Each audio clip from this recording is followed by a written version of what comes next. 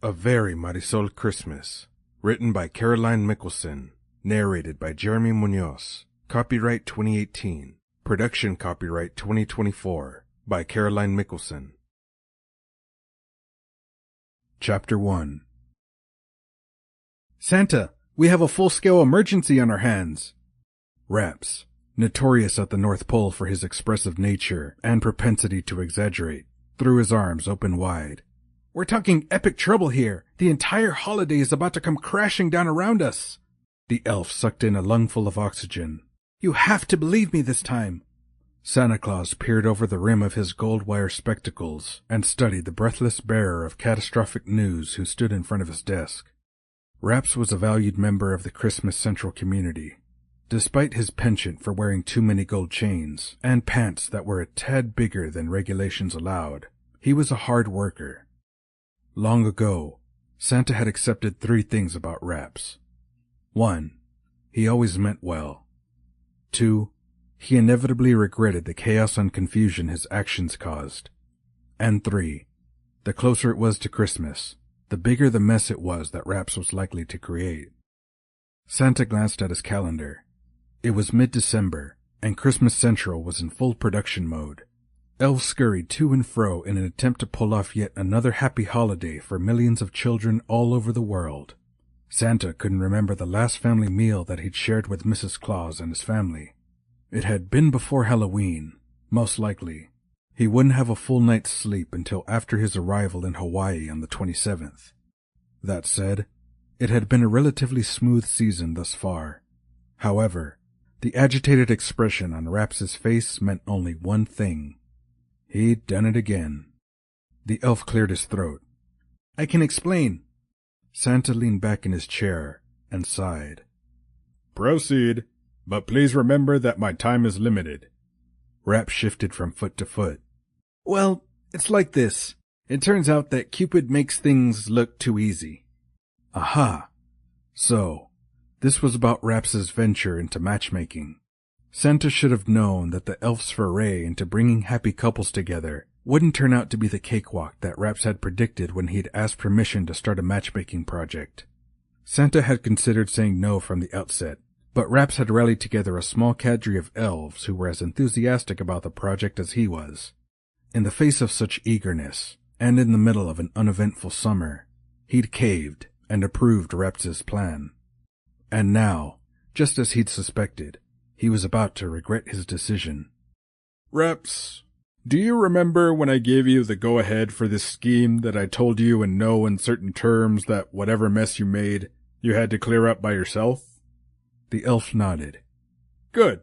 That's settled then. Santa leaned forward and picked up a candy cane-shaped pen and a list that was waiting to be checked twice. You go handle things on your end, and I'll get back to work on Christmas. But Santa lifted a white-gloved hand. But nothing. Attend to the situation the best way you are able, and then report down to the toy testing area. He turned his attention to the paperwork in front of him and did his best to ignore the fact that a dejected-looking Rapz still stood in front of his desk. After a full 2 minutes of awkward silence, Rapz gave up his vigil of hope and quietly exited the inner office. At the sound of the heavy oak doors closing, Santa stood and began to pace the length of his office. Had he done the right thing by giving Rapz carte blanche to handle the situation any way he wanted? Santa strode to the security system panel and punched in the code for the camera just outside his office door. The black and white screen showed Rapz leaning against the door, but before Santa could breathe a sigh of relief, the elf sprinted down the corridor. Santa dropped his head into his hands. Rapz on the run was not a sign of smooth sailing ahead. Chapter 2. Where do you want this chair, miss? Marisol Jimenez glanced up from the steno notepad she was consulting. Please be extra careful with that item. It's my abuela's chair. The moving man, his big, beefy arms straining out of a red t-shirt emblazoned with "We Move Stuff" across it, lifted his eyebrows in question. Where do you want this chair, miss? Next to my abuelo's chair, please. And where does your grandma want me to put it? Marisol pointed toward a navy blue leather-winged chair situated in front of the bay window that looked out over the Gulf of Mexico. She crossed the room and laid a loving hand on the back of the well-worn chair. With the other hand, she gestured toward the empty spot to the left of it. "Place it there, please." She watched as he settled the lilac brocade-covered chair where she directed. The mover turned to leave, but he stopped to stare out of the bay window for a long moment before turning to Marisol. "Wow, that's some view you've got there." She smiled. "Incredible, isn't it? Seaview Estates is the perfect name for this retirement center." The man nodded. "It sure is. I'd look forward to retirement if I knew I'd end up in a place like this." He handed her a clipboard and pointed to where he wanted her to sign. "I hope your grandparents will be very happy here." Marisol smiled her thanks. "I hope so too." She left unsaid that her abuela had passed away almost 8 years ago, and only that her abuelo was moving into the apartment. The omission seemed the easiest way to avoid having to explain why her grandmother's chair needed to be positioned alongside her grandfather's. After seeing the mover out, Marisol wound her way through the stacks of packed boxes and returned to the window. She leaned against the window casing and cast her eyes out over the water. Even as a little girl, she'd known that the relationship her grandparents shared was special. Theirs was the kind of love that she'd always dreamed of finding one day. Her grandparents had been best friends, lovers, confidants, and companions. Together they'd created a family that had grown into a large, loving, and close-knit group. Her abuela would tease Marisol's grandfather, always with a twinkle in her eye and laughter in her voice. For his part, her abuelo had been tender in how he treated his wife, yet fierce in the way he protected her. Marisol sighed wistfully. "I told you it was a beautiful view, didn't I, mi hija?" She spun around, and a smile stretched over her face as she watched her grandfather make his way slowly but steadily across the room. To Marisol's mind, to know Timoteo Jimenez was to love him. Granted, because she was one of his 14 grandchildren, she could be considered biased. But, truly, he was the kindest man she'd ever known. "They delivered your chair, abuelo." She met him halfway across the room and leaned in to kiss his cheek. "Come sit down. The move has made you tired." "Tonterías." Timoteo leaned on his cane with his right hand and waved his left hand dismissively. "Such nonsense. Do you know how many times I've moved in 89 years? Marisol shook her head. "No? How many?" "I've lost count, but it's been a lot," he said, his tone jovial. "You look tired, Marisol, so I'll sit and rest, for your sake. Join me." While he made his way to his chair, Marisol grabbed one of the kitchen chairs and set it next to his. It wasn't that her grandfather would have minded if she sat in her abuela's chair, but it wasn't something she was comfortable doing. She much preferred to draw up a chair beside her grandfather like she had when she was a child. Her grandfather gestured toward the window. "Tell me, señorita, is this view heavenly or is it heavenly?" "It's heavenly, abuelo. Breathtaking, actually. I can see why you've been so... "Stubborn?" he supplied, a teasing sparkle in his eye. She raised an eyebrow in challenge. "I was going to say resolute, although stubborn certainly applied." No one in the Jimenez family had approved of the idea of the patriarch of their family moving into a retirement center, least of all one that was hours away from their hometown of Lubbock, Texas. But shortly after Marisol had moved to Galveston to take a teaching position at a local high school, the entire family had come en masse to visit her. It was during that first trip that they'd passed a nearly completed Seaview Estates. Timoteo had insisted they stop to take a tour. No one, including Marisol, had taken his interest very seriously. There'd never been a discussion about his moving anywhere. Not one. Not before his beloved Susanna had died, and not after. But out of respect, the family had happily trudged around the new buildings, humoring Timoteo by oohing and eyeing over the manicured grounds, lists of amenities and activities, and especially over the 5th-floor apartment that boasted the most magnificent ocean view in the entire community. When he'd broken the news over Thanksgiving dinner that he'd emptied his savings account to purchase a 10-year lease on a unit in Seaview Estates, Shock had reverberated through the family. Reactions had ranged from Tia Leticia's hysterics to Tia Arceli's outrage. Marisol's mother, Yolanda, hadn't handled the news much better herself. "Do something," she'd hissed in Marisol's ear. "Tell him he can't move to Galveston. Tell him you don't want him there." But to do so would have been an outright lie, so Marisol had held her tongue. And now, sitting beside her abuelo, seeing the excitement on his face and the contentment in his manner, she was glad she'd stayed quiet. "Abuelo, you know I promised my parents I'd stop by often to visit you," she said.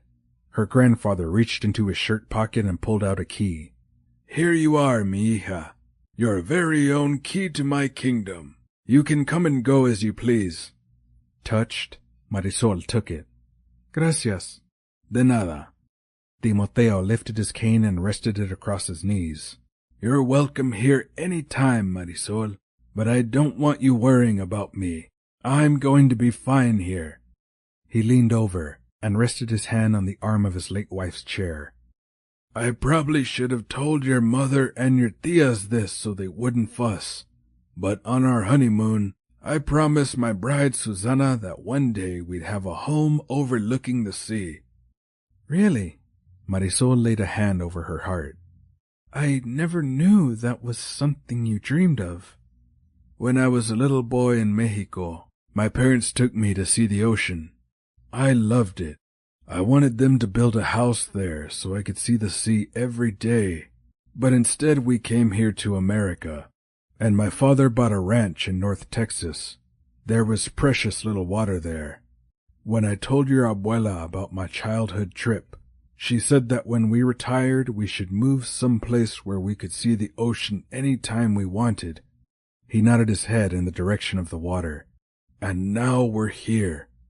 Marisol reached over and squeezed his hand. She didn't speak, afraid she'd cry if she tried to answer. A deep longing for her grandmother filled her, a feeling she knew her abuelo shared. Timoteo gave a sign of contentment. "We're finally home." "Yes, you are." Marisol got to her feet and laid a gentle hand on her grandfather's shoulder.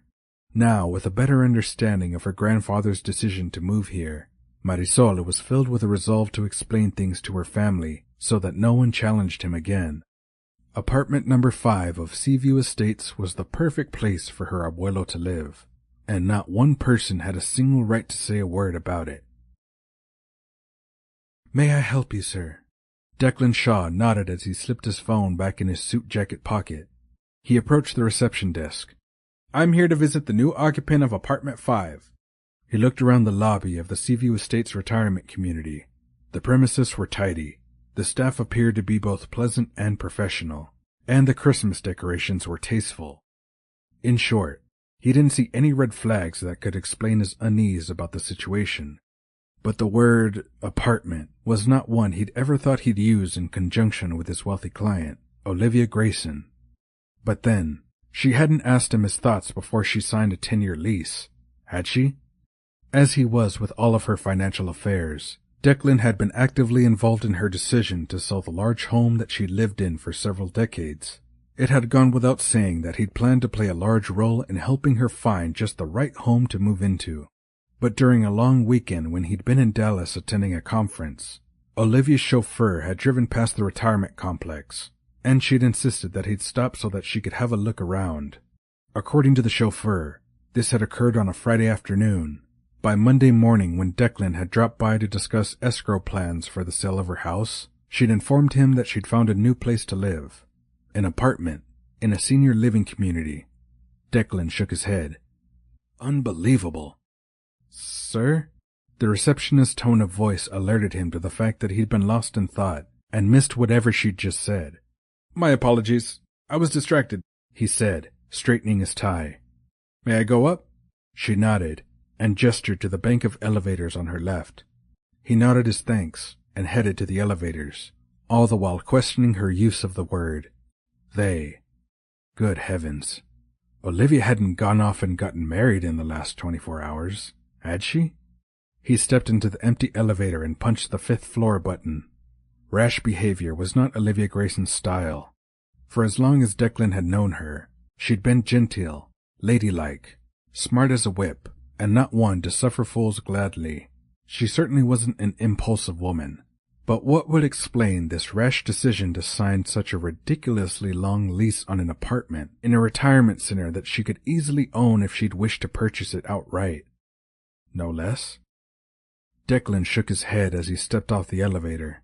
Surely his client had a sensible explanation.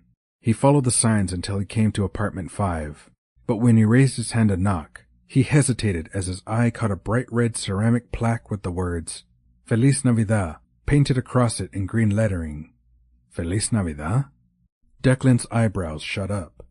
He knew Olivia was fluent in French, but if she spoke Spanish, it was news to him, and there wasn't much about Olivia Grayson that he didn't know, or at least he'd thought that until today. He double-checked the apartment number.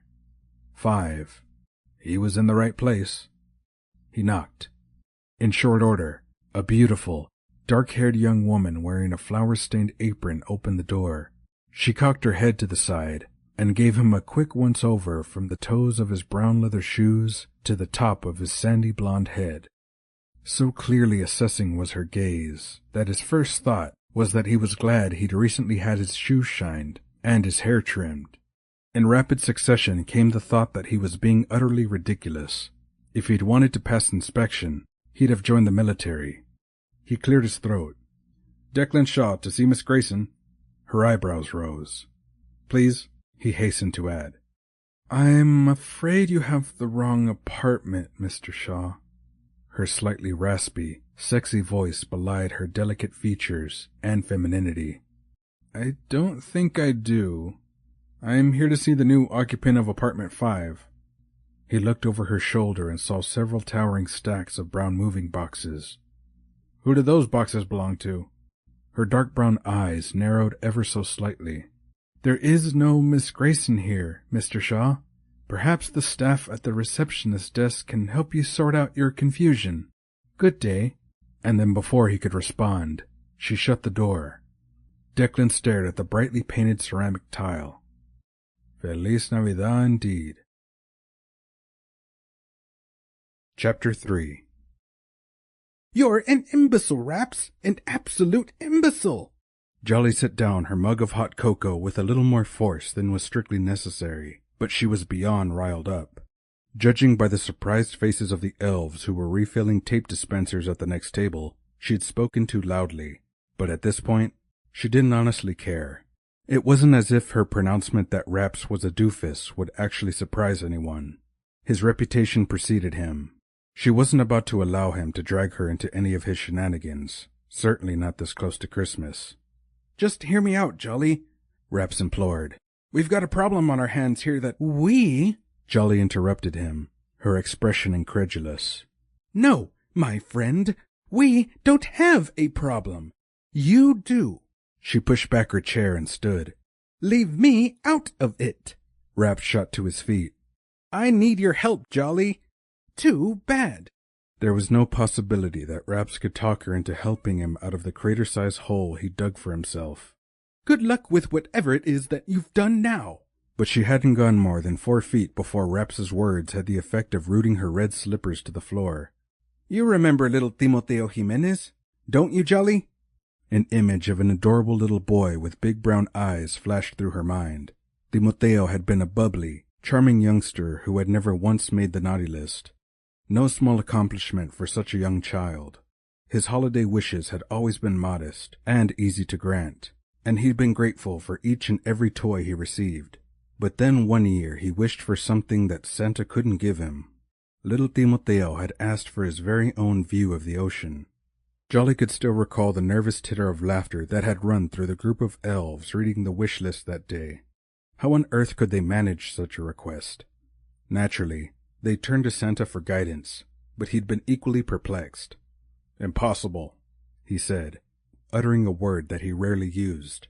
His family is moving to North Texas, miles and miles from the Gulf of Mexico. Finally, after much consideration, the elves had settled upon giving little Timoteo a viewmaster with slides of ocean pictures from around the world. Santa had also suggested giving Timoteo toy boats, all of which the little boy was happy to receive. But everyone knew they hadn't been able to grant his true wish, and that stung. Still. No, Jolly hadn't forgotten Timoteo, but Rapz didn't need to know that. He just used the knowledge to try to reel her in. Of course, she couldn't outright lie either, not this close to Christmas. Perhaps you have forgotten Timoteo. Rapz sauntered over to stand beside her. But I'm sure you remember Olivia Grayson, don't you? The little girl who had every toy ever made? The sudden lack of desperation in Rapz's voice told Jolly that he knew full well she remembered Olivia. Darn him. She bit her lip, determined to stay quiet. She wasn't going to make this easy for him if she could help it. She shot him an exasperated look. There were so many Graysons over the years. It's hard to remember each one.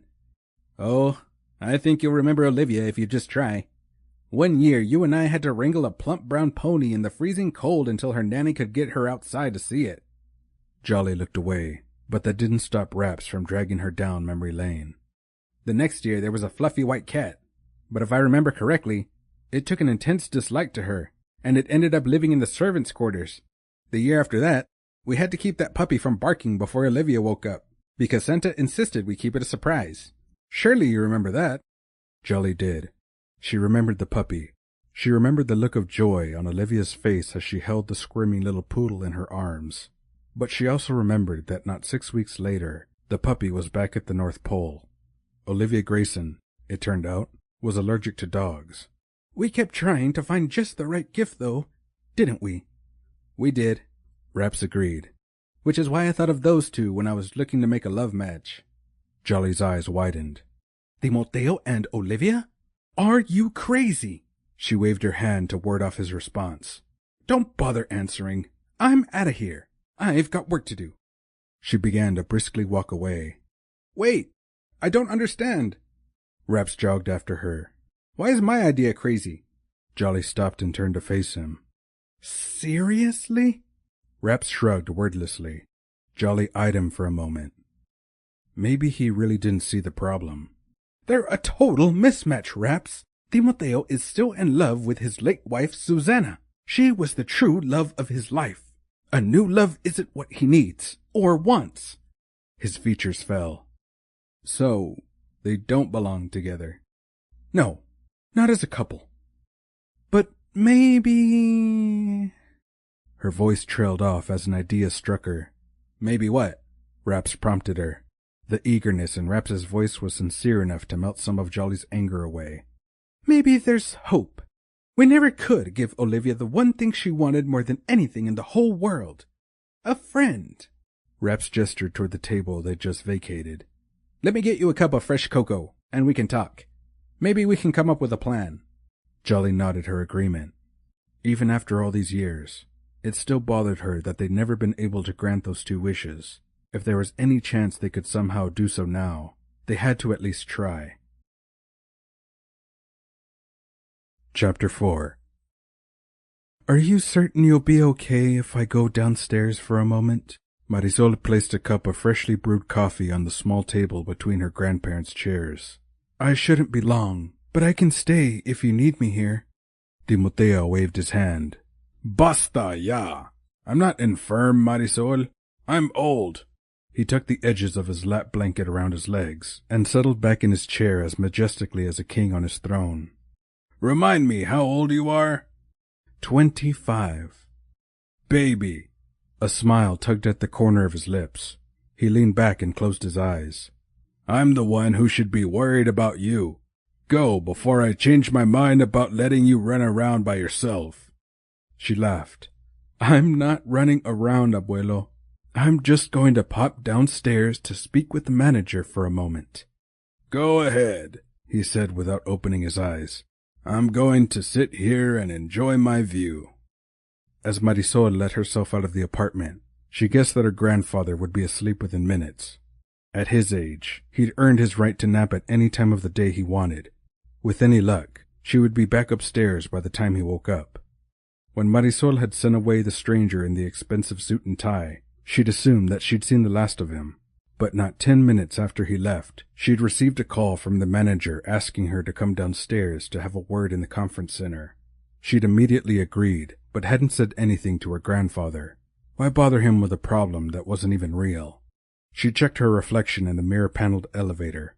She'd taken off her apron and finger-fluffed her hair, but she knew she'd look positively disheveled compared to the quite polished Declan Shaw. The man was handsome.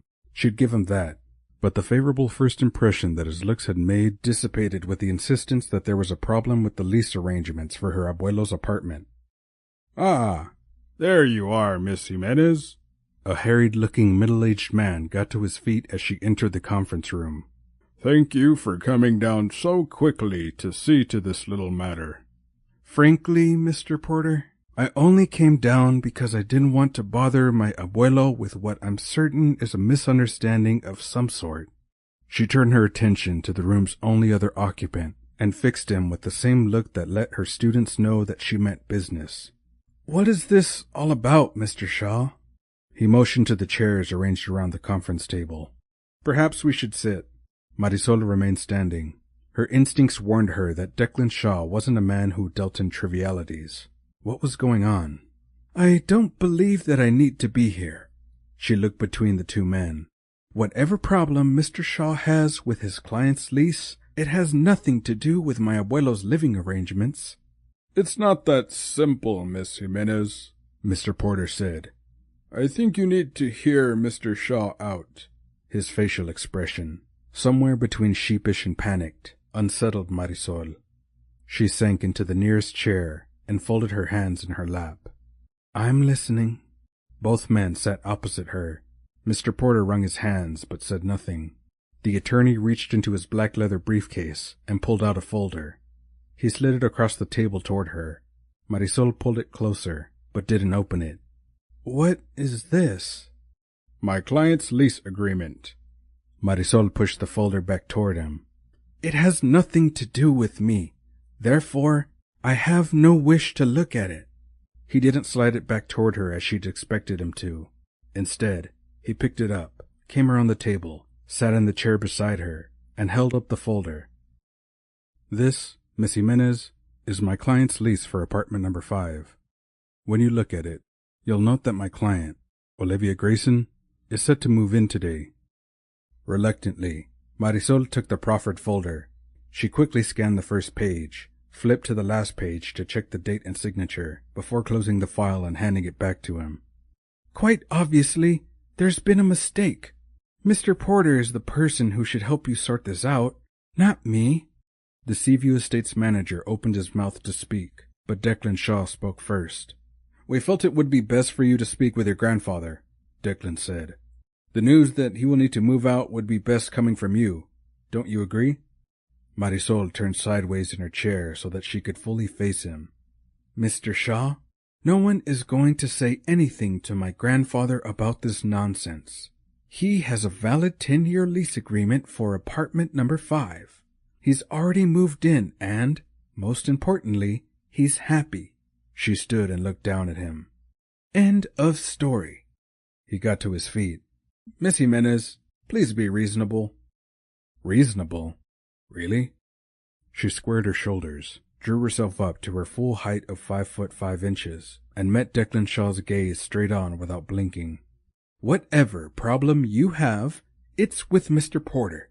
I'm done here." She moved past him and was halfway to the conference room door when Mr. Porter's voice stopped her in her tracks. "Miss Jimenez, please understand that Mrs. Grayson's paperwork is legally valid." Slowly, she pivoted around to face him. "And my grandfather's lease isn't?" The beleaguered manager got to his feet, his expression contrite. "I'm sure we can find a way to work all of this out." Marisol narrowed her eyes. "I fail to see why any clerical error made by your staff is presumed to be my abuelo's problem to solve." "It's not that simple, I'm afraid." Mr. Porter tugged at his already askew necktie. "To answer your question, your grandfather's lease is legal and valid." Marisol let out a breath she didn't even realize she'd been holding. "But so is Miss Grayson's," he added hastily. "The problem is that we have 2 valid leases for the same apartment, signed on the same day." Aware that the attorney had been quiet for several minutes, Marisol shot him a questioning glance. He looked calm, collected, confident. She bit the inside of her cheek while the implications of what she just learned swirled around in her mind. "Which lease was signed first?" she asked. "We don't know."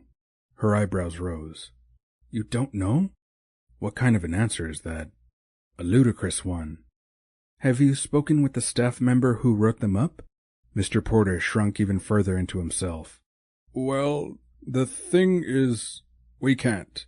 A temporary employee handled the transactions." "You permitted a temp to sign a legal agreement on behalf of your company?" Declan's incredulous tone ran along the lines of Marisol's thinking. "That's a sloppy way to do business." The manager held up his hands. "You won't receive an argument from me on that point. I can hardly begin to explain what that one day was like. The temp was... I don't know how to describe him." "Inept?" Marisol supplied. "Incompetent?" Declan suggested. Mr. Porter nodded guiltily. "I deeply regret this state of affairs." "I'm sure that we'll be able to come to an agreeable resolution." Declan turned to Marisol. "I can confidently assure you that Miss Grayson will be quite generous as we negotiate a new lease agreement for your grandfather." Marisol stared at him for a long moment. Declan Shaw, she decided, was as smooth-talking as he was handsome, but if he thought she was going to approach her grandfather about moving out of his new apartment, he was delusional. She held up a hand to forestall him from uttering one more glib assurance. "Please stop, Mr. Shaw. Nothing you can say is going to change the truth of the situation." A smug smile tugged at the corner of his lips. "What truth would that be?" "There's only one thing in this world that will entice my abuelo to leave his new home." "And what would that one thing be?" "Dynamite." They stared at each other in silence for several uncomfortable moments. A strangled sound emitted from Mr. Porter, causing both Marisol and Declan to turn toward him. He didn't say anything, but instead pointed in the direction of the window. A long black stretch limousine was pulling to a stop in front of the Seaview Estates entrance. "Who is that?" Marisol asked.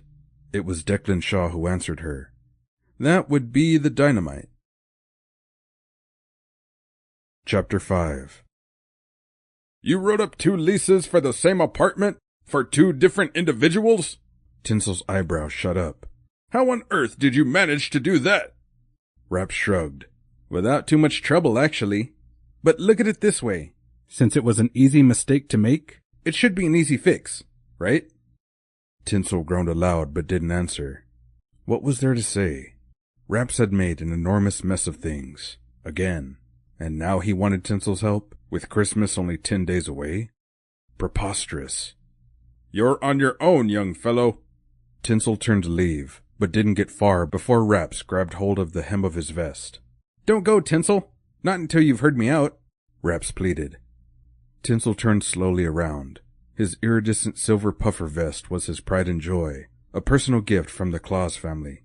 He'd listen to anyone about anything if it meant keeping his vest in pristine condition. He met Rapz's gaze and lifted a single challenging eyebrow.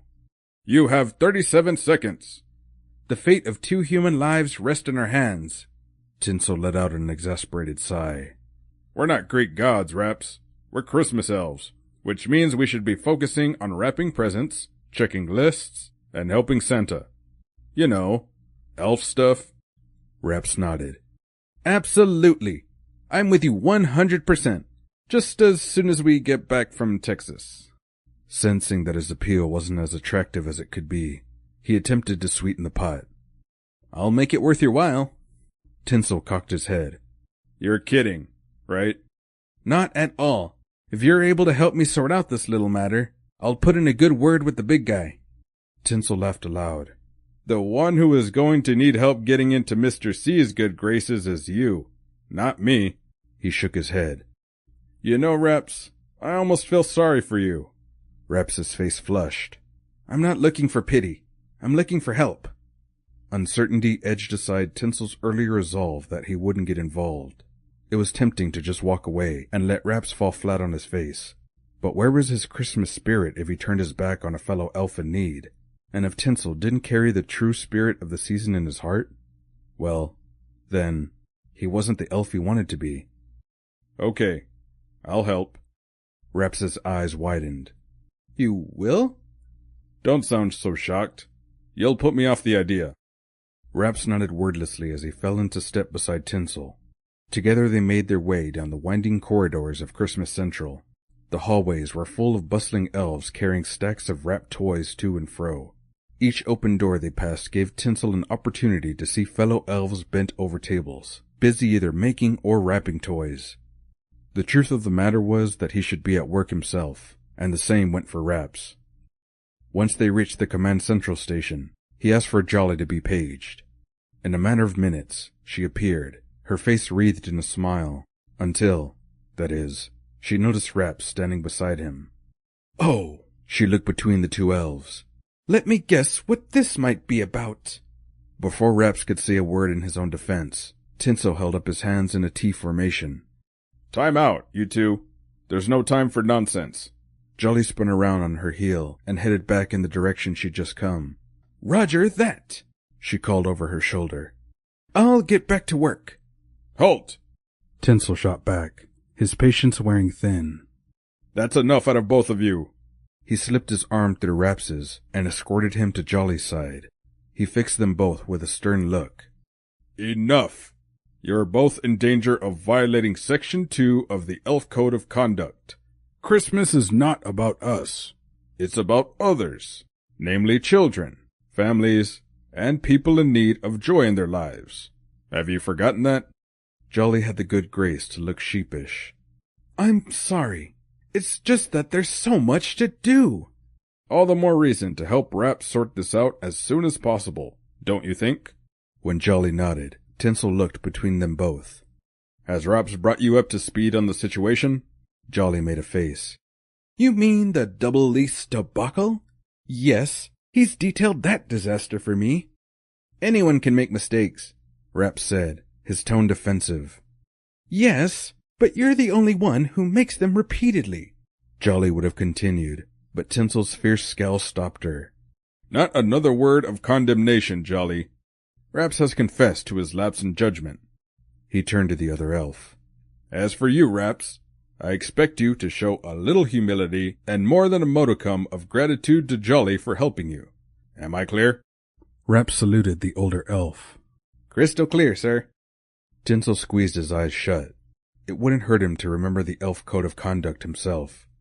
Christmas came above all else. The beauty of giving was that there was always something to offer. Always. Even if he couldn't muster much patience, he could at least give Rapz encouragement. He opened his eyes and tried for a patient smile. I deputize you both to go down below for as long as you need to sort this out. Jolly's acquiescence was overshadowed by Rapz's whoop of delight. After a few more words of instruction, Tinsel watched the two elves walk toward the sleigh-loading area. He shook his head ruefully. He could give them time to sort this mess out, but he couldn't give them the one thing they really needed. A Christmas miracle.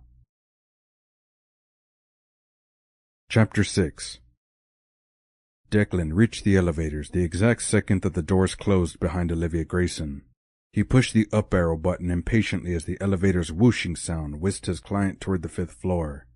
Oh, for the love of... But he broke off as Marisol strode purposefully past him without looking in his direction.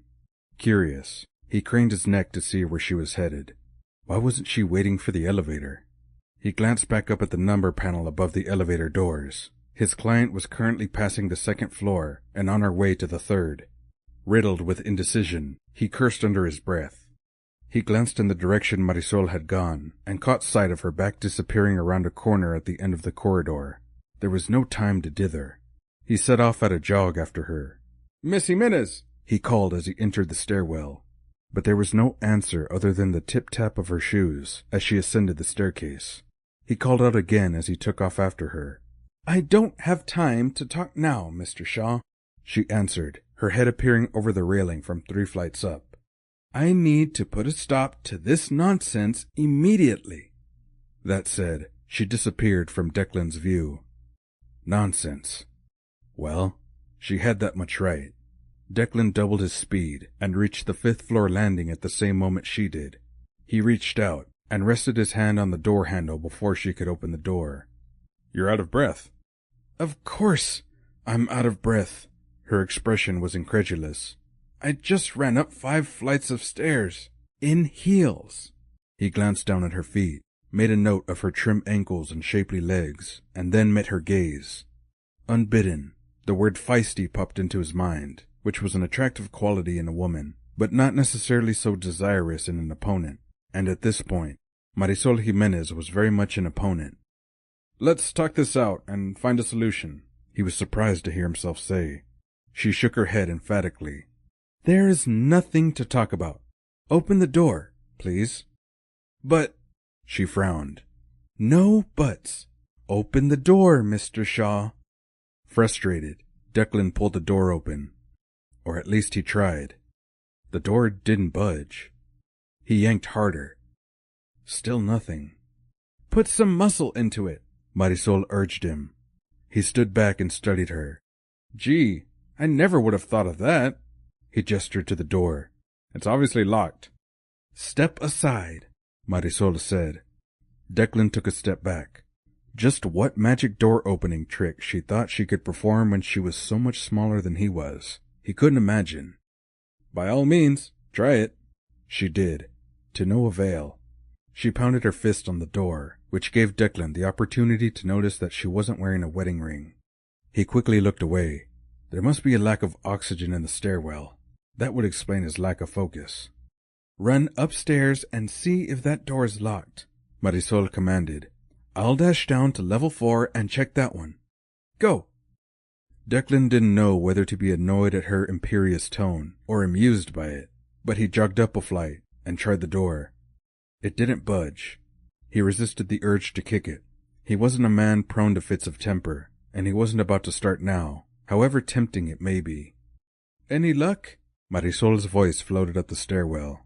He leaned over the banister and saw that she was looking up at him. Her dark hair fell around her shoulders in soft curls. He wondered if her hair was naturally that wavy. It suited her. Well, is it? She called up to him. Is it what? She stared at him for a long moment. Perhaps she was wondering if he'd lost his senses. He was beginning to wonder the same thing. Ending up locked in a stairwell with an attractive woman who stood between him and what he wanted was not something he'd put on his calendar for today. Locked, Mr. Shaw. Is the door locked? He ran lightly down the single flight until he was back on the 5th floor landing. Yes, it's locked. Which makes sense from a security standpoint that it locks from the inside hallway. He patted his suit jacket pockets. No phone. He groaned. My phone's downstairs with my briefcase. Can you call the front desk? Marisol shook her head. I didn't bring my phone. It's in my abuelo's apartment. Miss Grayson's apartment. He corrected her. Marisol's hands went to her hips, and she narrowed her eyes. Listen, Mr. Shaw. Declan, he interrupted her. Call me Declan. You're going to have to face facts, Mr. Shaw. Marisol continued as if she hadn't heard him. My grandfather has a signed lease and a key for apartment 5. His apartment. So, you can just stop with this, we have a problem, mantra. We don't have a problem. You and your client do. He took a deep breath and considered his next words carefully. Clearly, Marisol was every bit as rattled as he was, and with good reason. Her grandfather was going to have to move out of apartment 5. Perhaps this was a good time to put an offer on the table. I think we should be easily able to come to a workable solution, Miss Jimenez. May I call you Marisol? What? She tilted back her head to better see him. Yes, I suppose so. But I don't want to talk about a workable solution, as you call it. I want out of this stairwell. She rubbed her forehead. I don't want my grandfather to worry about me when I don't come right back. I told him I'd only be a moment. I don't think you need to worry. If he calls downstairs, Mr. Porter will assure him that you're fine. You'll have to pardon my cynicism, Marisol said.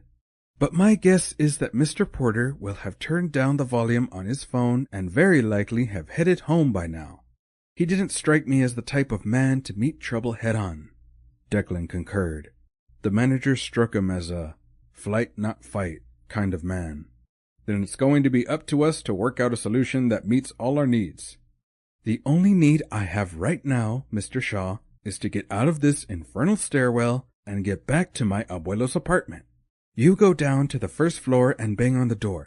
I'll stay here and do the same." Sensing that there would be no point in pressing forward on a compromise, Declan reluctantly agreed. Just as he rounded the corner landing between the third and second floor, he heard Marisol's muffled voice calling down to him. He leaned over the railing and looked upward. "Pardon me?" Marisol's head came into view. "I said you'd better hope for your client's sake that she isn't upsetting my abuelo. He doesn't suffer fools gladly." An image of a disgruntled Olivia Grayson floated before his mind's eye. Well, then, that was something the two seniors shared in common, because his client wasn't a woman who brooked interference with her plans. Ever. He turned back to the door and pounded harder. Relief flooded through Marisol as the door swung open.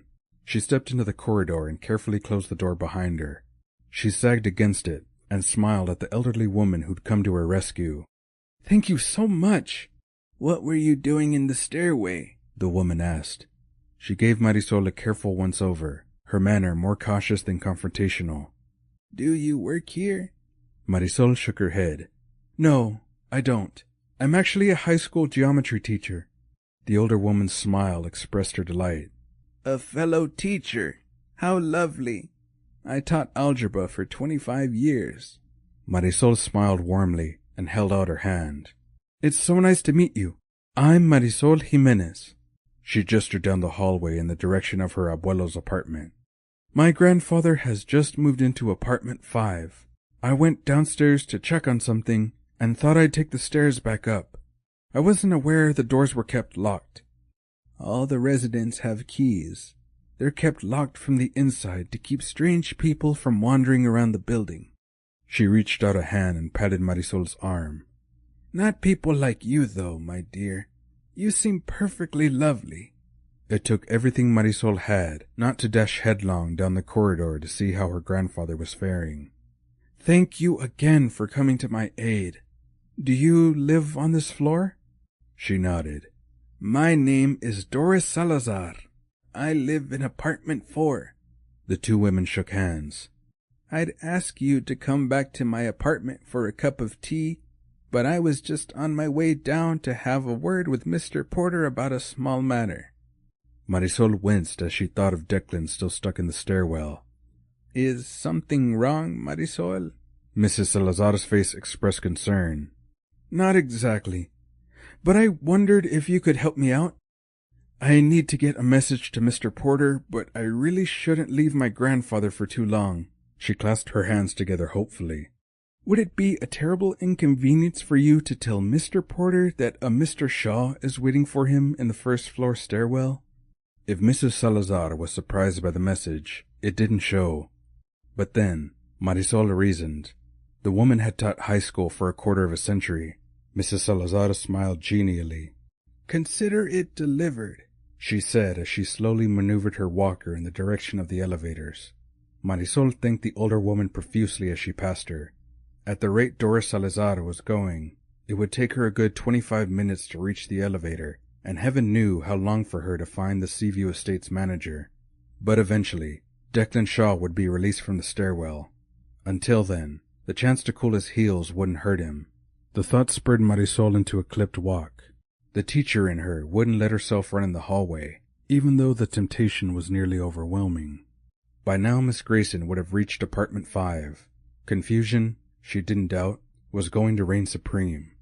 But when she reached apartment 5, Marisol stood in the open doorway and stared. Confusion didn't greet her. Chaos did. Chapter 7. Nick Claus pushed open the door to his father's inner office and stuck his head in. "Do you have a minute, Dad?" Santa looked up, pulled off his headset, and threw it across the room. It hit the far wall with a resounding thud. "Come in, son." Nick did as he was bid. He scooped up the offending headset and laid it on the corner of his father's desk as he took a seat in a wingback chair. "Rough day?" In answer, Santa waved his hand as if shooing something annoying away. "Confounded technology. I can't get the hang of dictation no matter how hard I try." He held up a blue and white pen with a light-up snowflake on top. What's the matter with a good old-fashioned writing instrument, I ask you? Nothing at all, Dad. Use the pen if it makes you happy. Christmas is still your show. If you don't want to dictate, don't. Nick studied his father's face. He looked more tired than usual. You feeling okay? Santa settled back in his chair and met his son's gaze. I'm fine. Just preoccupied. That's all. Normal for December, Nick said. Is there anything in particular that's bothering you? A wry smile stretched across Santa's face. Can't get anything by you, can I? Nick grinned. I wasn't able to get much past you when I was a teenager, so it seems fair turnaround to me. Now, what's up? Can I help? Santa blew out a long, exasperated breath. I'm not sure you can. He took off his spectacles and pinched the bridge of his nose. It's this mess Rapz has made. What was he thinking? Well, if we sit here and try to figure that out, it'll be Easter before we come up with a plausible explanation. Nick drummed his fingers on the chair's armrest. Our time would be better spent trying to figure out what to do about it. True enough, son. True enough. I appreciate your wise counsel. Santa straightened and picked up his glowing pen. Now, enough about my problems. What did you come to see me about? Nick cleared his throat. Rapz and the double leases. Santa threw back his head and laughed. We're cut from the same red velvet cloth, aren't we, Nick? It would seem so, Dad. I've been trying to ignore this whole situation. I mean, it's not like we don't have a ton of other things to focus on, but it's really bothering me. His father nodded. Go on. This isn't the first time that Rapz has messed up, and it's not the worst mess he's ever made either. I keep telling myself we can straighten it all out in January, right? Santa looked dubious. Theoretically. Exactly, Nick concurred. Every time I tell myself that I don't have time to think about it, it crowds its way back into my thoughts. Senor Jimenez has his heart set on living in apartment 5. Mrs. Grayson has her mind set on living there as well. Neither one intends to budge. At least without outside assistance to end the standoff, Santa said. It was Nick's turn to nod. I just spoke with Tinsel. He gave Rapz and Jolly permission to go below to straighten all this out. That has me worried for 2 reasons. The first being that Rapz might make things worse rather than better, Santa said. What's your second concern? Rapz and Jolly aren't getting along. At all. They've been water and oil lately. Santa tapped his pen on the desk, his brow furrowed. We can't have that. Just what I was thinking. So, if you can spare me for less than 12 hours, I'd like to fly down to Texas with Rapz and Jolly. The sleigh ride should give us some time to brainstorm some solutions. Santa didn't answer right away. He stared into the fireplace for a long moment before turning back to his son. Take a few days if you need to, but may I offer you a bit of advice? Of course. Listen to Rapz and Jolly, but don't take control of the situation. Offer a broad solution if you must, but let them work out the details. Do you see where I'm going with this? Nick nodded. I think I do. Santa stood. Good. If they can learn to work together, it will do them both a world of good. Nick got to his feet. And what if they can't find a way to fix this? Santa shook his head as he came around the desk. Have faith, my boy. Christmas is a time to hold hope close to your heart. He clapped his white-gloved hands together. How about a mug of hot cocoa? I'm sure we can find a splash of Irish cream somewhere. Nick glanced at his watch. Isn't it a little early for that? Santa winked. Nonsense. It's always a good time to celebrate. What exactly are we celebrating? Nick asked as they headed out of the office. The beginning of the end of this whole mess. Nick's face broke into a wide smile. I love you, Dad. Santa patted his son's shoulder. I love you too, Nick, my boy. Chapter 8. The elevator doors opened just in time for Declan to hear Marisol's worried cry. He ran toward the sound, more than a little fearful of what he might find. Marisol stood at the threshold to apartment 5, her hands gripping the doorframe. Whether she did this to block someone's exit or to steady herself, Declan wasn't entirely certain. He suspected the latter. He came to a stop just behind her and scanned the scene. His eyes widened at the sight of Olivia Grayson in a standoff with a cane-wielding senior citizen he could only assume was Timoteo Jimenez. Clearly, the situation had escalated to an untenable level with a very short amount of time. This didn't bode well for his simple and swift resolution. He leaned in over Marisol's right shoulder and whispered near her ear, "I'd suggest you call off your grandfather." Marisol whirled around, her eyes flashing. "How did you get up here so quickly?" "I was granted an early parole by a custodian." Declan motioned toward the apartment's interior with his head. "Apparently I've arrived just in time to save my client from being assaulted." "Don't be ridiculous." But she didn't belabor her denial. Instead, and quite wisely to Declan's way of thinking, she rushed to her grandfather's side. In a swift yet gentle move, she reached out and lowered the cane he was pointing at Olivia Grayson. "Cálmate, abuelo. Está bien. We can work this out." "I hardly think that's likely, my dear young woman." Mrs. Grayson's voice was as imperious in manner as Declan had ever heard it. "This man is trespassing." She squared her shoulders and raised her chin. "I want him removed from my property immediately." "There's been a terrible mistake, Miss Grayson," Marisol said. The elder woman's eyes raked over the man who stood in front of her. "I quite clearly see that, which is precisely why you have 22 seconds to remove this gentleman from the premises or I'll call the authorities." Here was his cue. Declan stepped into the apartment and cleared his throat. All three of the occupants turned to face him. His client expressed only a flash of mild surprise at seeing him. Marisol's grandfather's expression appeared slightly bewildered, and as for Marisol herself, he noticed her eyes were still flashing with a combination of frustration and exasperation. He forced himself to look away. He needed to focus on his client, not Marisol Jimenez. He crossed the room to join the trio. "Why don't we all take a deep breath and then sit and discuss the situation we find ourselves in?" "There's nothing to discuss. This is my apartment." Olivia Grayson lifted her chin defiantly. "I have a 10-year lease, and I plan to live here." "Over my dead body," Timoteo Jimenez interrupted. "This is my home, and I no longer wish to have visitors. It's time for you to go." Without waiting for a response, he crossed to his chair and settled himself into it. He leaned his head back and closed his eyes, signaling his intent to withdraw from the conversation. Declan didn't have to look at his client to judge her reaction. Her sharp intake of breath was audible.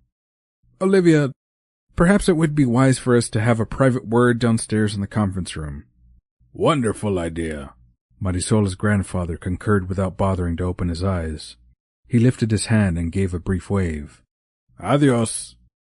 "Nonsense, Declan. I am not going anywhere." Olivia motioned for him to take her arm. "We can speak here." She pointed toward the vacant lilac brocade chair. "That chair will do until my furniture arrives." "No." Timoteo lifted his cane to block them. "That's my wife's chair. No one sits in it." "Your wife?" Declan and Olivia repeated in unison. Marisol, who had been quiet thus far, went to her grandfather's side. She gently took his cane from him and laid it on the floor. She spoke to him in a soothing tone, but Declan couldn't understand what she said because she spoke in Spanish. Olivia leaned in toward him, her voice a whisper. "What is she saying?" He kept his voice low. "I don't know. I don't speak Spanish." "Considering your exorbitant hourly fee, I assumed you spoke a dozen languages." Declan wasn't about to touch that one. Instead, he guided Olivia toward the dining table. He pulled out a ladder-back chair for her. It certainly didn't appear as comfortable as the brocade chair, but that clearly wasn't an option. Once she was seated, he pulled over another chair and sat beside her. He reached out and gently touched her arm. "I understand how shocked you must be by this, Olivia." She squared her shoulders. "No, Declan, I don't think you do." He knew that tone of voice. It was her intractable voice, and it meant his life was about to become more complicated than he could have ever imagined. He glanced over at Marisol, who sat speaking with her grandfather in a voice too low for him to hear her words. It appeared that she was doing her best to defuse the situation. Wise choice. He'd do the same. Olivia, I've seen Mr. Jimenez's lease. It appears as valid as yours. He held up a hand to forestall her protest. Of course, we can legally challenge this. However, first I'd advise that you take the time you need to decide if gaining sole occupancy of this apartment is worth the inevitable financial and emotional cost involved in litigation. I don't need time to make a decision. Her gaze swept across the tiny kitchen, the even tinier eating area, through the living area, and back to him. This is my home. I want the squatter removed. Declan struggled to keep his features from betraying his frustration. All of this over an apartment? A rather nondescript apartment at that. He shook his head. Nothing about this made much sense, but he wasn't Olivia's son. He was her attorney. His job was to impart legal knowledge as it pertained to her situation, and then execute her decisions in a lawful manner. He sat back in his chair. I'll do everything within my means to ensure that Mr. Jimenez's lease is declared invalid. However, that's going to take some time. His name is on the lease, so you can't simply have him removed from the premises as if he were trespassing. Until we obtain an adjudication in our favor, I'm afraid you're going to have to consider this apartment as much his as it is yours. Poppycock! Just how to respond to this Victorian protest, Declan wasn't sure. This was virgin territory for him. He was used to managing the legalities of corporate acquisitions on Olivia's behalf, not handling evictions. Why don't you let me see you home and then I'll head to my office and get my team working on this? Olivia lifted her chin. This is my home. What about Grayson Manor? She shook her head. I've said my goodbyes and I won't return. Not even for a few nights? Everything I own is scheduled for auction or has been donated to a museum. She glanced at her watch. I have precisely 6.5 boxes that should be arriving soon. I plan to stay here this evening and begin unpacking in the morning. The look that accompanied her pronouncement left little doubt in Declan's mind that as it was stated, so it would be. Still, he made one last-ditch effort. Olivia, with all due respect, I believe you're making a mistake. He gestured toward Señor Jimenez. You don't know this man from Adam. I can't guarantee your safety if you stay here tonight. Don't be absurd, Declan. I'm well aware of the need to stay safe. There's still plenty of time left in the day for you to install a lock on my bedroom door. She brushed past him, heading in the direction of the 2 bedrooms. Come along while I make my room selection. What is she doing now? Marisol leaned sideways to better observe Miss Grayson's movements before turning back to her grandfather. It appears she's checking out the 2 bedrooms. Which room are your things in? My suitcase is over by the couch. I hadn't decided which bedroom I want to use yet. Marisol stole another glance at the 2 intruders. It appears she favors the one to the left. What do you think? Timoteo's lips lifted in a wry half-smile. I think the woman moves fast. Marisol pressed her fingers to her temples. The entire day had spun out of control since the appearance of Declan Shaw and his client. It wasn't supposed to be like this. She lowered her hands and clasped them in her lap. Abuelo? Mande, Marisol. If we look at a worst-case scenario here, and you need to relocate to another apartment, would that be so very terrible?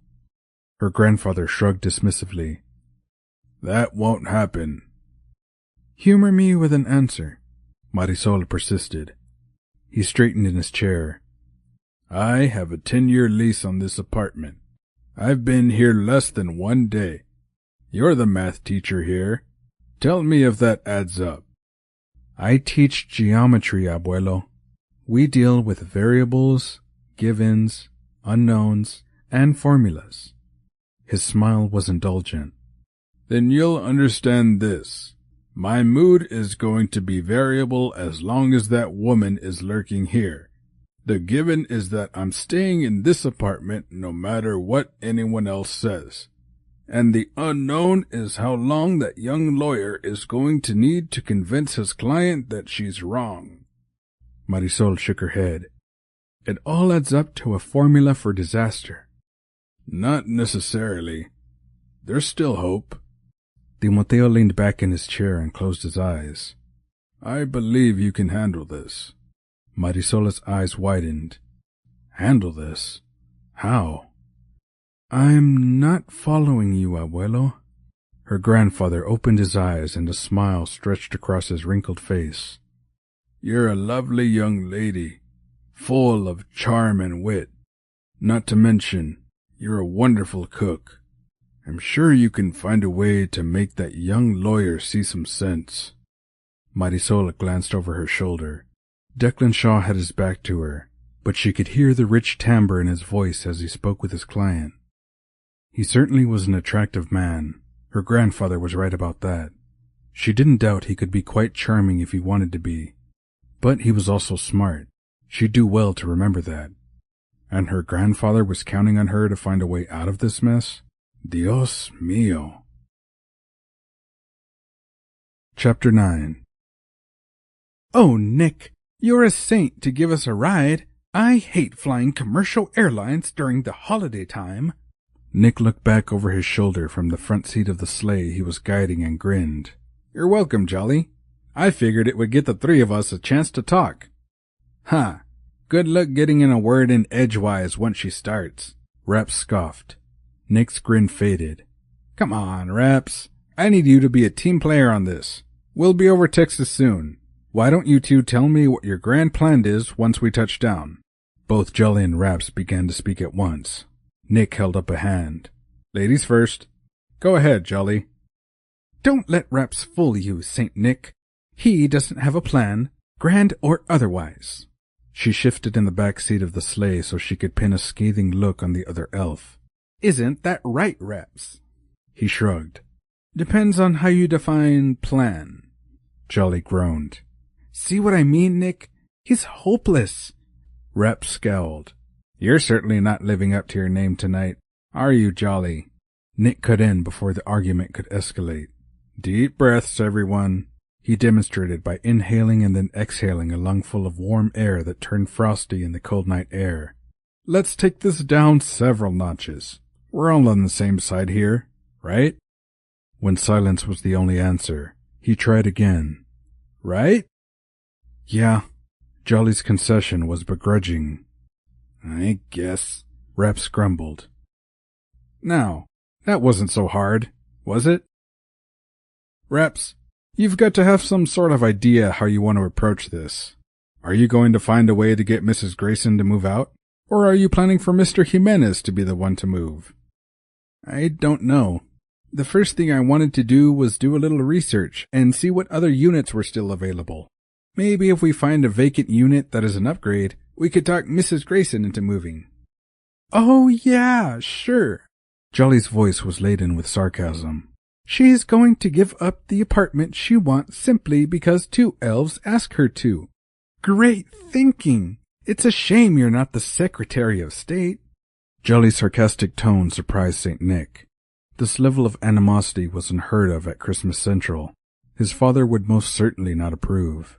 Sniping was an offense that could get anyone who lived at the North Pole on the naughty list, elf or not. Now, Jolly, let's remember that you volunteered to help Rapz. Volunteered? Ha! I was coursed. That's not what I heard from Tinsel, Nick countered. Besides, Santa is grateful that you're willing to help Rapz out. I'd do anything for Mr. C, Jolly said. But, Nick, how come you're not pressing Rapz for an actionable plan? There isn't time to just let things play out. Nick gave the reins a light snap so the reindeer would veer west. Rapz was just going to share the details of his plan, weren't you, buddy? Rapz sat up a bit straighter. I was. Here's what we're going to do. Tonight, after it's dark, we'll slip into the manager's office. Objection, Jolly interrupted. I never signed up for breaking and entering. Rapz continued on as if he hadn't heard her. We'll see which units are empty. Find Miss Grayson's lease. Doctor it. Jolly huffed out a breath of air that turned frosty. Falsifying documents is illegal. But, by all means, don't let that stop you. Hold up, Rapz, Nick interrupted. That won't work. Her attorney is going to have a copy of the original lease. We'll steal that too. Nick shook his head. You're forgetting about digital copies. I think we'd better come up with another plan. Preferably something we can't be prosecuted for, Jolly threw in. Rapz pulled his baseball hat down low over his face. Yeah? Well, then, I'm out of ideas. Nick drove on in silence while his mind raced. The midnight blue sky was filled with stars and the moon shone brightly. It was a beautiful night for a sleigh ride, but the elves' worry was so palpable that it was impossible for Nick to fully appreciate his surroundings. I think I might have an idea, he finally said, but it would take a bit of moxie to pull off. Are you up for it? I can do moxie, Jolly said, with a sideways glance at Rapz. Especially if we're working on a plan devised by a rational person. Now, Jolly, Nick said, hoping his tone sounded authoritative, although that wasn't a natural state for him.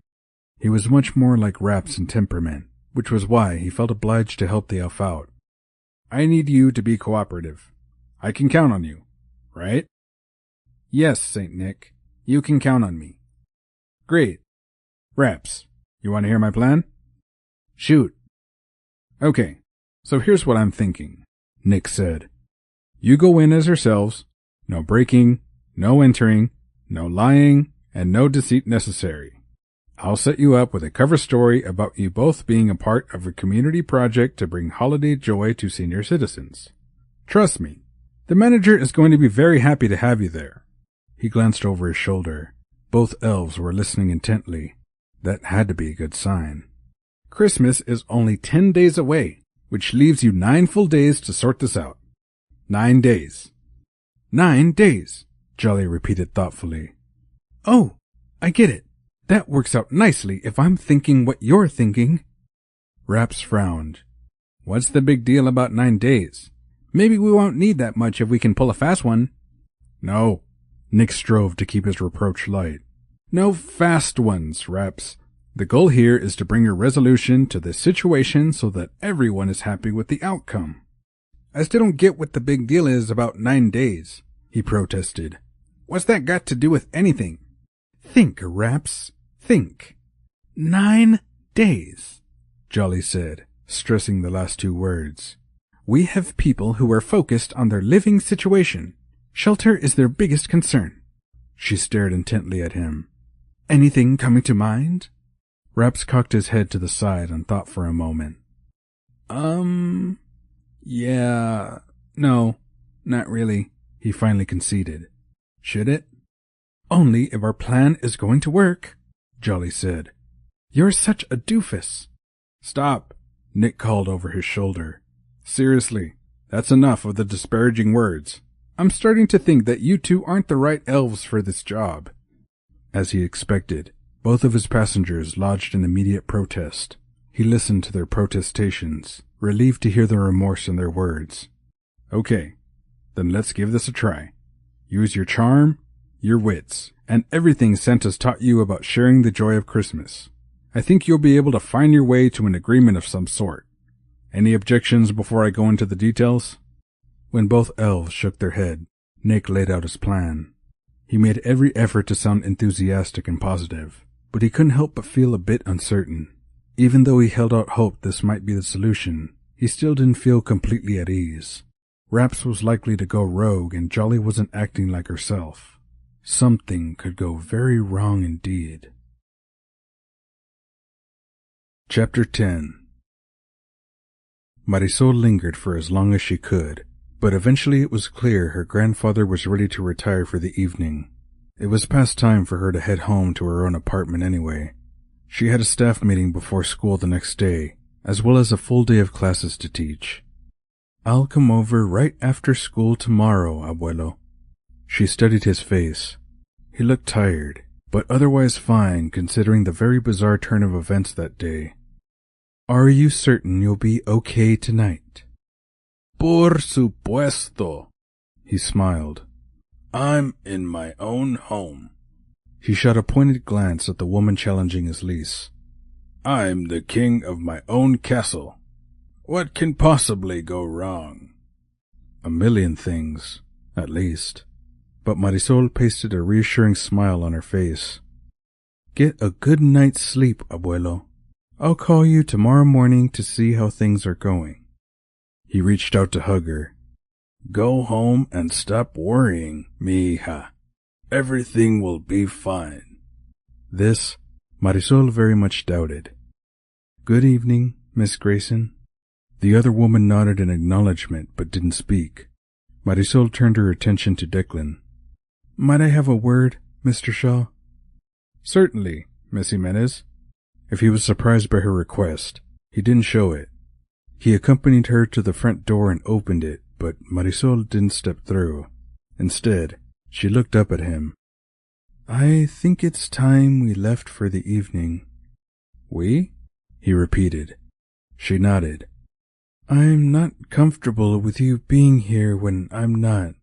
Therefore, I think it's prudent we both leave now and don't return until an agreed-upon time tomorrow afternoon. Is that so? Marisol couldn't tell from his expression just what he thought of her suggestion, but she didn't care. It made perfect sense to her. She wasn't about to leave her abuelo alone with a smooth-talking attorney. Not that she didn't trust her grandfather to hold his own. She most certainly did, but she didn't want him harassed. The earliest I can be here tomorrow is 4 o'clock. What does your schedule look like? He cocked his head to the side and studied her for an aggravatingly long moment. I can be here any time I choose to. She bit back a snide comment. The high road was the one she needed to travel. So, 4 o'clock works for you then? Wait here a moment, please.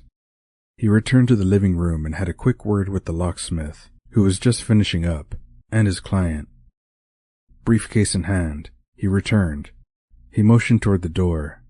Shall we? Suspicious of his sudden compliance, Marisol stepped into the corridor. Are we in agreement, then? He led the way to the elevators. Let's clarify the terms of your request. Marisol stepped into the waiting elevator. It was only 8:30 in the evening, but the complex was silent. When the doors closed, she pressed the button for the lobby and turned to face Declan. First and foremost, Mr. Shaw, I won't stand for my grandfather being made to feel uncomfortable in his home. A tiny frown settled between his brows.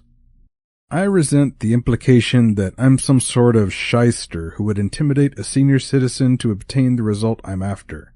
I've never had an ethics complaint filed against me, and you certainly won't have cause to do so. Good. Marisol knew she should apologize, but she resisted doing so. It felt strangely like conceding a point. The elevator lurched to a stop, and she stepped into the deserted lobby. The front desk clerk sat in the inner office scrolling through her phone. She didn't bother looking up at them. Miss Grayson's attorney spoke first. In answer to your request, Miss Jimenez, I am willing to agree that I not be present in apartment 5 unless you are as well. I ask that you abide by the same terms. Marisol nodded her agreement. In the event that I need to meet with my client, I will do so in the conference room. Again, Marisol nodded. Should she be suspicious that he was being so compliant? The first thing she was going to do when she got back home was to Google Declan Shaw and see what she could find out about him. I'm glad we've reached an understanding. Until tomorrow afternoon, then, Mr. Shaw. The front doors opened automatically as they approached the entrance. The night sky was bright with stars. Marisol inhaled, savoring the crisp air. She pulled her keys from her handbag. Declan cleared his throat. I need to be perfectly clear with you about something, Miss Jimenez. You have no way of knowing this, but Olivia Grayson is a woman who is unaccustomed to compromise. And yet she is upstairs sharing the apartment with my abuelo as we speak. For the night, yes, Declan conceded. But don't be fooled into thinking she'll back down without a fight. I'm well aware that she's going to be difficult about this. Marisol shifted her purse to the other shoulder. I think it might help if I spoke to a member of her family. Could you give me the name of one of her children? He cleared his throat. I am unable to do that. Unable or unwilling? Declan reached up to loosen his tie. Unable, he said. She doesn't have a family. Marisol digested this, or tried to. How could someone not have a family? She felt a rush of sympathy for the woman. What about close friends? Someone that she can talk through this with? Everyone has friends, surely. He shook his head wordlessly. Oh, dear. Marisol was at a rare loss for words. She remembered her grandmother telling her once that family was the cake of life, and friends were the frosting, and together the two made life sweet. She looked up at Declan, and their eyes locked. Her heart began to race, and she drew a deep breath, but she didn't know what to say. He reached into his suit jacket pocket and handed her a business card. Should you choose to hire counsel, they'll need my contact information. Marisol stared at the card in his hand. Counsel? Things were moving too quickly in the wrong direction. She reached for the card, but as she did so, Declan spun around, startling her. "What's wrong?" she asked. He turned back to face her, an uncertain look on his face. You didn't hear anything? Marisol shook her head. No. Oh. He shook his head. I must be imagining things. It's been a long day. This Marisol could readily agree with. She clicked her remote to unlock her car, but just as she was about to open her door, she hesitated and looked up into the nighttime sky. You hear it too? Declan asked. She nodded. Sleigh bells. Was there a legal limit to how frustrating one day was allowed to be? If his was any indication, Declan guessed not. He shifted his briefcase to his right hand so he could look at his watch. 5 minutes to 4. Right on time. No small feat considering how long his last phone conference had run. He punched the elevator button and waited impatiently. He glanced out the door to the stairwell. The memory of being locked in there with Marisol yesterday flitted through his mind. Although it hadn't been remotely amusing to them, a reluctant smile tugged at the corner of his lips. Mr. Shaw, hold up a moment. Declan recognized the agitated voice that belonged to the Seaview Estates manager. Good afternoon, Mr. Porter. The manager bustled over and paused to catch his breath. He held up his right hand. I'd like a moment of your time, please, he said between gulps of air. Declan glanced up at the numbers above the elevator doors. Seaview Estates, he decided, had the slowest elevator on the planet. Can it wait? I have an appointment with Miss Grayson at 4 o'clock sharp. Technically, it was the time he'd set with Marisol, not his client. But nonetheless, he was anxious to get up to apartment 5 and see what had transpired in his absence. He wondered if Marisol had shown up yet. He just so happened to notice that her car wasn't in the parking lot when he'd pulled in. The manager shook his head regretfully. I'm afraid it can't wait. No, that wouldn't do at all. His eyes darted toward the conference room. The mediation team should be here shortly and they'll want to meet you. The elevator reached the lobby and the doors opened. Declan didn't move. The doors closed.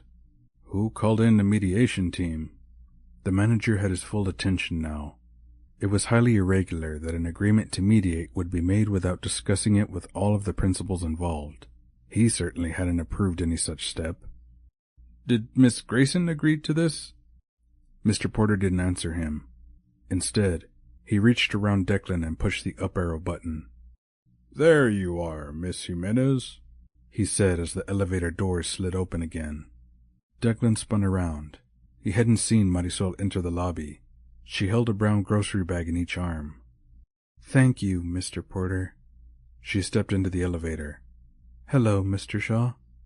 As the door slid closed, Declan could have sworn that she flashed him a smug smile, but before he could respond, she was well on her way up past the first floor. Lovely young woman, that Miss Jimenez. Don't you agree? Mr. Porter asked. Declan said. Lovely Marisol certainly was, but she was also smart and moved quickly. He'd have to keep a closer eye on her. He turned back to the complex manager. I simply must go upstairs and meet my client, Mr. Porter. He jabbed the up arrow button. And frankly, I'm not certain that we'll be agreeing to mediation. He glanced at the floor number display. The elevator had been on the 5th floor for quite a while now. Why wasn't the elevator car on its way back down? He frowned. Had Marisol done something so the elevator was stuck on that floor? Lovely young woman indeed. Marisol chopped off the tops of the carrots before she rinsed them. She then laid them on the cutting board so she could rummage through the drawers looking for a peeler. All the while she listened for the sound of the front door. She couldn't help but smile as she remembered the look on Declan's face as the elevator doors had closed, leaving him stuck in the lobby. "What's put that pretty smile on your face, mi hija?" Her abuelo pulled out a stool and sat on the opposite side of the kitchen counter. "Do you have a secret novio I don't know about?" No, boyfriend. When would I have time to meet someone between last night and this afternoon? She began to rhythmically peel the carrots. Don't you remember we talked about this? I'm focusing on my career right now, not my personal life.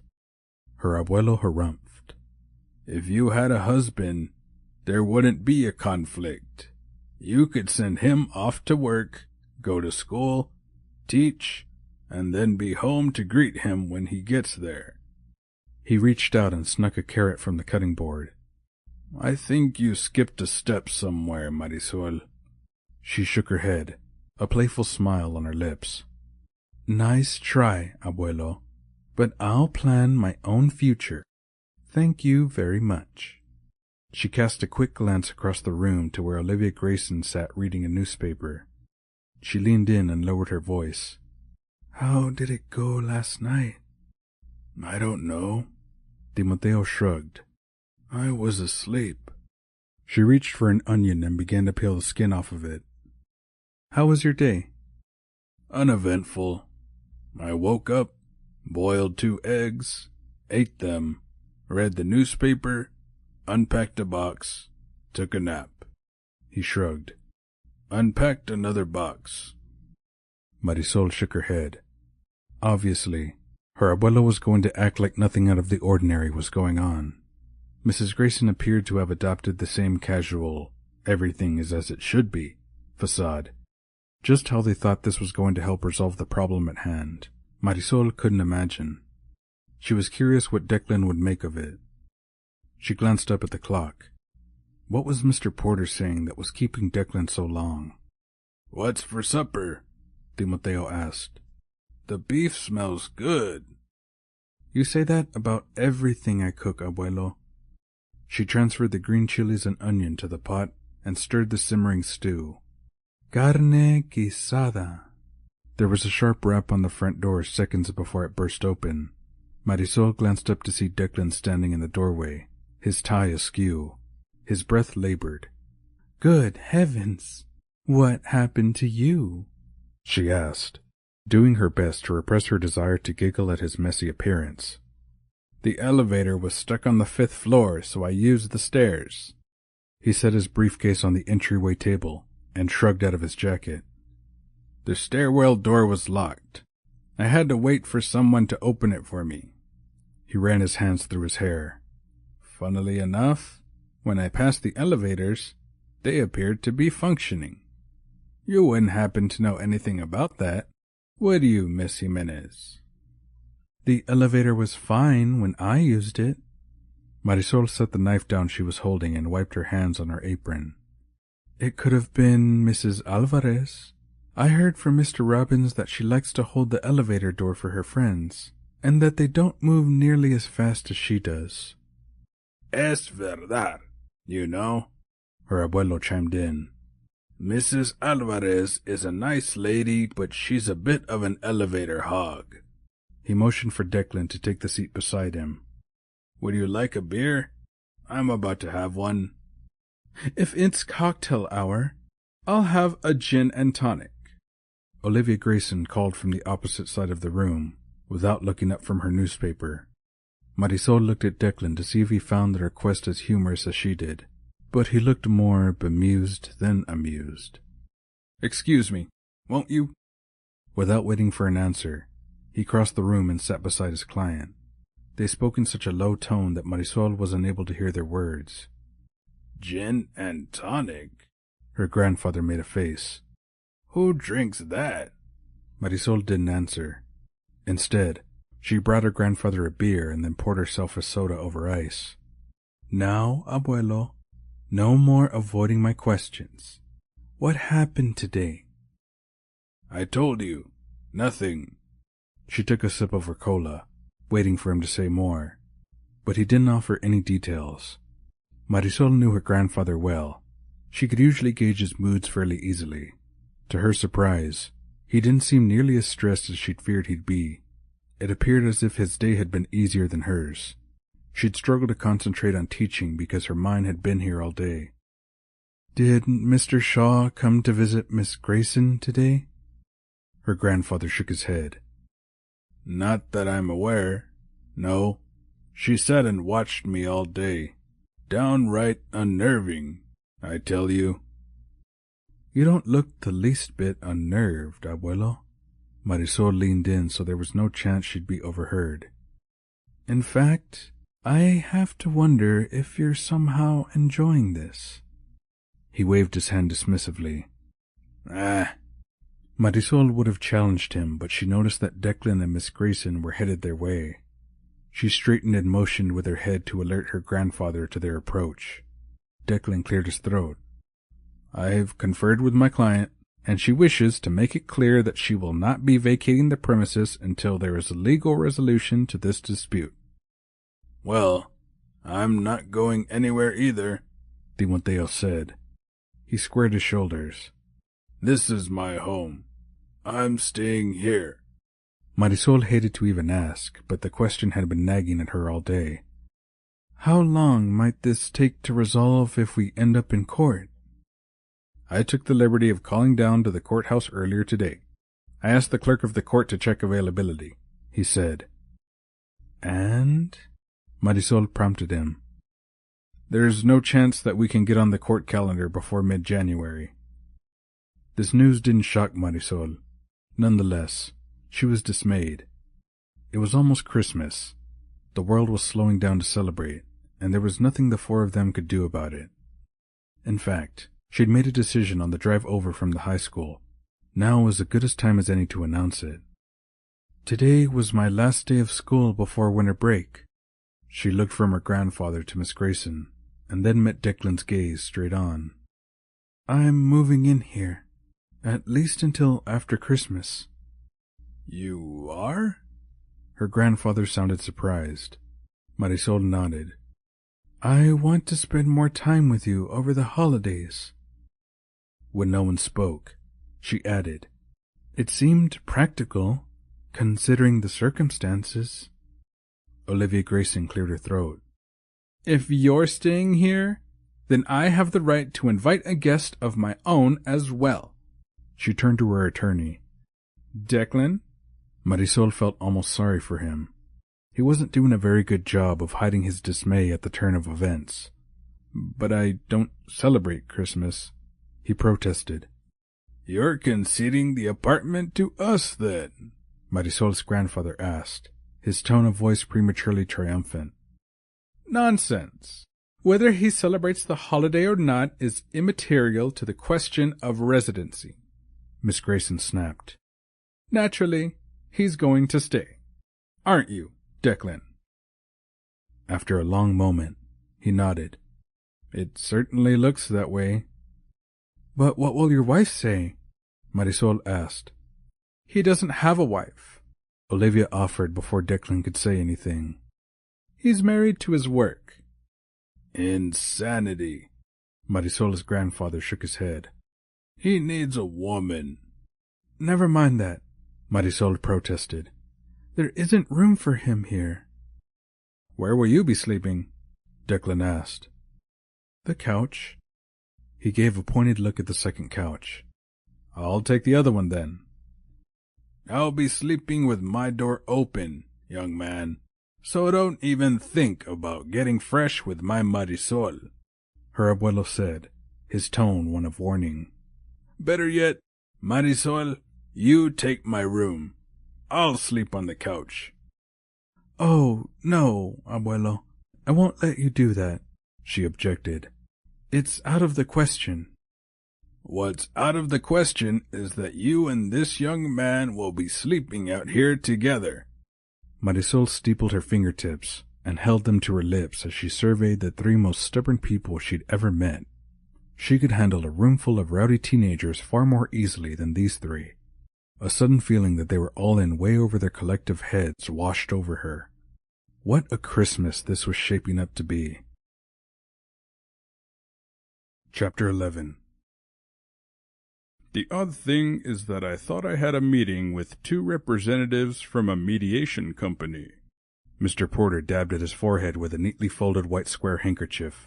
He settled back into the conference room chair, his expression bewildered as he looked between the 2 people who sat across from him wearing visitor badges. And now you're telling me that you're here about something else? We are indeed, Mr. Porter. Jolly smiled her most reassuring smile. The poor man had no way of knowing they'd changed their cover story at the last minute. She empathized with him. The stress of handling the fallout from Rapz's lease fiasco was certainly showing itself in the manager's twitchy disposition. He was perspiring as if he were due before a shooting squad within the half hour. I'm Jolly, and this is my colleague Rapz. We're here to help you. You'll pardon me if I'm having trouble understanding just what this meeting is about, he said by way of apology. It's been a very confusing couple of days. That's understandable, Rapz agreed. He leaned in, his voice low. We've heard that there's a situation. The stress he placed on the last word indicated that this situation was tantamount to a national security incident. I'm not quite sure I follow. Mr. Porter looked between them. Which situation are you referring to? Apartment number 5?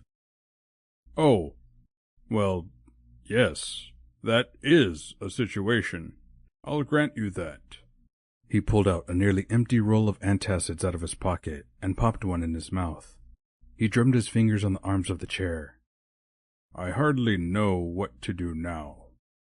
Precisely the reason we're here. We can help, Jolly said.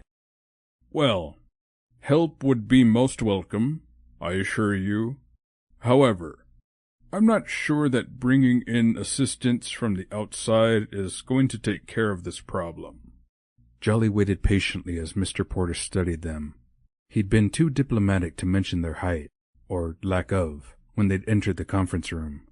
He pretended not to notice that they had to hoist themselves into the chairs. Rapz's baseball cap, worn backward, did a good job of hiding his pointed ears. She'd had to settle for wearing a scarf wrapped babushka style. Hardly a true reflection of her fashion taste, but it got the job done. They needed to pass muster if they were going to talk their way into apartment 5. Their best bet was to sit quietly and put no pressure on the man while he made up his mind. So, what's it going to be? Rapz broke the silence. You want our help with the whole apartment number 5 mess or not? Jolly clenched her jaw. Rapz was annoying beyond words, truly. Of course, I do. Most certainly. He popped another antacid in his mouth and chewed it thoughtfully. But how do you 2 know about all of this? Are you friends of Mrs. Grayson? Jolly and Rapz shook their head in unison. Friends of Mr. Jimenez? Again, they shook their heads. No, but we happen to know the ridiculous soul who caused all this trouble, Jolly said. Mr. Porter's eyebrows shot up. You know the temp who wrote up the leases? We do, Rapz said before Jolly could speak. And he's not ridiculous. He's somewhat misguided at times. But he means well. Honest to heavens he does. He always does. And now he wants to help straighten things out. Mr. Porter's expression grew even more confused. Jolly shot a warning glance at Rapz. What my colleague is talking about is the annual tradition of Las Posadas. Las Posadas. Jolly smiled as she nodded. Yes. Las Posadas is a tradition in the Hispanic community that represents the 9 days' journey that Joseph and Mary took from Nazareth to Bethlehem, where they sought shelter so that they could give birth to the baby Jesus. When the manager nodded, she took this as a go-ahead and launched into an explanation of how the processional worked. So, we'd like to help keep this tradition alive by coordinating an event here at Seaview Estates, with the end goal of bringing a bit of holiday brightness to your residence. Mr. Porter nodded thoughtfully. Holiday brightness. Yes, that's a very good thing. Jolly sensed his relief at not having to be discussing apartment 5. She launched into the enthusiastic sales pitch that she'd practiced in the sleigh with St. Nick. She played up the enjoyment that the residents would derive from participating.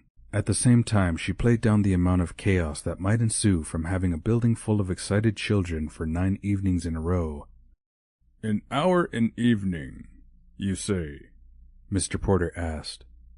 Give or take, Jolly said. There will be parents to supervise their young ones, of course. Mr. Porter sat and thought for several long moments before he spoke. You'll pardon my confusion, I hope, but I can't quite understand what the connection is between your offer to help with the lease mix-up and your offer to coordinate this event. He looked between. Can you clarify that for me? Jolly hurried to launch to speak before Rapz could mess things up. Certainly, I can. After all, that's the best part of the plan. We would recommend you ask Senor Jimenez and Mrs. Grayson to co-chair the event. Mr. Porter sucked in his breath. Oh, goodness, no. That would never work. Heavens, no. Why not? Rapz demanded. We're not talking the Hatfields and McCoys here. Hatfields and McCoys? Jolly gripped the arms of her chair. Patience. Nick had reminded her when he'd bid them goodbye. Be patient with Rapz, had been his last words. She could do this. I say you let 'em roll up their sleeves and duke it out, Rapz continued. Figuratively speaking, of course. Jolly wished that she could pummel Rapz into silence. Figuratively speaking, of course. Mr. Porter, I urge you to at least let us present this idea to Mrs. Grayson and Mr. Jimenez for their consideration. Experience has taught me that people who work closely together often grow to respect each other well enough to work out any serious differences. Rapz scoffed out something that sounded like, yeah, right. Jolly shot him an annoyed look before she turned her attention back to the Seaview Estates manager. Surely, it's worth a try. Mr. Porter nodded thoughtfully. Yes. Perhaps there's a chance we could redirect their attention by presenting your idea. He stood. Yes. Let's do so tomorrow. Cool, Rapz said. Thank you for offering us a place to stay, Jolly added. Might we have the keys? It's been a long day. Mr. Porter stared at them. Keys? To apartment 8, Jolly said, feeling more than a little guilty for the subterfuge. However, St. Nick had assured her that, given Mr. Porter's state of mind, he'd agree if she appeared confident enough. Don't you remember that you offered to let us stay here? Well, I don't exactly remember saying that. Quite understandable, Jolly interrupted. With the relief of finding a solution to your problem and all, I can understand. Rapz leaned in for the close. We want you to rest assured that this will all be sorted out well before Christmas. Mr. Porter blinked. It will? Jolly and Rapz nodded in unison. Just let us handle the details, Jolly assured him. Consider it your Christmas present. Well, if you put it that way, how could I refuse? The manager gestured toward the door. Let me fetch the key and we'll head upstairs. Jolly kept a bright smile pasted on her face until the door closed behind him. Well, that went well, Rapz said. She turned to look at him. Except for you mentioning the Hatfields and McCoys. Really, Rapz? I swear, I don't know what you're thinking. Oh, I think all right. Rapz slid off his seat. You know what I'm thinking right now? That you and I working together for 9 days suddenly seems like an eternity. To this, Jolly readily agreed. Chapter 12. On a scale of 1 to 10, I think this idea is a 2 at best. Declan tucked the end of his blanket under the sofa cushion. He cast a sideways glance at Marisol. She was already settled into her makeshift bed on the opposite sofa. She looked adorable in her pink flannel candy cane print pajamas, and the way her hair spilled over her shoulders was downright fetching. Declan's frown intensified. "You're welcome to leave," Marisol said, not bothering to glance up from her e-reader. "I've got everything here under control." "Not a chance you're going to get rid of me that easily." He sat down and pulled off his shoes. "Unless you wanted to leave?" She shook her head. "I'm good here." "Look, Miss Jimenez." She looked up. "Call me Marisol, please. I'm Miss Jimenez all day at school." "Marisol," he repeated thoughtfully. It was a beautiful name. It suited her. "I suppose you should call me Declan." "I can call you Counselor if you're more comfortable that way." He shot her a sharp glance at her. Her teasing tone took some of the sting out of her words, but he probably deserved the comeuppance. Far too often, when he was uncomfortable, he knew he resorted to acting stuffy. Frankly, it served him well by keeping people at arm's length. But he didn't want Marisol to perceive him merely as a suit. For some reason he didn't understand, what she thought about him mattered. What on earth was happening to his neatly ordered and predictable life? How had he been roped into a sleepover at his age? Nothing in law school had prepared him for something like this. For the first time that he could remember, he realized he was in way over his head. "Marisol?" With a sigh, she lowered her e-reader. "This had better be important. I just got to the good part." "What are you reading?" he asked. "A romance novel, if you must know. The reading choice of millions of intelligent and articulate women around the world." Her eyes locked onto his, as if daring him to comment on her choice of genre. "Is there something you need?" A clue as to when his life would return to normal. That he would welcome. "No. I'm sorry. Carry on." But Marisol didn't return her attention to her book. Instead, she studied him. "You know, Declan, it's really okay if you want to go home. I'm not here for any other reason than to spend time with my abuelo." "That's your only reason for camping out here?" She shrugged. "Well, that and making sure neither you nor Mrs. Grayson try and trick him into leaving. By all means, head home for the evening if you want to go." The thing was, he didn't want to leave. Not really. There was nothing waiting for him except an empty apartment. He didn't even own a houseplant. When he'd run back to his apartment for a change of clothes, it had been neat, pristinely clean, and devoid of life. He settled back against the cushions and pulled the blanket over his legs. He glanced over at Marisol. "Yes?" she said, without looking up from her e-book. "Nothing," he said, feeling like a kid caught with his hand in the cookie jar. Marisol switched off her e-reader and laid it on the end table. She flipped over on her side and propped herself up on her elbow. "I'm a teacher, Declan. Students give me that same covert glance just before they try to cheat on a test." "I'm not planning to cheat," he protested. She grinned. "You sound awfully defensive for someone who claims to do everything strictly above board." Her teasing tone coupled with her serious words threw Declan off balance. Marisol Jimenez, he decided, was not a woman to be underestimated. She was petite, gentle in manner, soft-spoken, not to mention lovelier than any woman he'd met in ages. But she was also sharp-minded, clever, and determined, a most worthy adversary. "You have my word that I will be impeccable in any action I take on behalf of my client." "Meaning you're going to play fair?" He nodded. "I promise." Marisol reached up and switched off the lamp beside her sofa. "Good. Then I only need one more promise from you. What might that be? That you'll make a bagel run in the morning.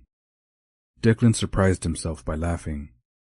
I think that can be arranged. Wonderful. Good night, Declan. Declan pulled his blanket up under his chin, glad the darkness hid his smile. Good night, Marisol. Pass me the cream cheese with the jalapenos in it. Por favor. Marisol did as her grandfather bid, grateful that Declan had so meticulously followed her list of items to pick up. Her abuelo had very definite preferences when it came to cream cheese. She refilled her coffee mug and held up the pot. More coffee, Declan? He held his cup out for her to fill. Thank you, Marisol. You two young people are calling each other by your first names now? Olivia cradled her teacup as she looked between them. That seems rather untoward, if you ask me. Marisol's abuelo looked up from the bagel he was cutting. The same could be said for you and me, Olivia, considering we're the ones living together, and at our age. Mrs. Grayson's eyes grew wide. We most certainly are not living together, she protested. I'll thank you not to repeat that again. So, does this mean that you consider yourself a guest in my home? He laid his knife down. Because if so, I want to cordially invite you to stay for the several days it will take you to find your own apartment. Olivia narrowed her eyes. I concede nothing to you, Mr. Jimenez. Nothing. Marisol glanced across the table at Declan. He met her gaze and shrugged. Just as she thought, he had no better idea than she did as to how best to end the sparring that had begun at sunup. Declan cleared his throat.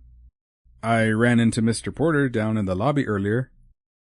The man is an imbecile. Olivia scoffed. Reminds me of a deer in the headlights, Timoteo added. Marisol felt a tug of sympathy for the beleaguered manager. I don't envy him, she said. He's in an untenable situation. Correction, young lady, Olivia said. We're the ones in an untenable situation. Her abuelo responded before Marisol could.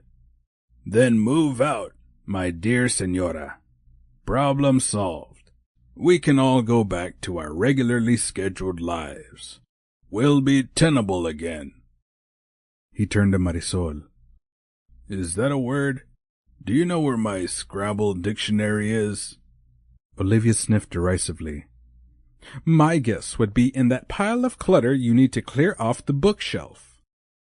Declan held up his hands. I wasn't finished talking about Mr. Porter. He waited until all eyes were on him before he continued. He asked that we meet him in apartment number 8 in about an hour from now. Why apartment 8? His client demanded. Surely you disabused him of the notion that I'd consider moving to a different unit. I hope you disabused him from me too, Timoteo chimed in. Marisol shook her head. Just as she thought yesterday, her grandfather was enjoying himself. The sparkle in his eye attested to this. Unbelievable. On the other hand, Mrs. Grayson gave no perceptible sign that she was feeling likewise.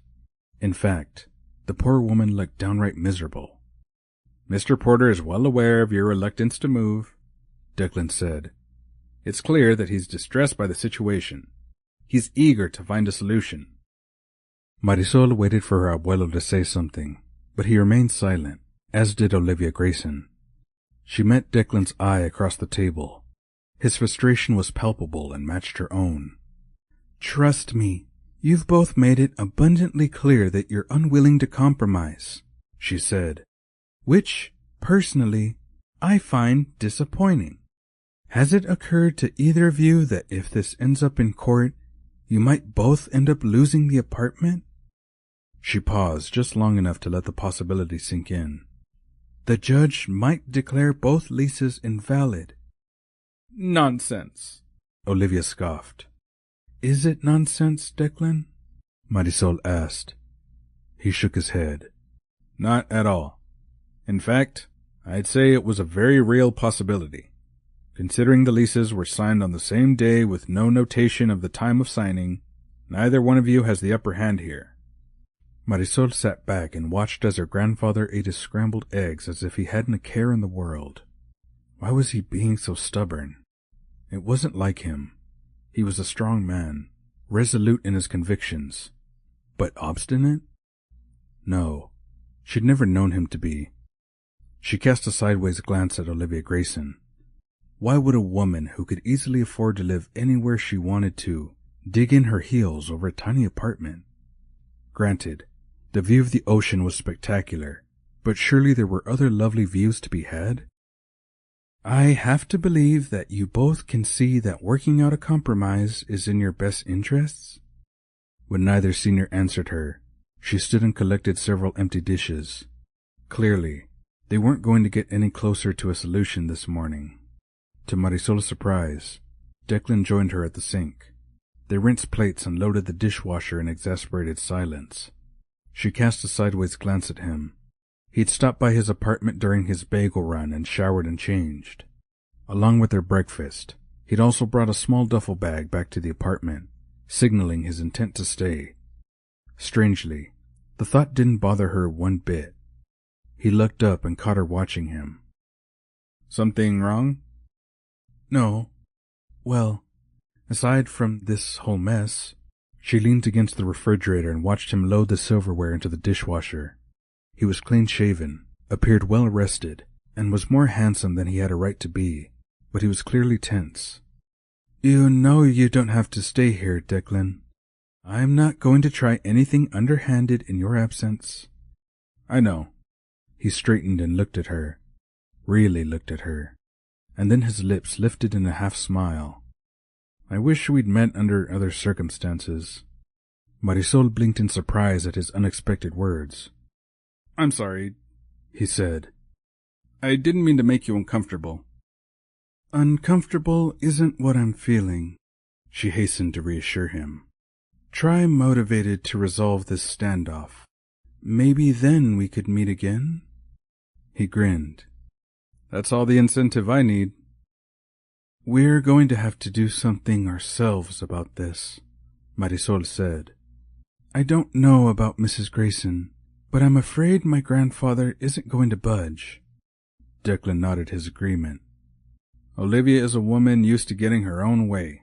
The statistical chances of her throwing in the towel and agreeing to leave are next to nothing. Marisol shook her head ruefully. What would you suggest we do? Head up to apartment 8. He wiped his hands on a tea towel and then hung it neatly over the oven handle. Maybe, with any luck, one of the two will decide they like it enough to move in. Marisol raised her eyebrows. You believe that? Declan shook his head. No, not really. But is it too much to hope for a Christmas miracle? Chapter 13. Declan's hopes were dashed the moment they entered the upstairs apartment. Not only was apartment 8 far smaller than 5, but the view was far from impressive. The wall with the largest window was angled such that it only offered a partial ocean view, certainly nothing that could compare with the majestic view offered downstairs. But, even as these comparative thoughts registered, Declan found himself distracted by what was actually in the apartment. He stood and stared. He'd never seen anything like this. Welcome! Come in, come in. A cheery voice entreated him. Don't just stand there. Join us. Declan looked around, and then finally down, to find the source of the warm greeting. It was a Christmas elf? A lady Christmas elf at that. She stood barely 4 feet tall.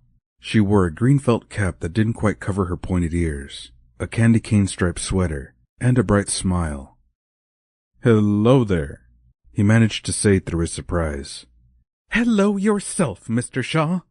The elf stuck out her hand. I'm Jolly. Who's Jolly? What are we celebrating? Timoteo asked. Declan moved aside so that Marisol's grandfather could see Jolly for himself. I'm Jolly, the elf repeated herself. Welcome, Mr. Jimenez. She motioned for them to enter the apartment. Hello, Mrs. Grayson, and a hello to you too, Marisol. They stood in the entryway, huddled together, collectively taking in the spectacular display before them. It was as if they'd arrived at the North Pole. An 8-foot-tall spruce tree held a place of honor in the living area. It was adorned with huge red and green ornaments, gold bows, and what must have been hundreds of tiny white lights.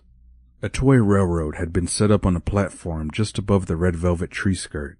A tiny train raced enthusiastically along the tracks, waving around gaily wrapped presents of various sizes and shapes. Declan crossed over to the bookshelves and marveled at the collection of Christmas-themed snow globes. He'd never seen so many in one place. Welcome, everyone! Jolly reiterated her greeting. She threw her arms wide.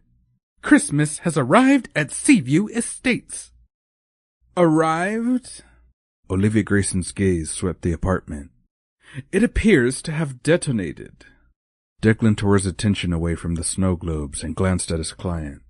As curt as her word choice was, he detected a bit of wonder in her voice. Definitely nothing he'd ever heard before.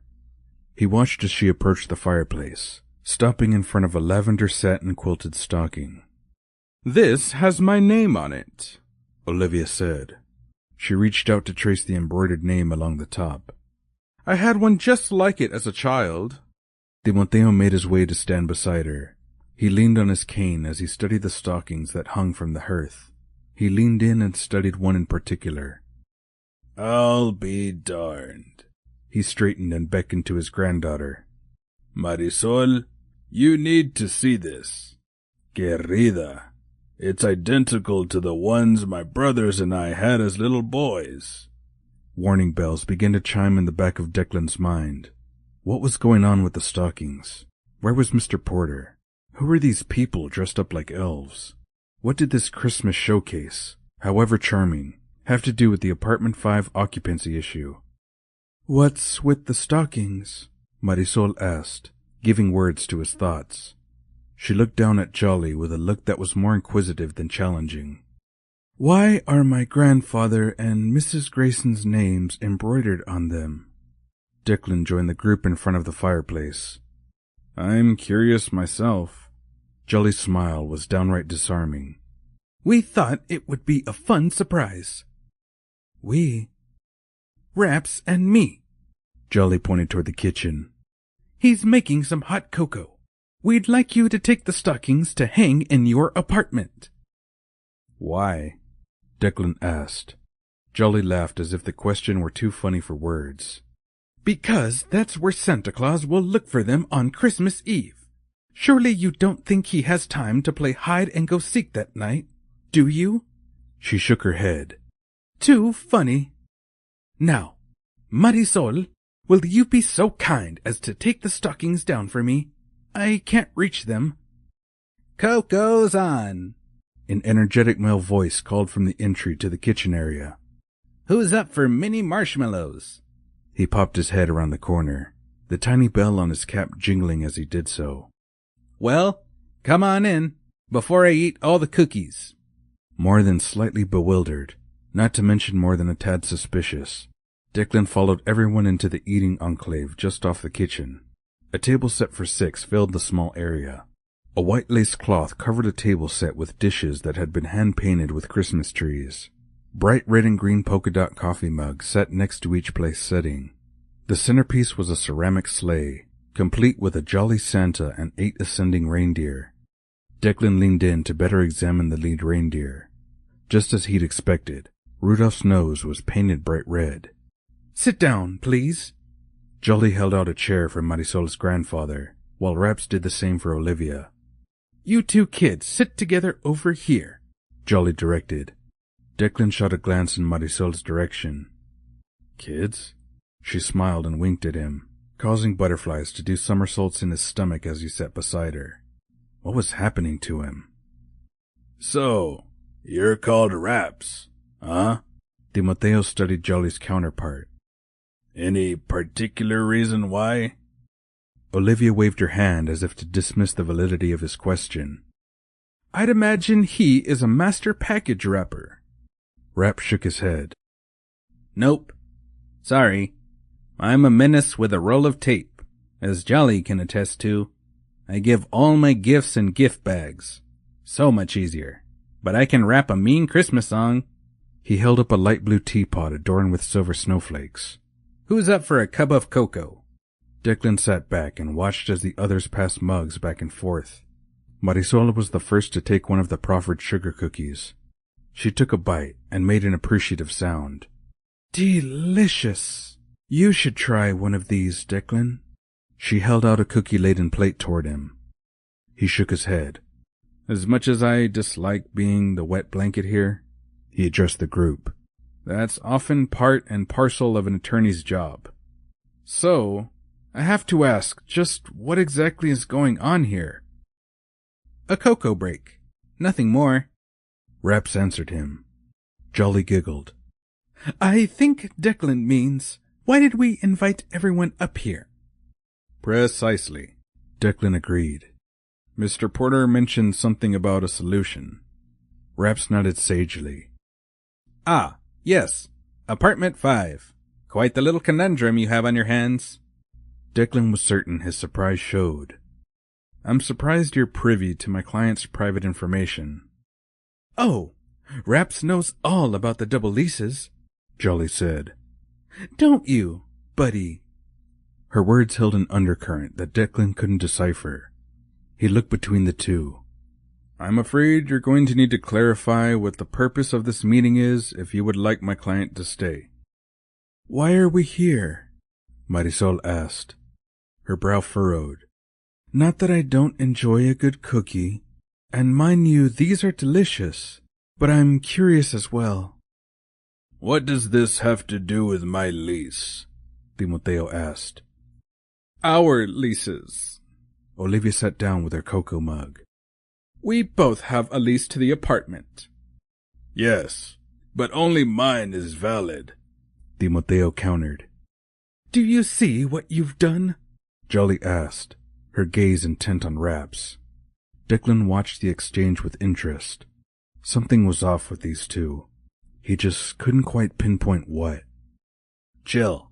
I've got this. Rapz turned his attention from Jolly to the group at large. The reason Mr. Porter asked you to come up here was so that my associate and I could ask for your help. Our help? Olivia turned to him. Declan, what does he mean?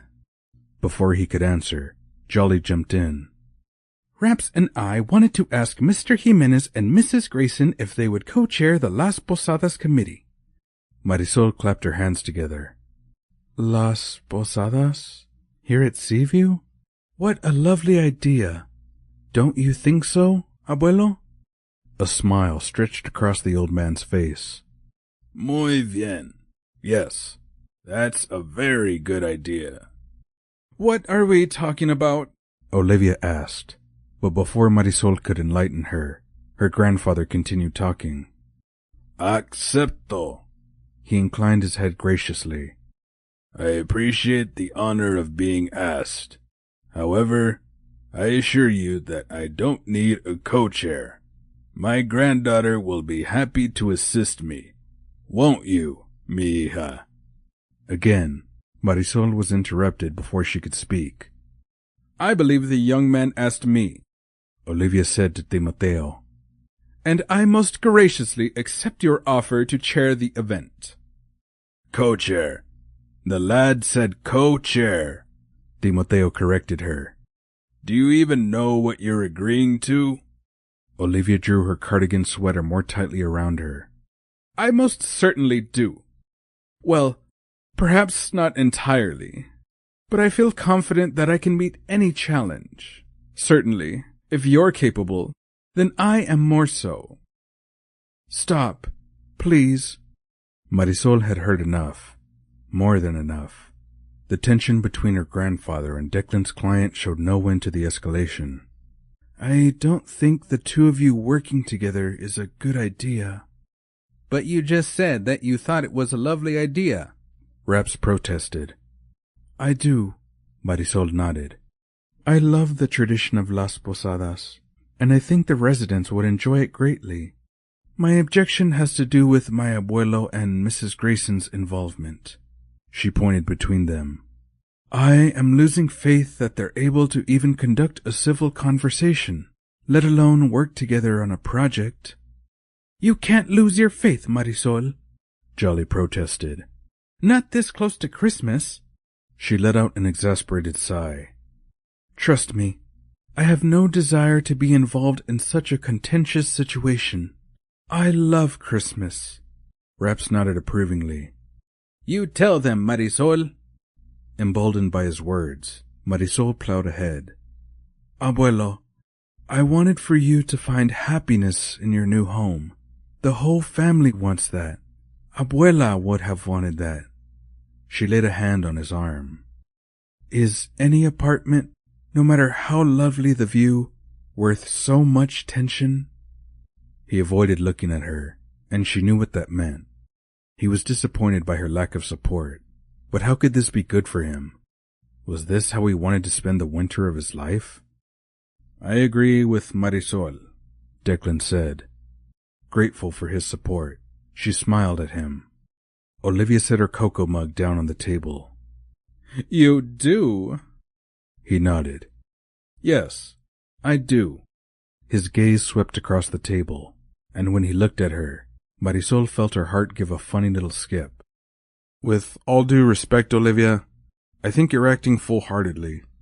As your attorney, you know that I will conduct your business as you direct. However, I must advise against being so obstinate. Why insist on living here?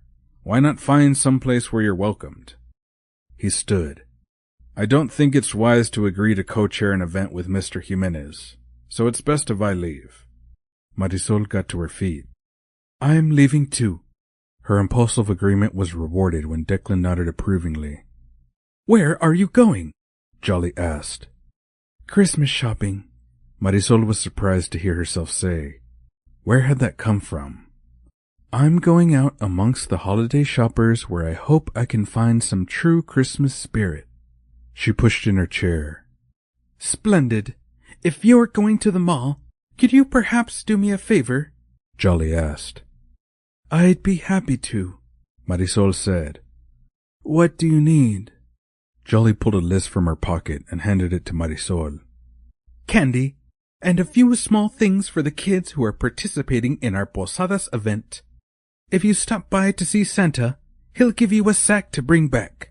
Just tell him Jolly sent you. Marisol wasn't sure she'd heard correctly. Did you say Santa? Yeah, Santa Claus, Rapz said. You know the big guy in red velvet? He sits in the mall and gets his picture taken with the kiddos? She knows who Santa is, Rapz. Jolly rolled her eyes. If you two leave now, you'll have time to see him before his lunch break. Tell him we said hello. Rapz slid off his chair and ushered them to the door. He opened it and stepped aside so they could enter the hallway. Don't be concerned if you see a long line of people waiting to see Mr. C. Just look for an elf in a silver puffer vest. That will be Tinsel. He'll get you right in. And when you see Santa, please tell him we're making good progress here. He'll be happy to hear it. Chapter 14. That went well. Rapz climbed back up onto his chair and surveyed the three others at the table. Don't you think? Jolly bit back the harsh rejoinder that sprang to her lips.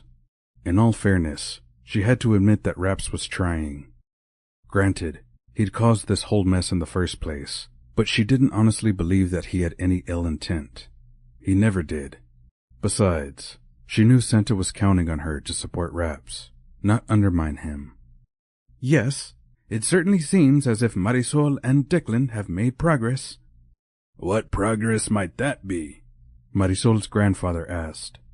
Jolly and Rapz exchanged a glance. Wasn't the chemistry between Marisol and Declan obvious? She decided to sidestep the question. Because this is so last minute, we don't have any time to waste. Mr. Jimenez, why don't you share what you know about the tradition of Las Posadas with Mrs. Grayson so we can get her up to speed? He nodded and launched into an explanation of the tradition. Jolly watched with satisfaction as Mrs. Grayson listened carefully, interrupting only to ask for a pad of paper and a pen.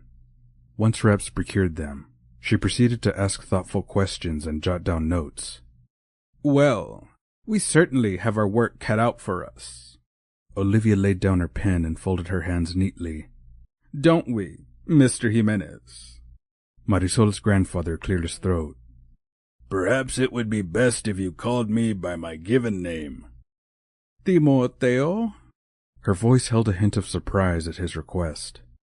Well, I suppose I could, considering we'll be working together. Considering you're living together, you mean? Rapz said. We are not living together, Timoteo corrected him. Most certainly not. Olivia agreed, her tone empathetic. Okay. Rapz shrugged. Although if it quacks like a duck, waddle waddle. Just saying. Jolly rushed in to prevent any further off-topic discussion. They were making far too much progress to backslide now. Let's talk about the party on the last night of the processional. We've got quite a few details left to sort out. To her relief, the conversation turned to practical matters. Although they likely wouldn't admit it, the two seniors made quite a pair. Marisol's grandfather had an intuitive cultural understanding of the tradition of Las Posadas. For her part, Olivia contributed a sharp mind that understood the importance of small details when it came to event planning. Together, Jolly felt confident. They could make this work. They discussed the best place for the processional to start and end each night. Olivia suggested that they schedule an impromptu informational meeting for that afternoon. We'll answer any questions people might have about the plans. Also, by then we can have the lyrics to... She consulted her notebook. La canción para pedir posada, printed up for the residents. Jolly took it as a good sign that Timoteo had done nothing more than wince at Olivia's Spanish pronunciation. The fact that he hadn't corrected her was encouraging. Therefore, Olivia continued, meeting right after the midday meal is an ideal time, I'd imagine. Timoteo nodded his head. Before everyone retreats for a nap. That's good thinking. Olivia inclined her head graciously. Thank you. Timoteo straightened in his chair. I'm gentleman enough to acknowledge your contributions to the project without conceding a single square inch of my apartment.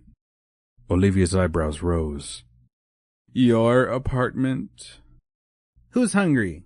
Rapz interjected before yet another disagreement could flare up. I made some adorable edible snowmen out of marshmallows. I used candy corn for the tips of their noses. They're so cute. I can't stand it. Perhaps later, Olivia said. She pointed to the plate still half filled with cookies. We haven't finished these yet. Now, I'd like to know what you two are doing living here. She leaned forward and peered at both of them for a long moment. You're far too young to be living amongst folks as old as us. We're holiday visitors, Jolly rushed to answer. Snowbirds from up north? Timoteo asked. Let me guess. You're from Michigan. Or Wisconsin. Further north, Rapz said. Ah, you're Canadian then? Timoteo asked. I thought as much from the extremely polite welcome you gave us. Jolly and Rapz exchanged amused glances. Better to be answering questions about where they were from than questions as to why their ears were pointed or why they were so short. Yes. Well, we are enjoying your Texas sunshine. How do your families feel about you being so far from home? Won't you be missed at Christmas? Olivia asked. They're fine with our plans, Rapz said. In fact, it's an interesting little story as to how we ended up here. Jolly sucked in her breath. He wouldn't dare, would he? Best not to find out. A story for another time, she interrupted him. Who would like to see my snow globe collection? To her immense relief, Olivia readily agreed. Jolly led her to the shelves and proceeded to share a bit about each one.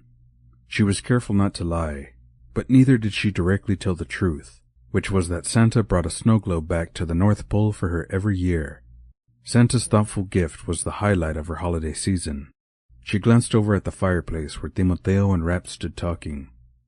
Mrs. Grayson, would you excuse me for a moment? When Olivia agreed, Jolly made her way over to Rapz's side, best to check that he was staying on point. While she couldn't fault his behavior so far this morning, she wasn't leaving him to his own devices any longer than she had to. Am I interrupting? She asked. Nope, Rapz replied. We've been talking about the stockings. Jolly nodded. Marisol had taken them down for her. They now lay on the table beside the fireplace. A fun tradition, that's for sure. A slow smile spread across Timoteo's weathered face. I certainly loved them when I was a boy. He looked at the stocking embroidered with his name. How exactly did that end up being here? Because I'm convinced it's the same one I had as a child. He reached out to touch the fabric. I remember this tear in the heel that my abuela mended. Jolly and Rapz exchanged a worried glance. Talk about a loaded question. Well, you see, it's like this, Rapz began. Jolly here has a bit of a problem. Jolly clenched her fists. The morning had gone so well. If she had boxed one of Rapz's ears now, the day would be ruined. But, oh, the temptation was strong. Well, I'd stop short of using the word stalker. He glanced at her and winked as if to assure her that he had the whole thing under control. But she puts her research skills to good use when we move to a new place. Research skills? Marisol's grandfather cocked his head to the side, clearly puzzled. Jolly decided it was high time to jump in. What Rapz means is that I always do a bit of pre-planning and try to find out who our new neighbors are going to be. I made one call to Mr. Porter and he shared your names with me. Timoteo nodded thoughtfully. But how did you find my stocking? Jolly shrugged as nonchalantly as she could and forced a smile to her face. Oh, that's thanks to the power of eBay. Amazing, isn't it? The internet is just chock full of all sorts of information. Es eso así? Timoteo held up his hands and did his best to flex his fingers. My arthritis makes it painful to type, but I had no idea you could track down something like that online. Jolly shot a quick glance at Rapz. Amazing, isn't it? Would you like to take them with you? Timoteo nodded. That would be kind. Muchas gracias. It brings back so many memories. He gingerly laid them over one arm and took up his cane with his free hand. Olivia, shall we go? Mrs. Grayson turned and her eyes settled on her stocking that he held. Yes, we should probably leave. We've got our work cut out for us today, haven't we? Jolly smiled at Olivia's use of the word we. She hoped that when Santa heard how well things were going, he would be pleased with their progress. The line to see Santa forms to your right. Right. Not left. Right. Tinsel gestured toward the roped-off area with his two index fingers. He imagined he looked like a flight attendant and sounded like a master drill sergeant. He grinned. He loved his job. Mind your strollers aren't blocking the way. Thank you. He watched as one young mother went chasing after her toddler. That's right. Keep a tight grip on the little ones. He patted his silver puffer vest as he rocked back and forth on his heels, enjoying the little jingle sound his felt slippers made as he did so. This close to Christmas, it took some real finagling so that he and Santa could sneak away from the North Pole long enough to enjoy a day at the mall. And enjoy it they did. He would never confess this to another elf, but the hot chocolate the food court supplied them with was every bit as good, perhaps even a bit better, than what they were served back at Christmas Central. But the best part of all was being out amongst the holiday shoppers while dressed as his true self. Being able to interact with children excited about Christmas energized him, and he knew it did Santa as well. He surveyed the mall's center court area. The 25-foot evergreen tree was festooned with silver tinsel, his personal favorite, and bright red bulbs. This year's theme was gingerbread men, and he thought the mall decorators had done an amazing job this year. There's no such person as Santa Claus. Whoa. Tinsel spun around to see which child was running dangerously low on holiday spirit. His gaze traveled up and down the line until he spotted a little boy of about 6 years old. Aha! Yes, this was about the time that doubts first crept in. He made a tisk-tisk sound with his tongue. There was going to be none of that kind of talk today. Not on his watch. He made his way over and stood eye to eye in front of the little boy. "Hello," he said. "I'm Tinsel." The boy's eyes widened. I'm David. "Hello, David.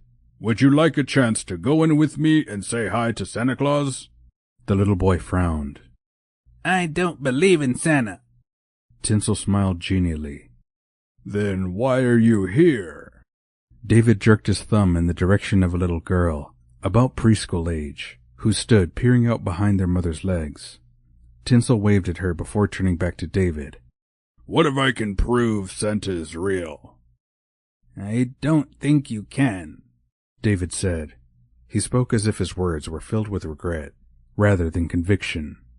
"Can I at least try?" Tinsel asked. David studied him for a long moment before he looked up at his mother. Can he? "We'll be in sight," Tinsel assured David's mother. He pointed to the platform where Santa sat in clear view. "Well, just be a moment." The woman smiled. It's up to David. Would you like to go with Tinsel? After a moment's hesitation, David nodded. "Great. Tinsel clapped his hands together. But there's one thing I need for you to do first, David. I'm going to step away so I can't overhear. I want you to ask your mom what her favorite Christmas gift was when she was a little girl. When she tells you, you remember, but don't tell me or Santa. Okay?" David's expression was solemn. Got it. Tinsel went to stand about 10 feet away from them. He watched as David's mother whispered something in his ear. Once she straightened, Tinsel went back to collect David. He shepherded the little boy up to where Santa sat. "Well, hello, young David," Santa said, his voice merry and his blue eyes twinkling. "It's nice to see you again." Again? David repeated. "I remember you and your little sister from last year." We didn't come here last year. David said, his words laced with disillusionment. Santa laughed. "I know that. Your family was living in Connecticut this time last year. You had a big move, didn't you? 2 huge moving trucks and a long, long car trip. Am I right?" David nodded wordlessly. Santa tapped his chin with a white-gloved finger and thought a moment. "Now you live in a brick house with black shutters. Did I get that right, too?" David countered with a question of his own. What color's our front door? "Until last week it was black, but your grandfather came over and painted it red." David turned to Tinsel and nodded. He's right. Tinsel held up his hands, palms up. "He's Santa. What'd I tell you? Watch this." He turned his attention to Santa. "Now, Santa, can you tell young David here what his mother's favorite childhood Christmas gift was?" Santa steepled his fingers together and thought for a moment. "Your mother's name is Jennifer, isn't it?" When David nodded, Santa continued to think. After a moment, he snapped his fingers. "I've got it. Her favorite gift was a crystal unicorn figurine. I think she still has it, doesn't she?" David's eyes had grown wide by this point. He nodded. Santa leaned forward. "But do you know what her favorite all-time Christmas gift was?" Tinsel watched with a smile as David stood wordlessly in front of Santa. The boy was on the cusp of believing again. He could feel it. What? David asked. "You." Santa reached out and patted the boy's shoulder. "Your birthday is on Christmas Day, and I happen to know for a fact that your mom thinks you're the best Christmas gift in the whole world. Has she ever told you that?" A wide smile stretched across David's face as he nodded enthusiastically. She always says that. She just told me a couple of minutes ago, too. Then we know it's true. Santa beamed. Now you keep up all the good work you're doing at home and at school. Okay, my boy? In answer, David threw himself at Santa and enveloped him in a huge hug. Thank you, Santa. Tinsel didn't even try to keep the grin off of his face as he guided the lad back to his mother. Merry Christmas, David. Thanks, Mr. Tinsel. David waved goodbye and turned to his sister. He bent down to whisper something in her ear, doubtless the news that Santa Claus was real. Their mother beamed. Their joy was infectious. Tinsel smiled. This was his favorite part of his job. Viewing the holidays through the eyes of a child was Christmas magic at its finest. Chapter 15. Why are we waiting to see Santa? Marisol looked up at Declan. Because there's a line. Her attempt at levity was rewarded with a smile, and a very handsome smile at that. Jolly asked us to. Remember? Declan's eyebrows rose. Doesn't it seem a little odd that we're taking orders from someone named Jolly? Are we calling her an elf? Marisol shrugged. That's how she refers to herself. Our teacher in-service training has stressed the importance of allowing the students to self-identify. They let us know what they want to be called and we go from there. Rapz seems fine with just about anything. At least that's my read on him. I thought the same thing. My students would call him Chill. Marisol agreed. Back to your original question. We're not here because we're taking orders from anyone. We were the ones who wanted to leave, remember? Declan shook his head. How your grandfather and Olivia went from such blatant hostility to agreeing to co-host an event, I can't quite figure out. Marisol shrugged. I can't either, but at least it's a step in the right direction. I just wish I could figure out the best way to counsel Olivia. There don't seem to be too many precedents for cases like this. Declan loosened his tie and undid his top dress shirt button. I feel overdressed for the occasion. Marisol looked up and down the line. Declan was right. The other adults were dressed more casually than he was, but the other thing that set them apart was that they didn't have a child in tow. You were expecting this morning's breakfast gathering to be a business meeting? He nodded. Although I should know by now that anything having to do with Apartment 5 isn't going to go the way I think it is. He looked around before his eyes settled on her. Marisol met his gaze, and although her heart began to race wildly, she didn't look away. She couldn't. Marisol, I want you to know, but the rest of his sentence, one Marisol very much wanted to hear, was drowned out by an excited voice. Miss Jimenez, is that you? Oh, thank goodness. I need your help. Reluctantly, Marisol tore her gaze from Declan and turned to see who held her. It only took her a moment to place a student from her first period geometry class. Hello, Bettina. How are you?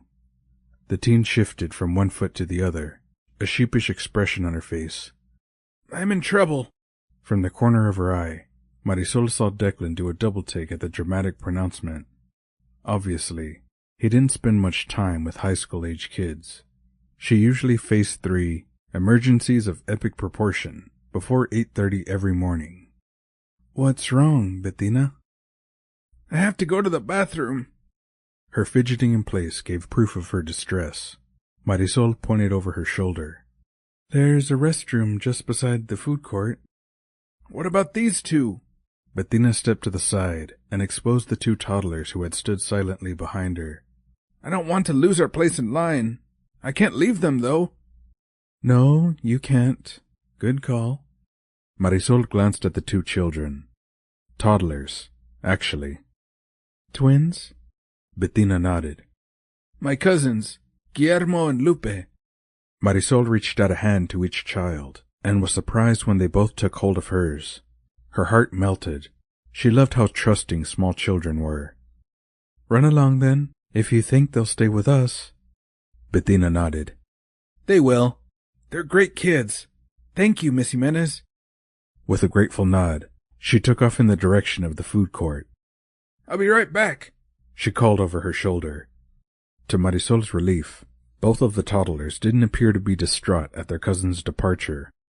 In fact, they appeared not to have noticed. Instead, they stared up at Declan, their brown eyes wide. She grinned. They certainly seem intrigued with you. She watched Declan look down at them for a moment. What does that one want? He asked. Marisol glanced down. Lupe held Marisol's hand, but she raised her other arm as if she were trying to reach Declan. That's the universal sign for pick me up. Watch. She gently released her hold on Lupe's hand. Just as she thought, the toddler's other arm shot up. She laughed. She wants up. Up, up, Lupe parroted. Declan's expression grew alarmed. Up where? Marisol laughed. She wants you to pick her up and hold her. Lupe began to squeeze her hands, her arms still uplifted. Up, up. I'd suggest you humor the little lady, Marisol advised him. Go ahead. Declan held his arms out in front of him. Okay, you can come up. No, not like that. Watch me. She gingerly released her hold of Guillermo's hand and leaned down and held out her arms to his sister. Lupe, however, was having none of it. She reached out and tugged on Declan's pant leg. Up, up. You're going to have to scoop her up, Marisol advised him. And I'd hurry if I were you. Look at her. Declan's expression was puzzled. What's happening to her face? Marisol could barely keep from laughing. She's giving you a 30-second warning. Good grief. This is worse than facing a jury. Declan bent down and held out his arms. Bettina's cousin happily toddled into them and then squealed as he lifted her up. Okay, now you have to hold her, Marisol coached him. Not out like that, Declan. She's dangling. She bent down, scooped up Guillermo, and settled him on her hip. Hold her like this. Declan studied her stance for a moment, and then copied it. That doesn't feel right. It looks better on you. His eyes held hers for a moment. It looks natural on you. I bet you'll make a wonderful mother. His compliment pleased Marisol. She smiled. I'd love to be a mom someday. Pardon me. An elderly woman stopped to touch Declan's arm. She smiled warmly up at Marisol. I hope you don't mind my interrupting, but I just have to say what a lovely young family you four make. She looked at the man she was holding hands with, a fond smile on her face. Aren't they sweet? Her companion nodded. He shared her nostalgic expression. Enjoy your little ones. The time goes by so quickly. You'll be grandparents before you know it. He winked at them. Assuming you survive the teenage years. With a brief wave and a warm smile, they moved away. Marisol watched them go, an odd lump in her throat. Was her abuelo right? Was she wrong to put off marriage and a family? But it wasn't like she'd ever met a man she could love forever. She watched the older couple stop in front of a store window, their heads bent close together in conversation. Marisol realized with a start that she wanted what they had, a love that would last through time, like her grandparents and her parents. She sighed wistfully. Are you okay? Declan asked. She tore her gaze from the couple to look up at him. Concern was clear in his eyes. She nodded, but didn't speak. She didn't trust her voice not to betray her emotions. He took a step closer toward her, their shoulders touching. A penny for your thoughts. Marisol shook her head. Not for a penny, not for $1 million, would she confess the direction they'd taken. She was saved from having to say anything by the arrival of a breathless Bettina. Oh, thank you, Miss Jimenez. I don't know what I would have done without you. The teen held her arms out to the twins. Her cousin went to her easily, but his sister protested the transfer by sticking out her bottom lip. Don't be a silly girl, Lupe. That's Miss Jimenez's boyfriend, not yours. She smiled widely. I'm going to get back in line. Thanks again for helping me. You're welcome, Marisol said. Merry Christmas to you and your family, Bettina. Thank you. The teen glanced between Marisol and Declan and grinned. I hope Santa gives you everything you want this year, Miss Jimenez. Marisol forced herself to smile, but her heart was suddenly heavy. What she most wanted in the world, she didn't think Santa could give her. Santa's face broke into a wide smile as Marisol and Declan approached him. He noticed them waiting patiently in line, and if what he'd seen from the corner of his eye was any indication, they would make a splendid couple. They just didn't know it yet. He pushed to his feet as they climbed the podium. He extended a white-gloved hand. Welcome, Marisol. Declan, I'm so happy you came to see me today. They exchanged a surprised glance, which pleased Santa greatly. Yes, indeed. If they were measuring the other's reaction, then they would be off to a solid start. The worry that had gnawed at him since Rapz had prophesied disaster abated greatly. Marisol's warm smile reached her eyes. Hello, Santa. When her companion didn't respond in kind, she nudged him with her elbow. Santa tried to contain his grin. Yes, they'd make a fine pair indeed. Hello. Santa. Declan managed. Santa looked apologetically at his chair. I'm afraid I'm unable to offer you a seat. I usually have guests sit on my lap. Marisol giggled. We understand, don't we, Declan? What? Oh, yeah, sure, he said. His words matched his bewildered expression. Santa lowered himself into his large, overstuffed chair. Are you two enjoying your holiday season thus far? Again, they exchanged a look, as if they shared a unique understanding of the other's thoughts. He could hardly wait to share the happy news with Mrs. Claus. Declan cleared his throat. Actually, we're embroiled in a bit of a situation. Apartment 5? Santa nodded sagely. Yes, it's quite tricky, isn't it? Marisol's eyebrows shot up. You know about the double leases? Before Santa could answer, Declan reached out and laid a gentle hand on her shoulder. Jolly must have told him. Or Rapz. Yes, that's it, Santa quickly agreed. What do you two think should be done? That's the $1,000,000 question, Santa, Marisol said, her words followed by a sigh. My abuelo loves the apartment. Declan shifted from foot to foot, clearly uneasy. It's a matter of legal precedence. Actually, it's a matter of principle, Marisol objected. My abuelo got there first. Much of Santa's earlier relief faded away. Perhaps things weren't moving toward an amenable solution at the rate he'd first hoped. He glanced over to where Tinsel stood, but the elf merely shrugged. Clearly, no one had arrived at a satisfactory solution yet. He'd have to call together an impromptu think tank once he got back to the North Pole. The most important thing now was not to let the budding romance between the two young ones in front of him get derailed. Time for a change of subject. Tell me about the plans for Las Posadas. Well, things were very much up in the air this morning, Marisol said. I don't know if it's going to work out at all. Tensions were running pretty high when we left. Santa wished he could share with them the news that Declan's client and Marisol's grandfather had agreed to co-chair the event, but out of the corner of his eye, he saw Tinsel give an almost imperceptible shake of his head.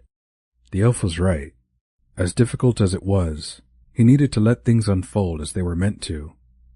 Keep the faith, you two. Friendships can blossom in some pretty unconventional circumstances. Romantic relationships could too, but he left this unsaid. Marisol's smile was wistful. If only you were the real Santa.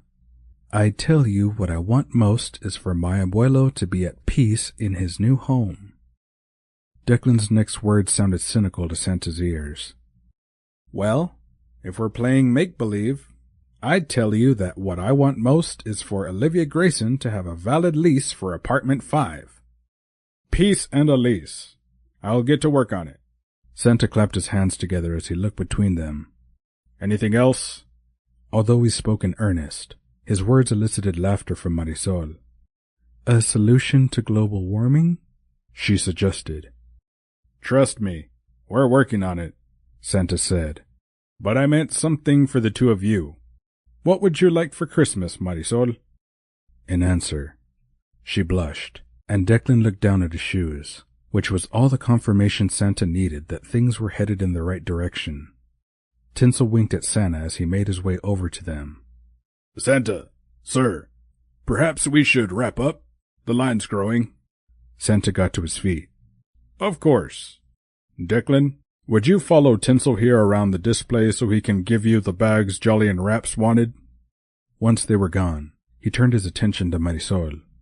Have you completed your shopping yet, my dear? She shook her head. I haven't even started. The semester just ended. Ah, yes. I'd forgotten. I know you love teaching, but I want you to be sure to enjoy your winter break. Now, would you be interested in a little tip about a gift Declan might like? Marisol started. Oh, I hadn't even thought about buying him a gift. Santa's eyebrows shot up. Won't you be spending the holiday together? Oh, yes, I suppose we will. Marisol concurred, although the idea hadn't actually occurred to her before now. I'd hoped things would be sorted out by then.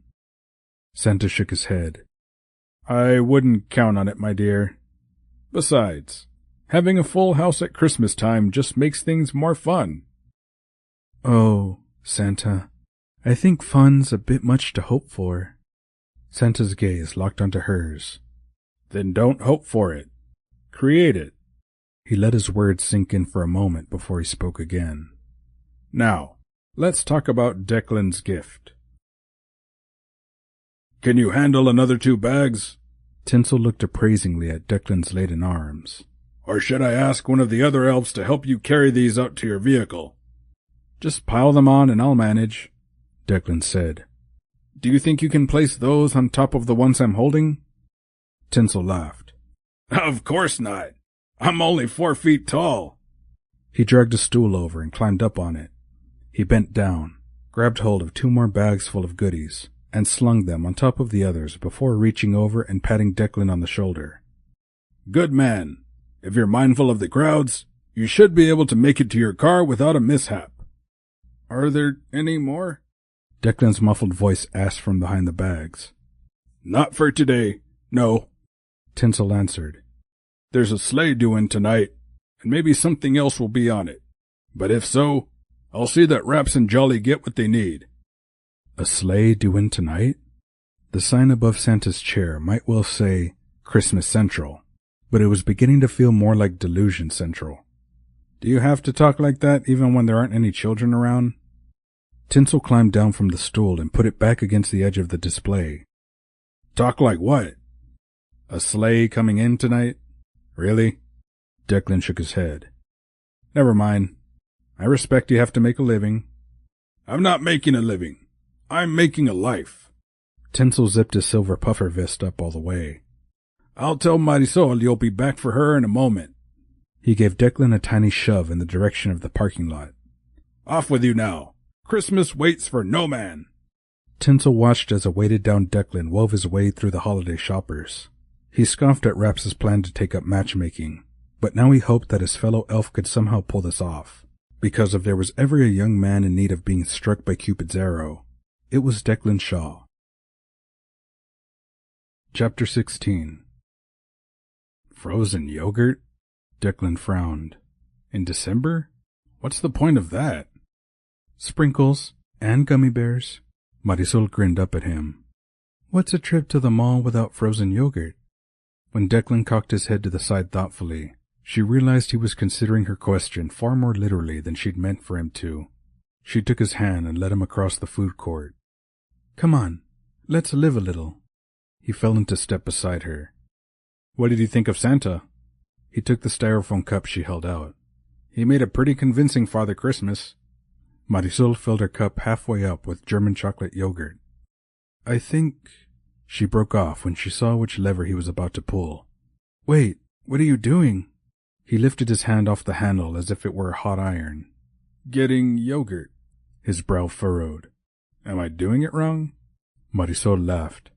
If you're getting vanilla, then yes, you were doing it wrong. She went to his side. Try something more adventurous. Why not watermelon?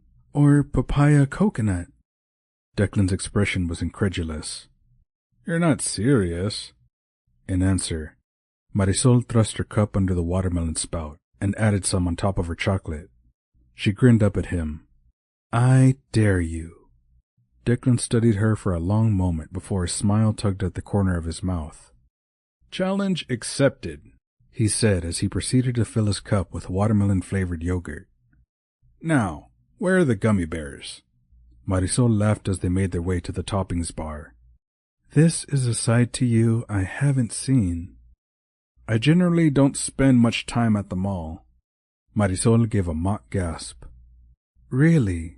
I never would have guessed. She smiled her gratitude when Declan paid for their yogurt. As they wound their way through their tables toward an empty one, Santa's earlier words about her companion played through her mind. After they sat, she decided to take the bull by the horns. Where are you planning to spend Christmas? Spoon halfway to his mouth, he paused. I don't know. Why? Marisol shrugged. We both know it's unlikely the lease fiasco will be straightened out before the holidays. Declan nodded his agreement. That's fair to say. He looked as unhappy about it as she felt. Perhaps you could persuade Mrs. Grayson to take a Caribbean cruise? Declan raised an eyebrow. You've met Olivia. Does she strike you as the cruising type? No. Marisol scooped some sprinkles onto her spoon and popped them into her mouth. Santa had seemed so sure they'd all be together for Christmas. In fact, he'd been not only sure, he'd been remarkably sanguine about the situation, almost as if he knew something they didn't.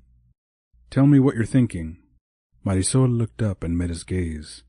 Even though Declan Shaw had been a virtual stranger to her only a few days ago, he was the one person who understood the perplexing situation she found herself in.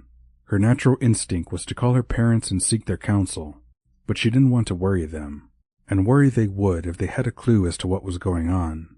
Her entire extended family was busy preparing for her cousin's Christmas Eve wedding in Lubbock. They'd arrive en masse in Galveston the day after Christmas. The news could wait until then. Marisol?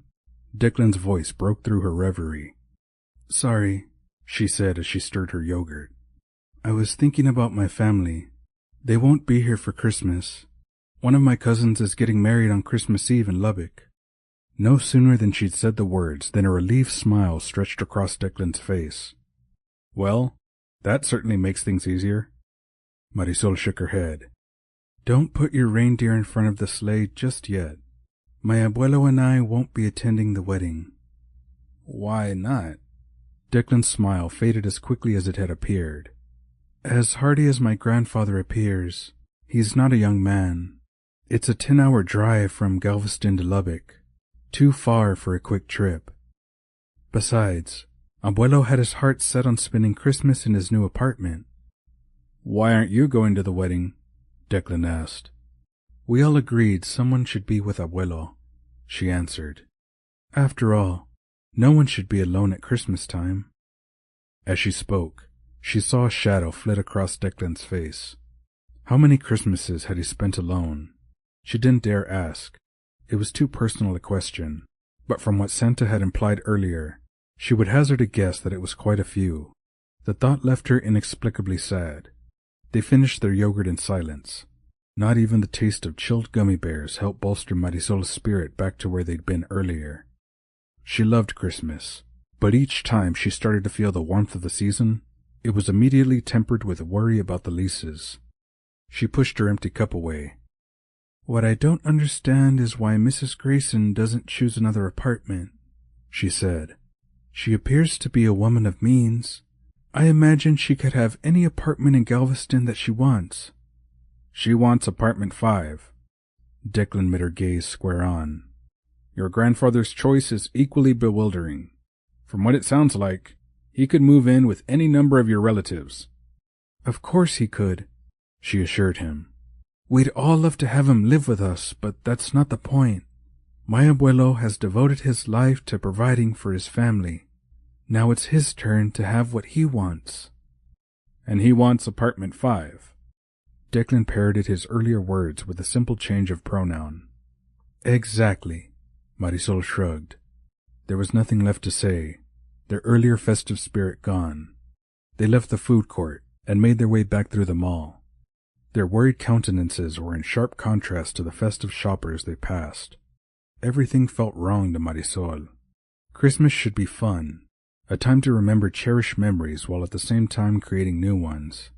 A time to laugh, to eat, to feel a renewed sense of faith, to be with family and friends, none of which she was doing. Instead, for the first time ever, she just wanted the holidays to be over with. Declan reached out and laid a restraining hand on her shoulder. Marisol, look. She stopped and looked in the direction he pointed. Yes, Christmas Central. What of it? Look at Santa. She did, and immediately noticed what he did. It's a different Santa. Declan's eyes scanned the roped-off area. That elf isn't tinsel either. Maybe they had a shift change, she suggested. Could be. Declan's voice sounded thoughtful. It's just that, well, never mind. I'm probably imagining it. Marisol didn't say anything as they continued on their way. But if Declan was imagining things, so was she. For the Santa they'd just seen up on the podium appeared every inch a shopping mall Santa, from his faded velvet suit to his drawstring beard. But the Santa they'd spoken with earlier had looked as if he stepped off the set of a Christmas movie. His black boots had gleamed. His hair and beard had been snowy white and very much his own. His red velvet suit had looked showroom new, but it was the sparkle in his merry blue eyes that tempted Marisol to believe that he was indeed the real Santa. Except that, of course, that Santa didn't exist. Why are you dragging your feet? Declan looked back over his shoulder at Marisol, who had stopped to look at a store window display. We should be getting back to Seaview Estates. When she didn't answer him, he returned to her side to see what captured her attention. A bright red sign hung over the entrance to a toy store. A display table right outside the door overflowed with pink and purple plush unicorns. A sign over the table was emblazoned with $10 BOGO-HO in glittery silver letters. Declan frowned. What on earth was a BOGO-HO? This year's newest craze among the under 8-year-old set? Between the bright signs in the window, the piped-in Christmas music, and the chatter of the other shoppers, he felt like he'd landed in an alien setting. Marisol, are you coming? She shot him a quick, unseeing glance before she returned her attention to the toy store. No, I'm not. I need a minute. Because it wasn't what he was expecting to hear, he took several steps before her words registered. He returned to her side. To do what? Shop. She turned to him, her eyes bright. There's something I need to get. Today? His tone was incredulous. Can it wait? She shook her head. No, I need to do this now. She looked around him and then pointed to a seating area. Can you wait for me over there? She was gone before Declan could answer. He considered following her into the toy store but rejected the idea just as quickly. She'd have asked him to accompany her if she wanted him with her. Feeling suddenly deflated, he made his way over to the seating area and sat. A moment alone wasn't such a bad thing. Heaven knew that the next few weeks wouldn't afford him much time alone if they were all going to hunker down in apartment 5 until... Until when? That was the million-dollar question. Declan pulled out his cell phone, intent on researching any possible legal precedents to the quandary they all found themselves in. But he'd done nothing more than pull up his browser before he sensed somebody standing in front of him. He glanced up. Make that 3 somebodies. Teenagers, each wearing a gray or black hoodie. Their expressions curious. May I help you? Are you Miss Jimenez's boyfriend? The tallest one of the 3 asked. We saw you with her in the food court. Eating frozen yogurt, the only girl in the group said. Declan raised a curious eyebrow. Does eating frozen yogurt with someone constitute a formal declaration of a relationship? You a lawyer or something? The 3rd teen asked. Guilty as charged. Declan studied them in turn. Are you students of Miss Jimenez's? Yeah, she's not bad. They exchanged amused glances. In fact, she's pretty cool. But you already know that, huh? Being her boyfriend and all. Declan was unsure of how strong a protest he should lodge. It wouldn't do to give the impression that he was dating Marisol, but he was strangely reluctant to correct them. Instead, he decided to redirect the conversation. Are you here holiday shopping? I don't see many bags. His words appeared to amuse them. We're just hanging out, one of them said. Are you spending Christmas with Miss Jimenez? Declan supposed that he was. He nodded, and then a thought occurred to him. Maybe these kids could be of help to him. If they were spending the holidays together, they might be expected to exchange gifts. He glanced toward the shop Marisol had entered. Did you buy her a present yet? The girl asked as if she was following his train of thoughts. You don't have any bags either. She grinned. Unless you bought her an engagement ring and it's in your suit pocket or something. Engagement? Declan's face flushed. I haven't bought anything for her yet, he admitted. Do you have any suggestions? They exchanged amused glances. Lingerie, one of the boys suggested with a laugh. His female companion swatted at his arm. Really, dude? She turned her attention back to Declan. Ignore him. Quite so, Declan said. Do you have any ideas? Her eyes lit up. I do. How about a kitten? Declan grimaced. I don't know about that. The last thing this precarious situation needed was one more living, breathing creature. I don't know if she likes animals. Oh, she does. At the beginning of every semester, she has a drawing for names for her future cat. Future cat? The taller teen nodded. Yeah, the cat she's going to get once she's ready to settle down. Declan's face must have mirrored his confusion because the boy went on speaking.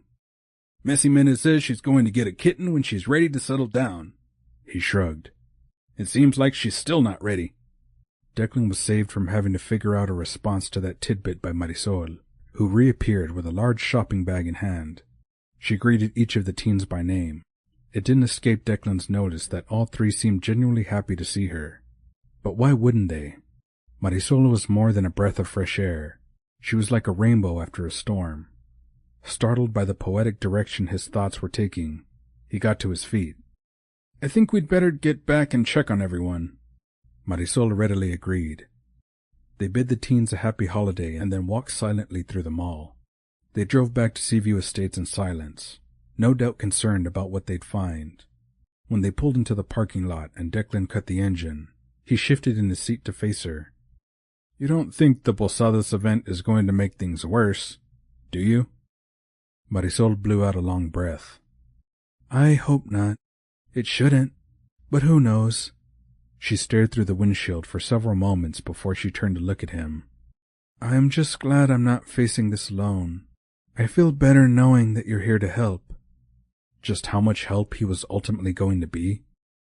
Declan didn't know. But, nonetheless, her words warmed his heart. Marisol Jimenez, he decided, was someone he wanted to know better. Much better. But first he had to find a way out of this mess. Chapter 17. When Marisol let herself into apartment 5, it was with more than a bit of trepidation at what she might find.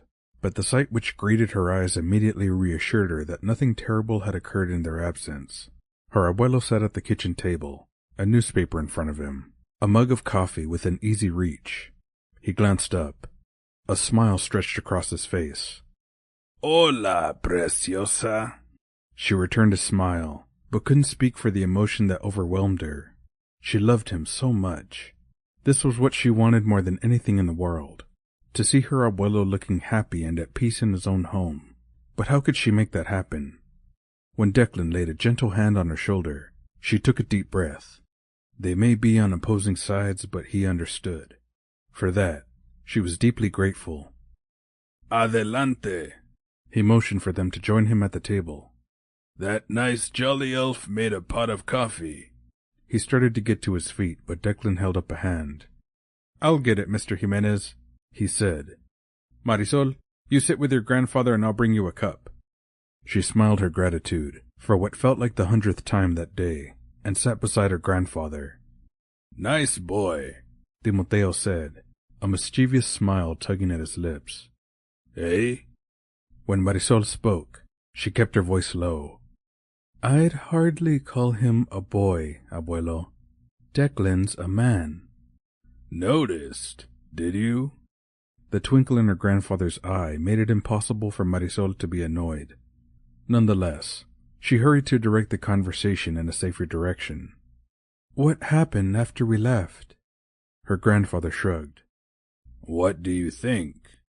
We made plans." "That's it?" He sat back and studied her. "You need to give Olivia and me more credit, señorita. Let me remind you that it was you who got emotional and left the meeting."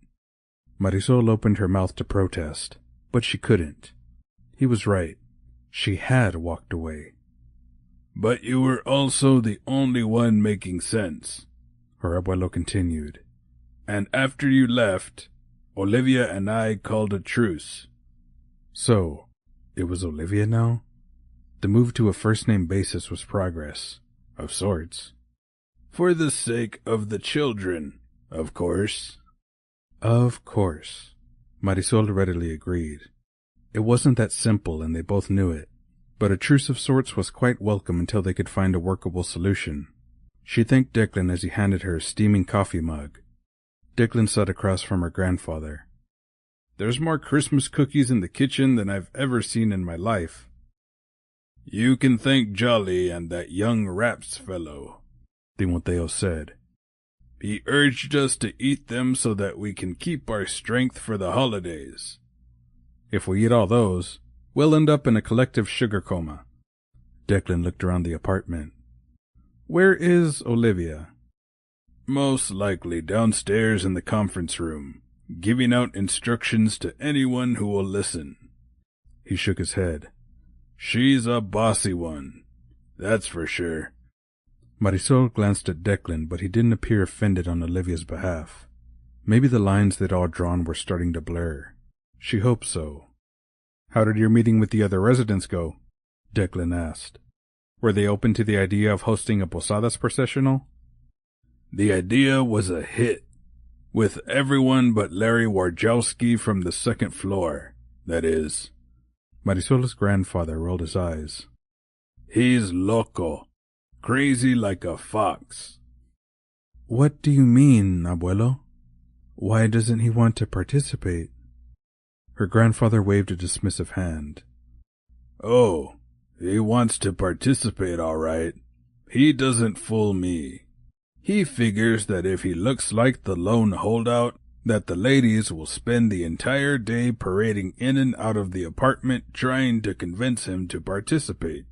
Then when he finally caves in, he's some sort of hero." Marisol repressed a grin. Her grandfather was enjoying himself. She waited until Declan excused himself to go in search of Olivia before she again broached the idea of a compromise with her grandfather. "Absolutamente no." "But I'm not asking you to move out of Seaview Estates," she protested. "Just to another apartment." When he didn't even dignify that with a refusal, she pushed ahead. "What about moving to the first floor?" "Too loud down there." "The second?"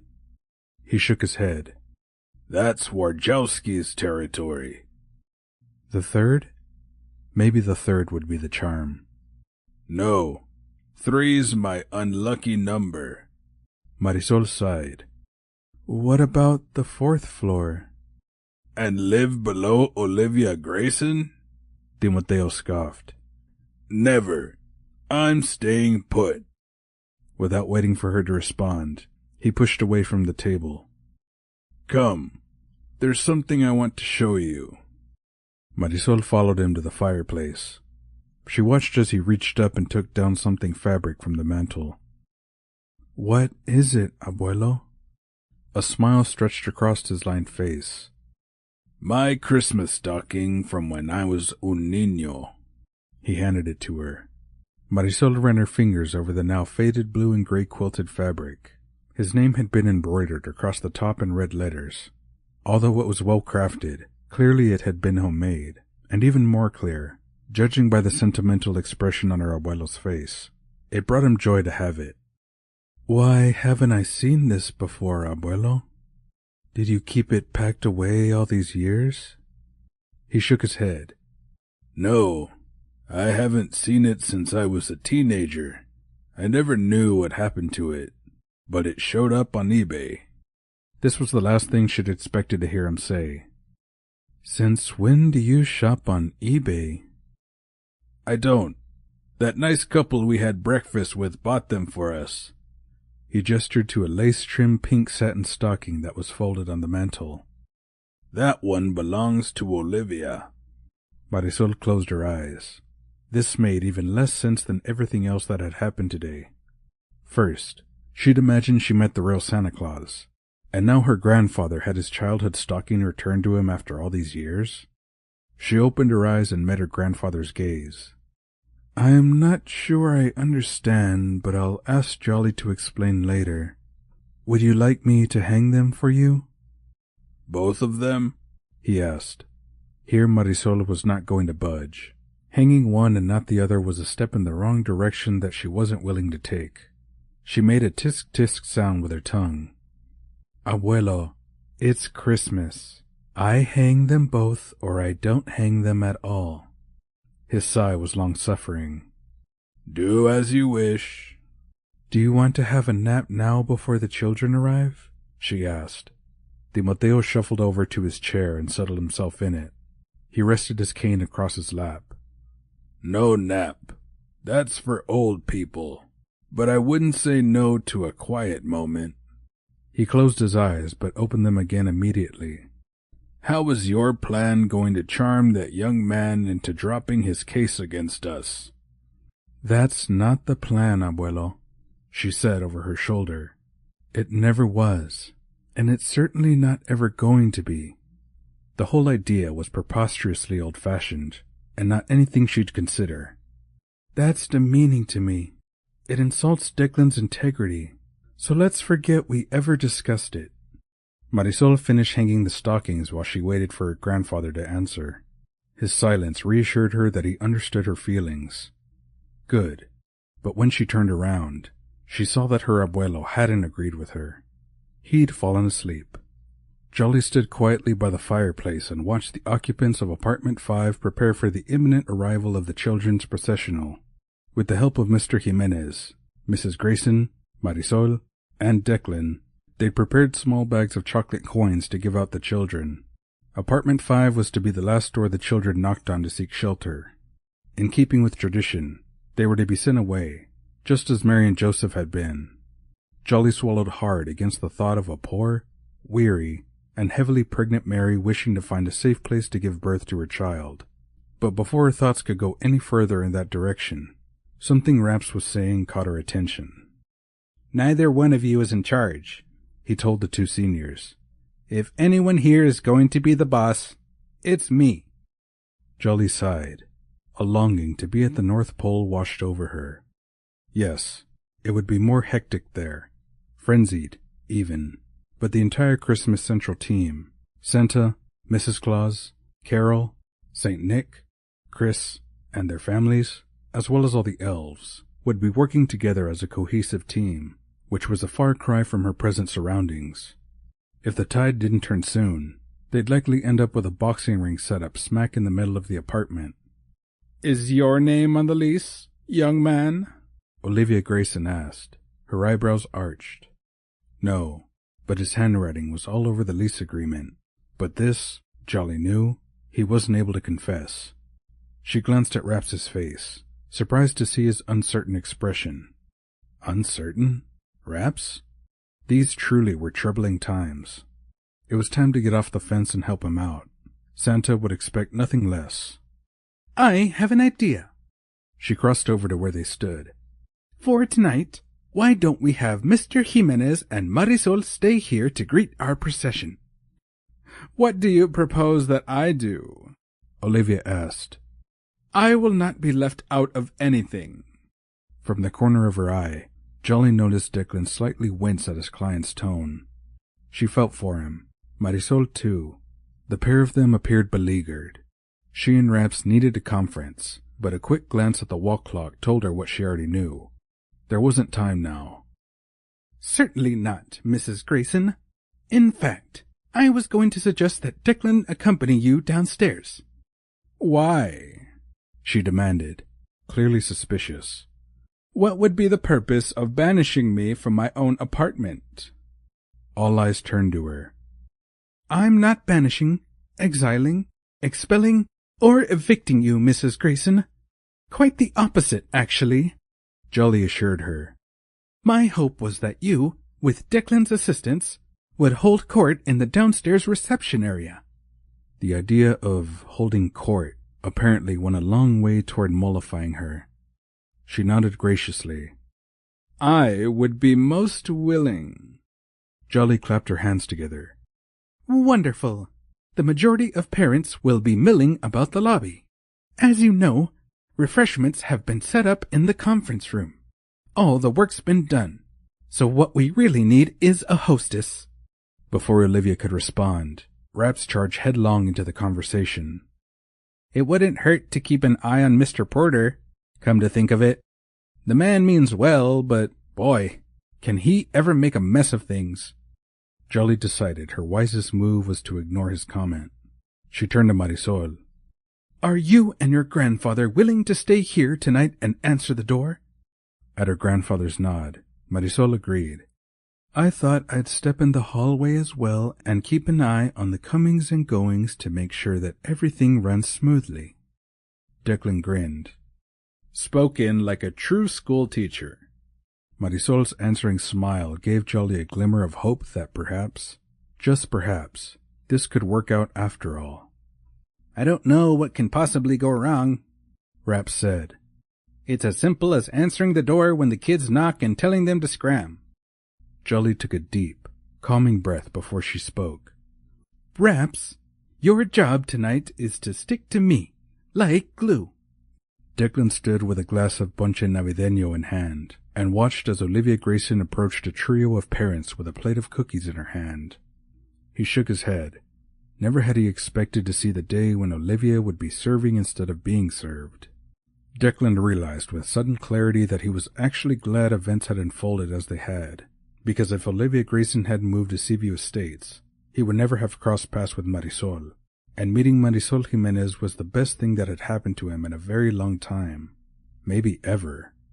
His mind hardly knew what to do with the realization that he'd, well, fallen for her. Head over heels, as the old expression went. He knew he was wearing a wide grin, but he couldn't help it. It was like he knew a delightful secret that no one else did. Yet. It would appear that you're enjoying yourself, Olivia said as she appeared at his side, her gaze thoughtful. Or you're giving a very good facsimile of it. At any rate, she held out the half-full plate. Cookie? He selected one in the shape of a sombrero.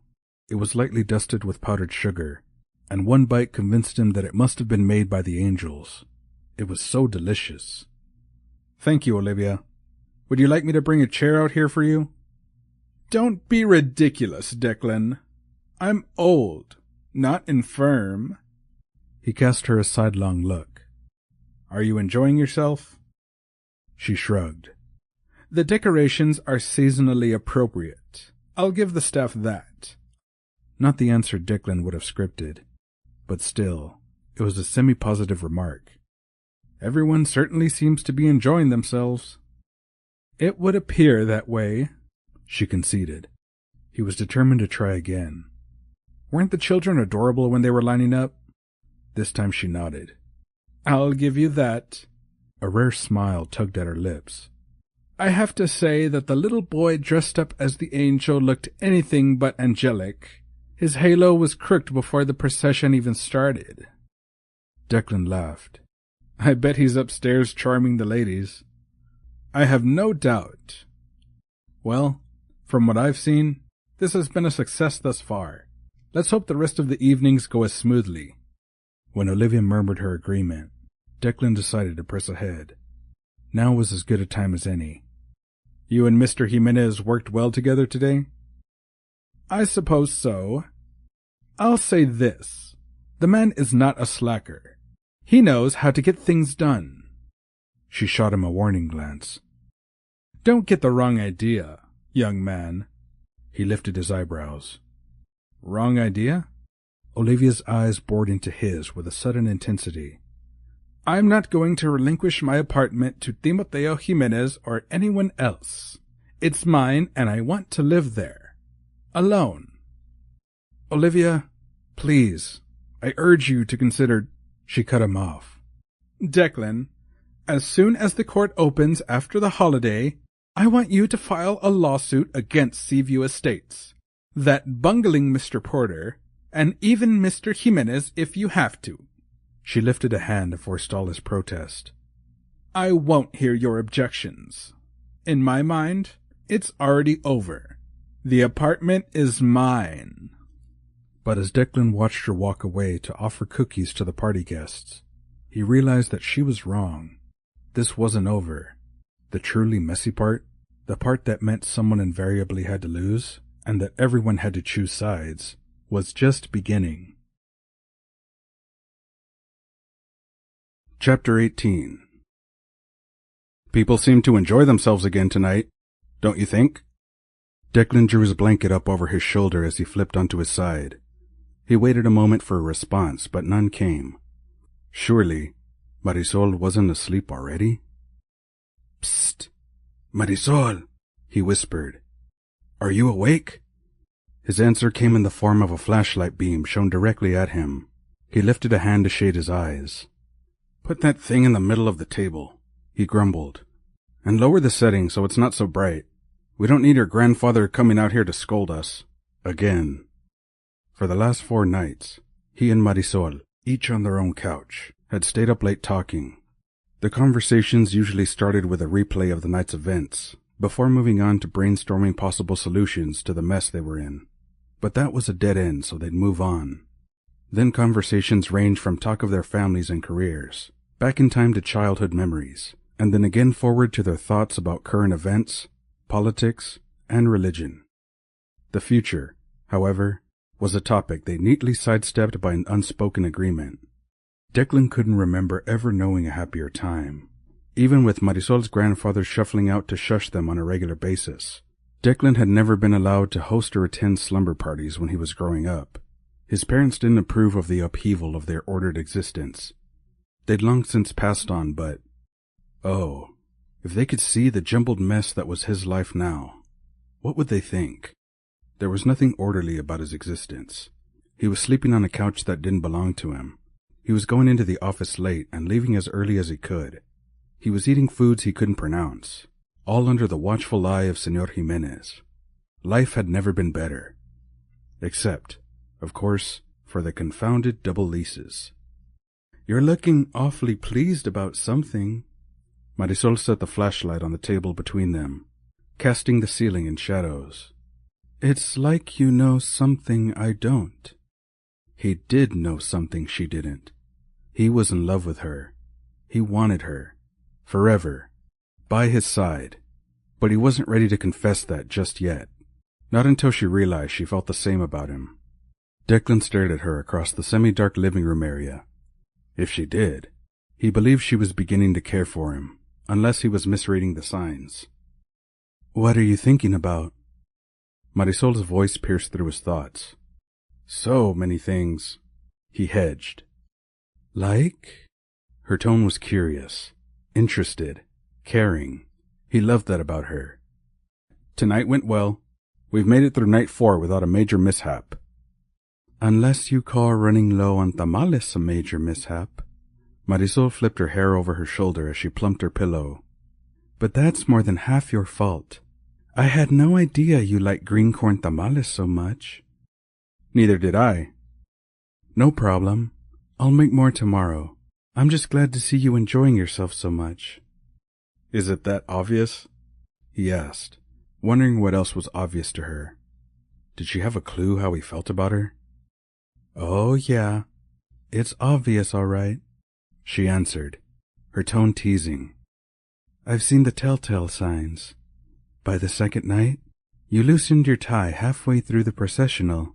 By night 3, you'd lost the tie, and tonight you didn't even bother wearing a suit jacket.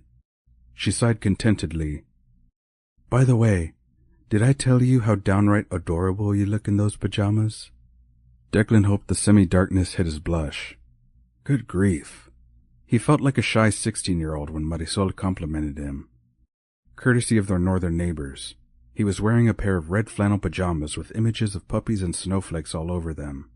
Jolly and Rapz had cajoled him into trying them on, and Marisol had clasped her hands over her heart and laughed heartily when she saw him in them.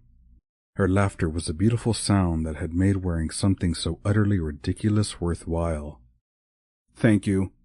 They're certainly, festive, aren't they? Marisol grinned. According to Jolly, Santa himself would highly approve.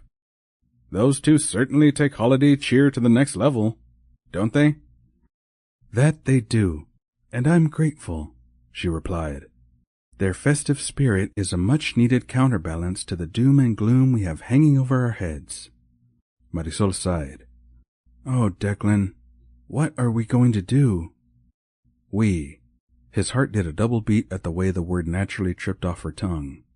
But, conversely, knowing Marisol was counting on him to help find a way out of this situation was sobering. He hadn't mentioned to her that Olivia was resolute in her determination to litigate. His efforts to talk her out of doing so had been futile. He'd even toyed with the idea of recusing himself from the case. But if he did, someone else at the firm would do Olivia's bidding. How could he protect Marisol and her grandfather while still putting Olivia's interests first? It was an ethical tightrope he'd never walked before. We'll think of something, Marisol. I promise. She nestled down in her bed, a smile on her lips. Thank you, Declan. I haven't done anything yet. She made a contented little sound. You have, just by being here. I know you'll do the right thing. She yawned as she drew her blanket up under her chin. I like you, Declan Shaw. Declan reached over and switched off the flashlight. I like you too, Marisol.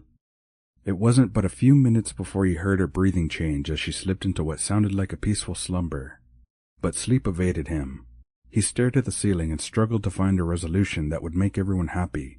But he couldn't think of a solution that would even be semi-workable. His last thought as he grew drowsy is that he wished that Santa Claus was real. Santa would know what to do. I have no idea what to do. Santa blew out a long, exasperated breath. He took off his spectacles and tossed them onto his desk. He looked at his daughter, who sat in a wing chair on the other side of his desk. Her hands cradled a steaming mug of hot cocoa which she rested on her very pregnant belly. I don't suppose you have any brilliant ideas on how to fix the apartment 5 debacle? He asked. Carol's expression was sympathetic. Trust me, Dad. If I had a helpful suggestion, I would have already made it. I can see how much this is bothering you. She was silent a moment. What does Nick have to say? Surely he's been in touch with Jolly and Rapz. Santa rested his elbows on his desk and steepled his fingers. That he has, but they don't seem to be making any perceivable headway. If anything, he's concerned that Jolly's getting a bit cynical. Jolly? Our Jolly? Santa nodded. Oh, dear. That isn't good. Carol bit her lip while she thought. Have you ever considered sending for her? Maybe she needs a break from... She stopped speaking as a guilty look flashed across her delicate features. From Rapz, you were going to say? She nodded sheepishly. I love Rapz as much as anyone else here does, Dad. I really do. But he's impulsive, which can be exhausting sometimes. Santa nodded. True enough, but I believe in the lad. I can't quite say why, but I just have a feeling that he'll find his way through this and come out better for having done so.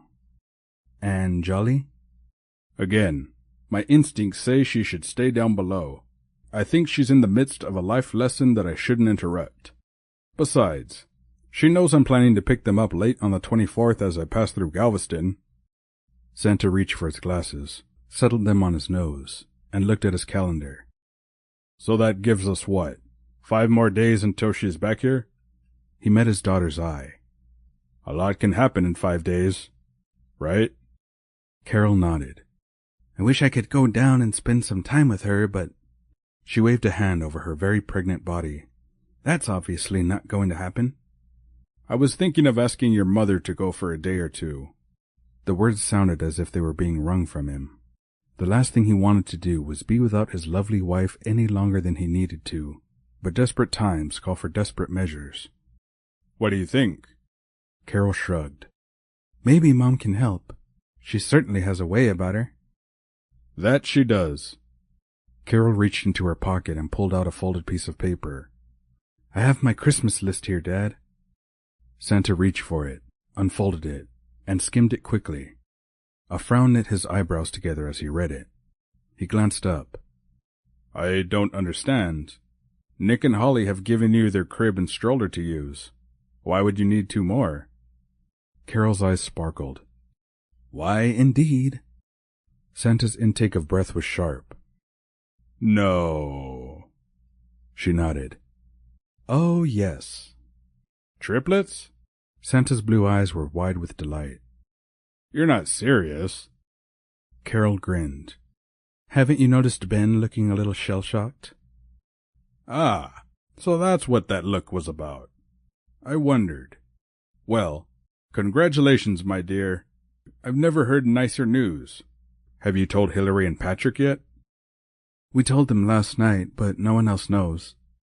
Santa reached across the desk to squeeze her hand before he began a frantic search for his cell phone. I'm going to send out an all-elf text with the good news. And lots of those floating heart emojis. Emojis, Dad. They're called emojis. Santa waved a dismissive hand and started to text. Carol giggled. Oh, Dad, I wish you wouldn't repress your emotions.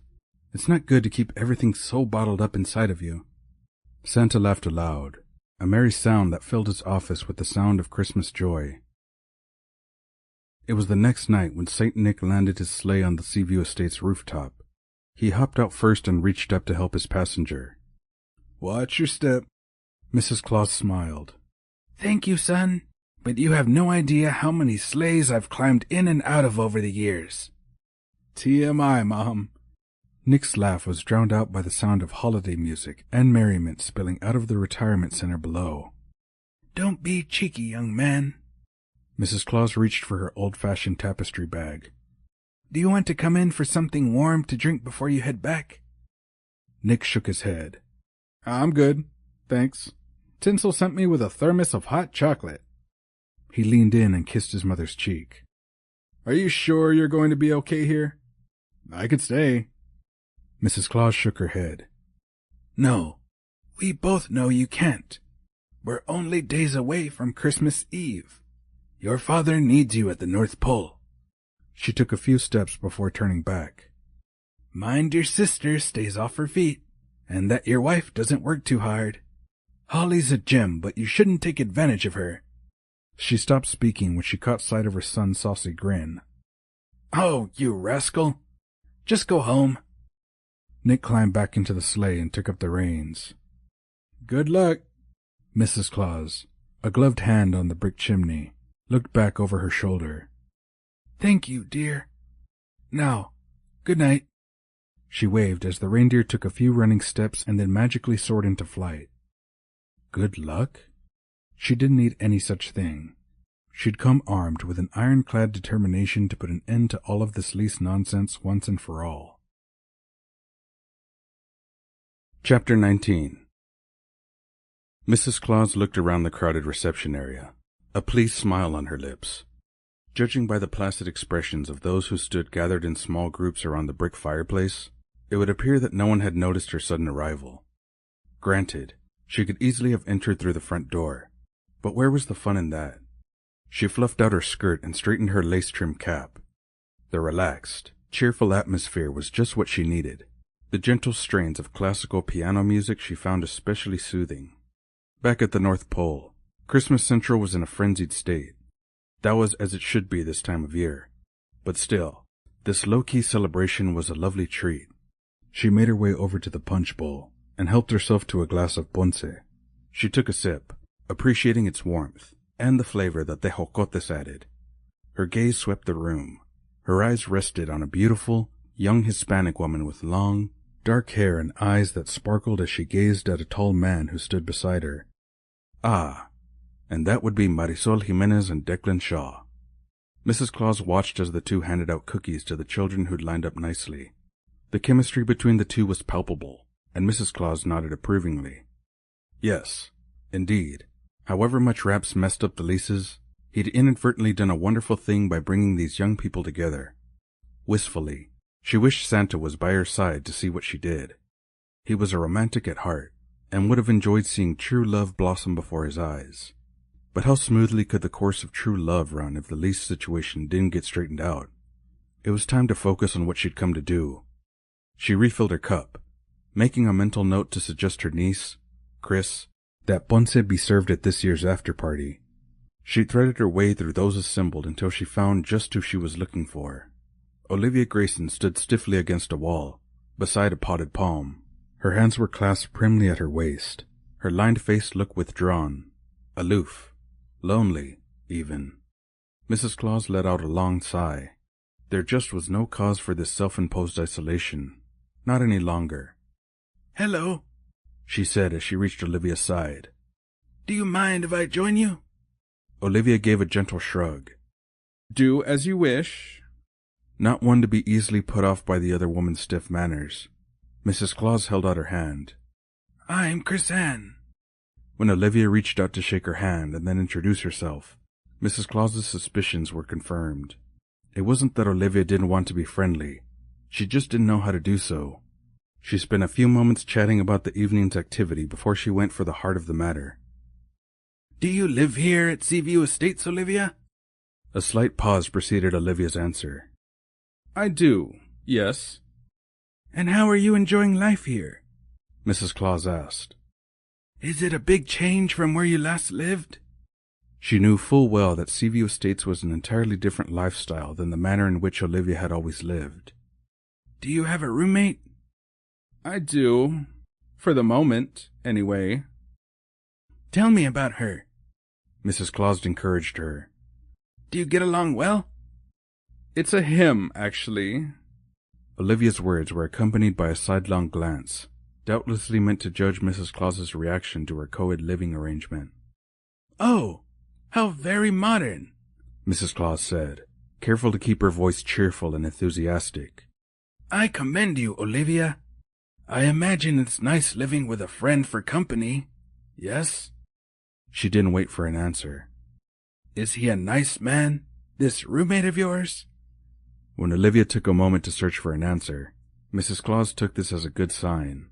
At least the answer wasn't an immediate no. "He has a lovely granddaughter," Olivia finally said, with a genuine warmth. "She's a nice, young woman, clearly devoted to her grandfather." "How wonderful for him. Family really is so important, isn't it?" Olivia's sudden intake of breath didn't surprise Mrs. Claus, but it saddened her nonetheless. "I don't have any family," Olivia said, after a long moment. "All of my people have passed on. I was an only child, so I don't have any nieces or nephews. Neither did I marry, so I have no children." Mrs. Claus reached out and laid a gentle hand on Olivia's arm. "I'm sorry to hear that." She made a sympathetic tisk-tisk sound. "That must make your friends all the more important to you, I'd imagine." The ensuing silence was uncomfortable, but Mrs. Claus knew it was necessary. "I must confess, Chris-Anne, that I don't make friends very easily." Olivia's expression was pained. "I don't make them at all. I never have." "Would you like to?" "Well, of course. I've always dreamed of having a best friend, but I've never come close." Her voice trembled. "At my age, I'm afraid it's too late now." "Nonsense." Mrs. Claus moved so that she stood in front of Olivia. She reached out and took the other woman's hands in hers. She gave them a gentle squeeze. "This is the perfect time for you to develop any number of friendships. Why not start with your roommate? What is his name?" Timoteo Jimenez. You mentioned the granddaughter, but you didn't say anything about Mr. Jimenez himself. Do you like him? Is he an easygoing man? A smile twitched at the corner of Olivia's lips. He's quite a witty gentleman. I'll give him that. Tell me about him, Mrs. Claus encouraged her.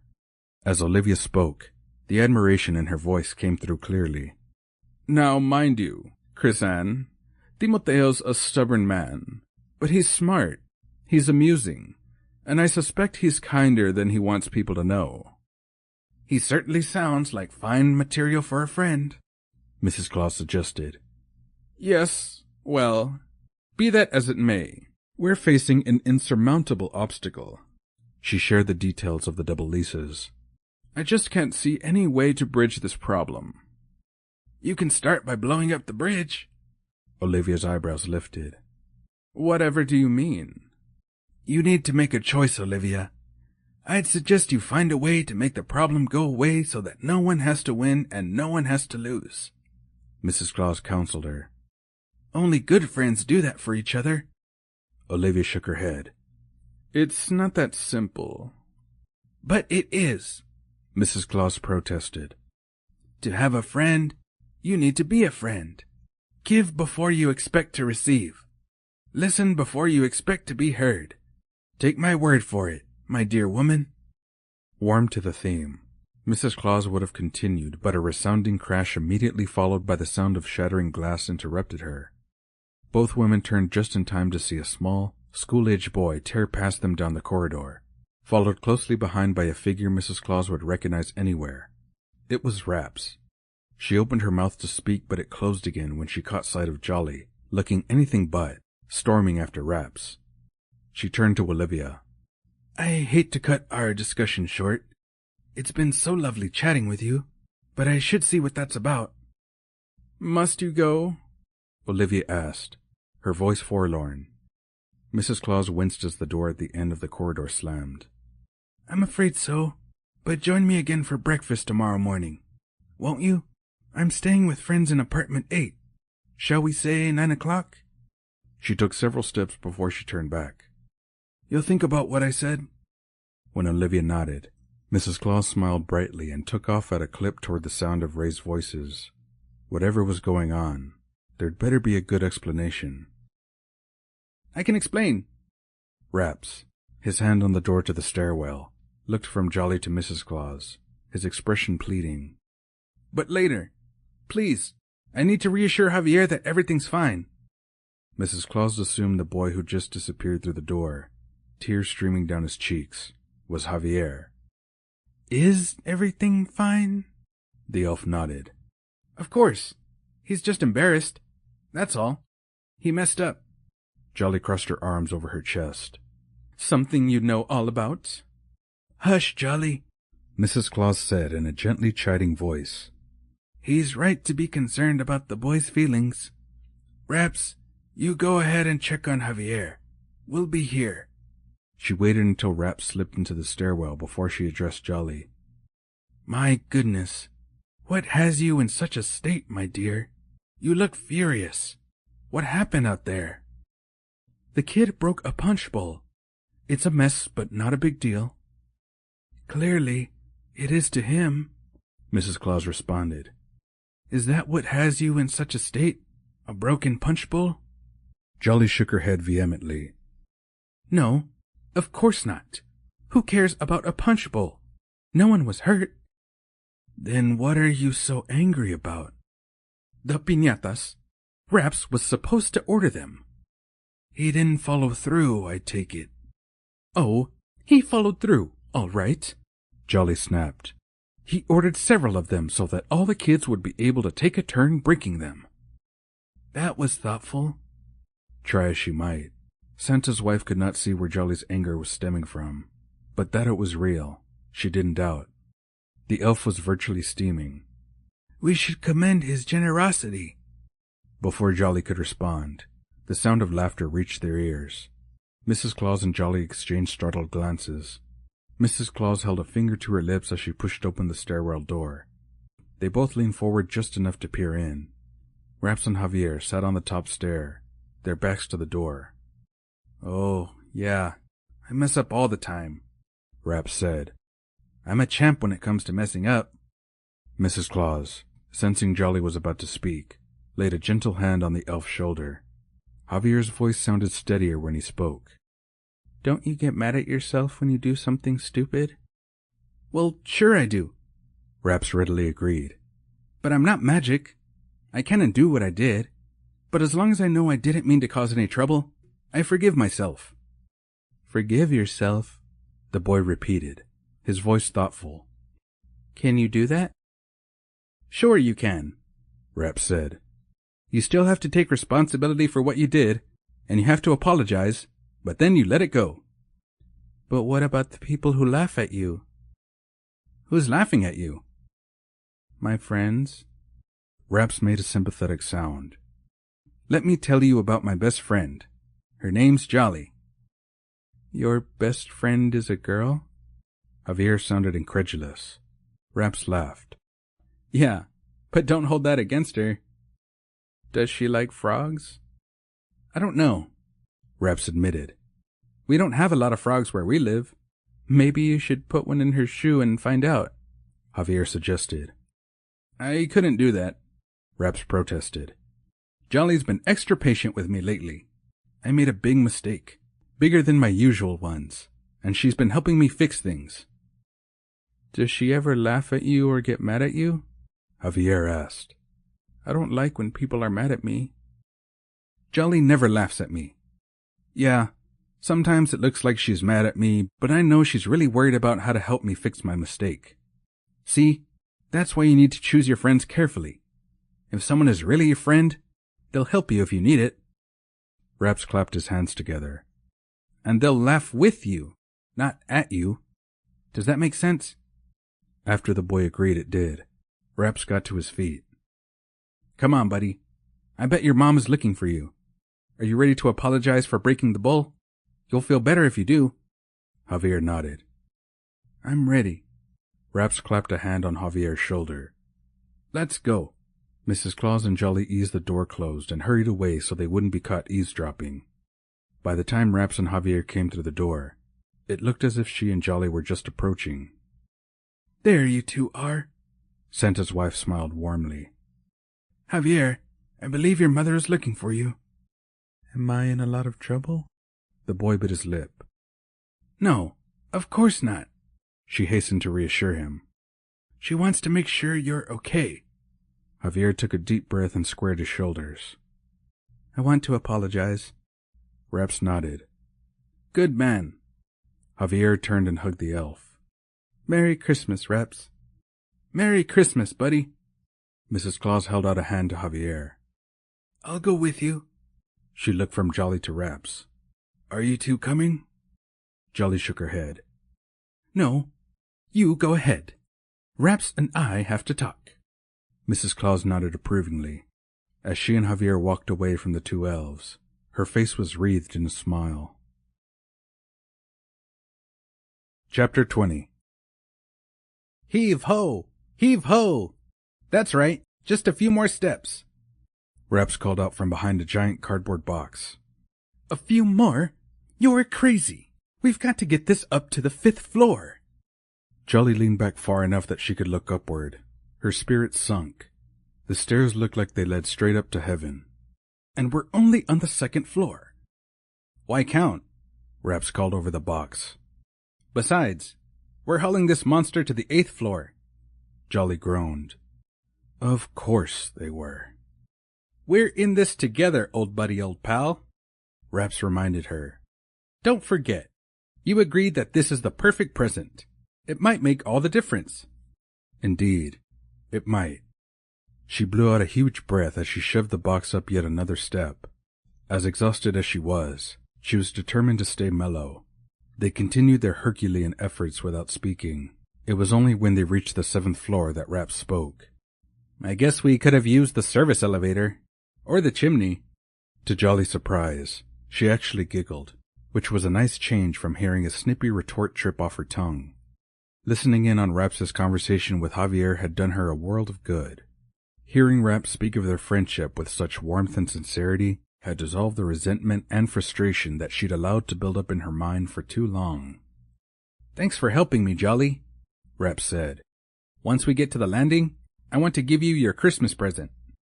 "But it's too early," she protested.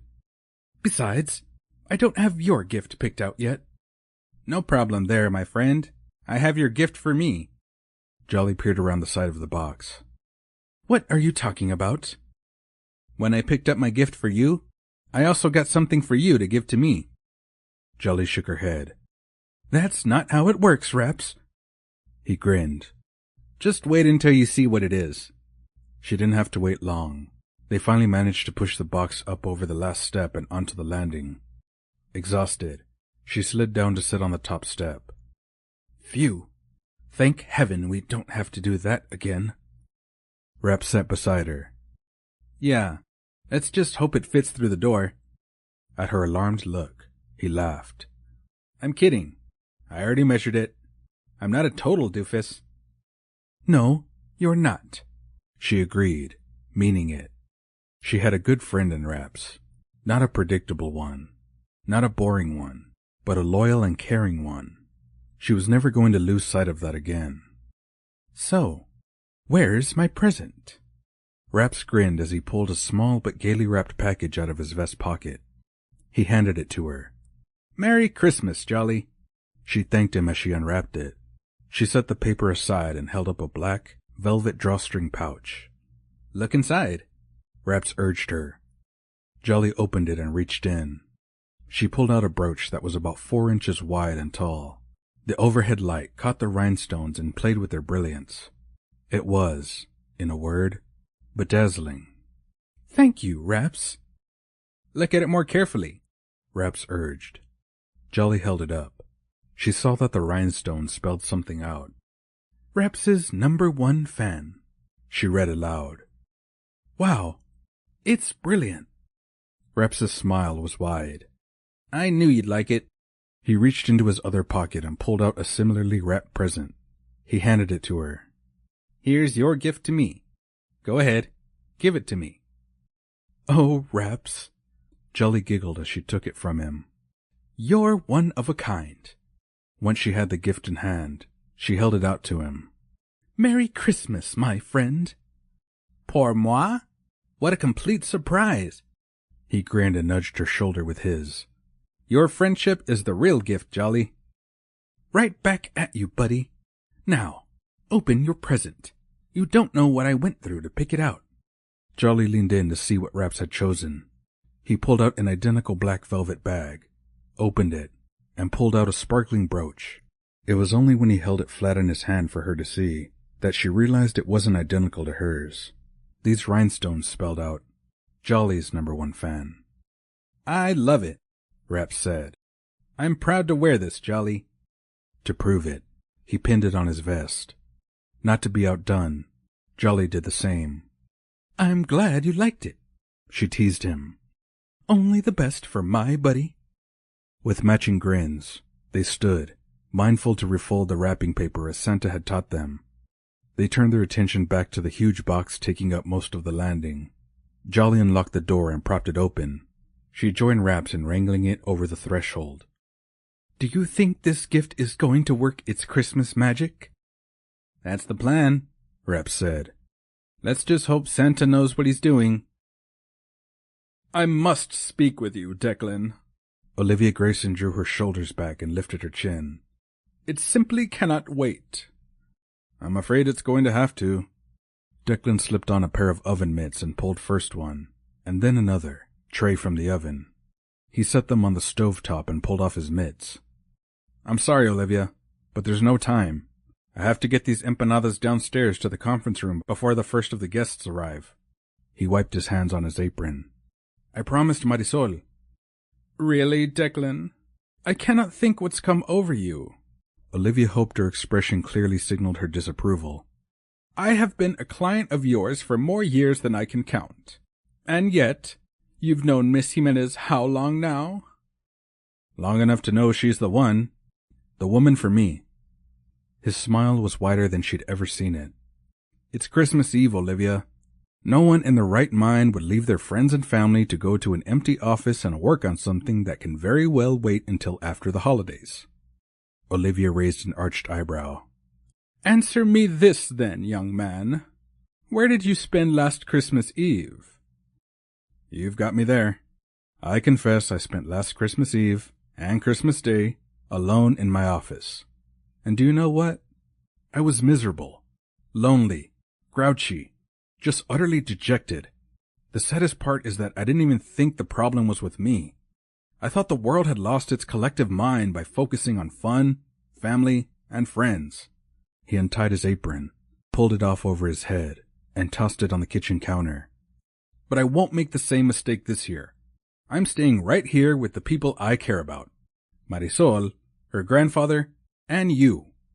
His words pierced her heart like tiny arrows of truth. She laid a hand over her chest. Me? You consider me a friend? To her surprise, Declan leaned over and brushed a gentle kiss across her cheek. Yes, you. You've been a fine client all these years, Olivia. But now I'd like to call you my friend. Tears pricked at the back of her eyes, but she willed them away. This wasn't the time for an emotional display. She needed his assistance and she couldn't wait. Declan, this situation is untenable. I must take action immediately. He shook his head. I'm not going to be able to help you. When her eyes widened, he hastened to add, There has to be a compromise here. We just haven't found it. But I might as well tell you right now that I'm not going to file a lawsuit against Marisol's grandfather. That is what you indicated that you wanted to do, wasn't it? Yes, that is what I said. Olivia clasped her hands in front of her so that he wouldn't see them tremble. You're saying you won't act as my legal representative? Not against Marisol's family. No, I can't. I won't. But I want your help to... Her plea was interrupted when Rapz stuck his head into the small kitchen area. Dude, if you don't hustle downstairs with those empanadas ASAP, you're busted. Marisol is looking for you. Thanks, Rapz. I'm on my way. Declan transferred the last of the turnovers into a serving dish. I promise that you will have my full attention after Christmas. I'll ensure that you're transferred to another attorney in the firm so you won't be without assistance. He moved past her but then turned back. I'm asking you to trust me, Olivia. She waved him away with a small sigh. Go on, Declan. After he'd left, she sank onto a kitchen stool. She did trust Declan, but she couldn't wait. Something had to be done. Immediately. Yo, Mrs. Grayson, are you coming? Startled, Olivia twisted around to see who addressed her in such a manner. She wasn't surprised to see that it was their Canadian neighbor. He had a most distinct vocabulary. No, Rapz, you go ahead without me. But instead of leaving, he came in and settled on the stool beside her. Rough day? He asked. Frustrating, she allowed. Can I be of help? Olivia's smile was wistful. Not unless you're an attorney. Well, now, funny you should say that, Rapz said. It just so happens I might be of assistance. This surprised her. You're a lawyer? Let's just say I know my way around the law. Now, what do you need? Olivia studied him thoughtfully. He certainly was a unique character, this Rapz. Clearly, he wasn't cut from the same traditional cloth that Declan and his legal partners were. But surely the laws pertaining to leases in Canada were not very different from those in the U.S.? She asked him just that. Ah, well, as you might imagine, there are nuances that have to be taken into account, but overall, a lease is a lease. You have experience writing up rental agreements and the likes? She asked. He didn't miss a beat. Extensive experience, he assured her. You might say I've made a name for myself in the area. Are you registered with the American Bar Association? Rapz nodded solemnly. I'm quite international in scope. You needn't have any concern on that score. Olivia, in fact, had quite a few concerns, but she was also desperate to act fast. I'd like to hire you to handle a small matter, but I'd need the work done tonight. Rapz stroked his chin. I am at your service, madam. Despite her misgivings, Olivia was just about to launch into the specifics of what she wanted before she was again interrupted, this time by a breathless Jolly, who rushed into the room and skidded to a stop beside them. Where are the piñatas? She demanded. Mr. Porter and I already strung them up on the back patio, Rapz said. Didn't you see them? Oh, I saw them, all right, but I was desperately hoping against hope that you'd gotten the piñatas I actually asked you to get. Rapz frowned. What's the matter with the ones I picked out? They're adorable. Jolly's jaw dropped. They're in the shape of Santa's head. She paused, but when no response was forthcoming, she blew out an exasperated breath. You don't see the problem with children taking sticks and bashing Santa about? Oh, I didn't think of that, Rapz said. I guess I was just focused on the candy. Olivia watched the exchange with interest. Jolly's agitation was in stark contrast to Rapz's calm demeanor. What were the piñatas supposed to look like? She asked. Stars, to represent the nighttime stars that guided the 3 wise men to Bethlehem to present their gifts to the baby Jesus. Jolly pressed her fingertips to her forehead and spoke in a low voice as if she were speaking as much to herself as to them. It's okay. The kids won't care. Hopefully, their parents won't mind that their children are walloping Santa's head. She turned to go, but then paused. What are you two doing here? The party's downstairs. Olivia opened her mouth to say that they were conferring on a legal matter, but Rapz spoke first. We're just shooting the breeze, he assured Jolly. We'll be downstairs in 2 shakes of a snow globe. After they were alone again, he smiled apologetically. Just protecting client confidentiality. I see, Olivia said, although she wasn't quite sure that she did. Now, about the matter at hand. Here's what I need. Timoteo Jimenez stood with his back toward the wall, leaning on his cane, a thoughtful expression on his face. He watched as Marisol and Declan helped several of the smaller children into their jackets. His gaze went from Marisol's face, which radiated genuine happiness, to the little ones she was surrounded by.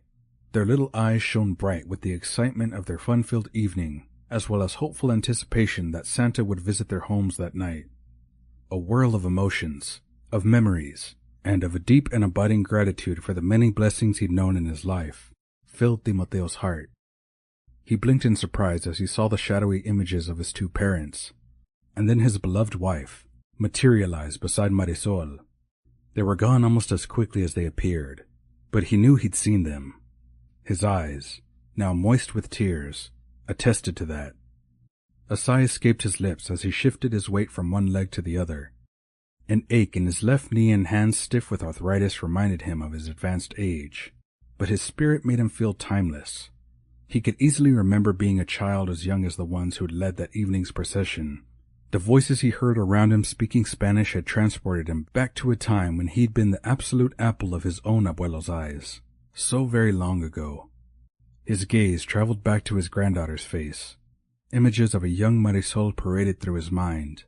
The first time he'd held her and looked down into her serious brown eyes. The first toddling step she'd taken across the room right into his arms. And a flood of other memories followed.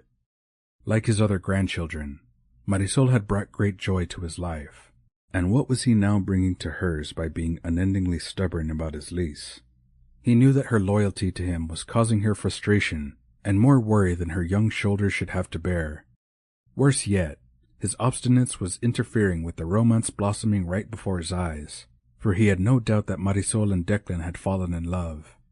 Their shared tender glances, the way Declan stood by her side as if to protect her, the way Marisol's face lit up when he walked into the room, the way they talked into the night as if they'd known each other forever, it all bespoke of a love that could wrap them in their own cloak of happiness for the rest of their lives, just as his love for his dear Susanna had. He had no right to get in the way of Marisol's happiness. He loved her too much, and for whatever time on earth he had left, he was going to spend it watching his family be happy. The number on the apartment door didn't matter. Timoteo straightened and looked around the room. He needed help with bringing an end to the nonsense that he'd helped create. When Marisol looked over and met his gaze, He smiled at her, but he didn't beckon her to his side. Instead, he continued to scan the room. At last, he spotted just the right person who might be able to help him. He began to walk across the room, propelled by the certainty that he was making the right choice. Chapter 21. Declan awoke the next morning with a sense of anticipation that he'd never felt before. It was December 25th, and despite his age, he felt as if this was his first Christmas day, the first one that truly counted.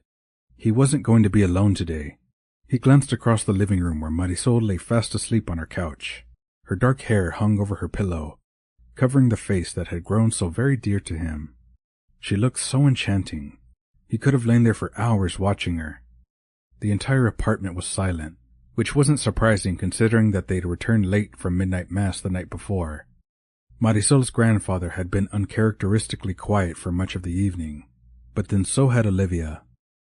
Declan had invited Jolly and Rapz from apartment 8 to join, but they demurred, saying they needed to pack for their journey home. He smiled at the thought of the pair of them. He'd never met anyone quite like them, and he doubted he ever would again. They shared a love for Christmas that was unparalleled. If he'd met them last year, he would have dismissed them as being kooky. This year he knew better. Jolly and Rapz unabashedly embraced Christmas magic, something he was ready to do too. Declan glanced up at the clock. It was nearing 7 o'clock. He glanced at the wrapped presents under the tree. How did kids stand the anticipation? His gift from Marisol was being delivered at 8:30, and he needed her to be awake when it arrived. Good grief. Were those people going to sleep forever? He threw back his blanket and got to his feet as an idea occurred to him. Declan made short work of showering, changing, folding up his makeshift bed, and brewing coffee.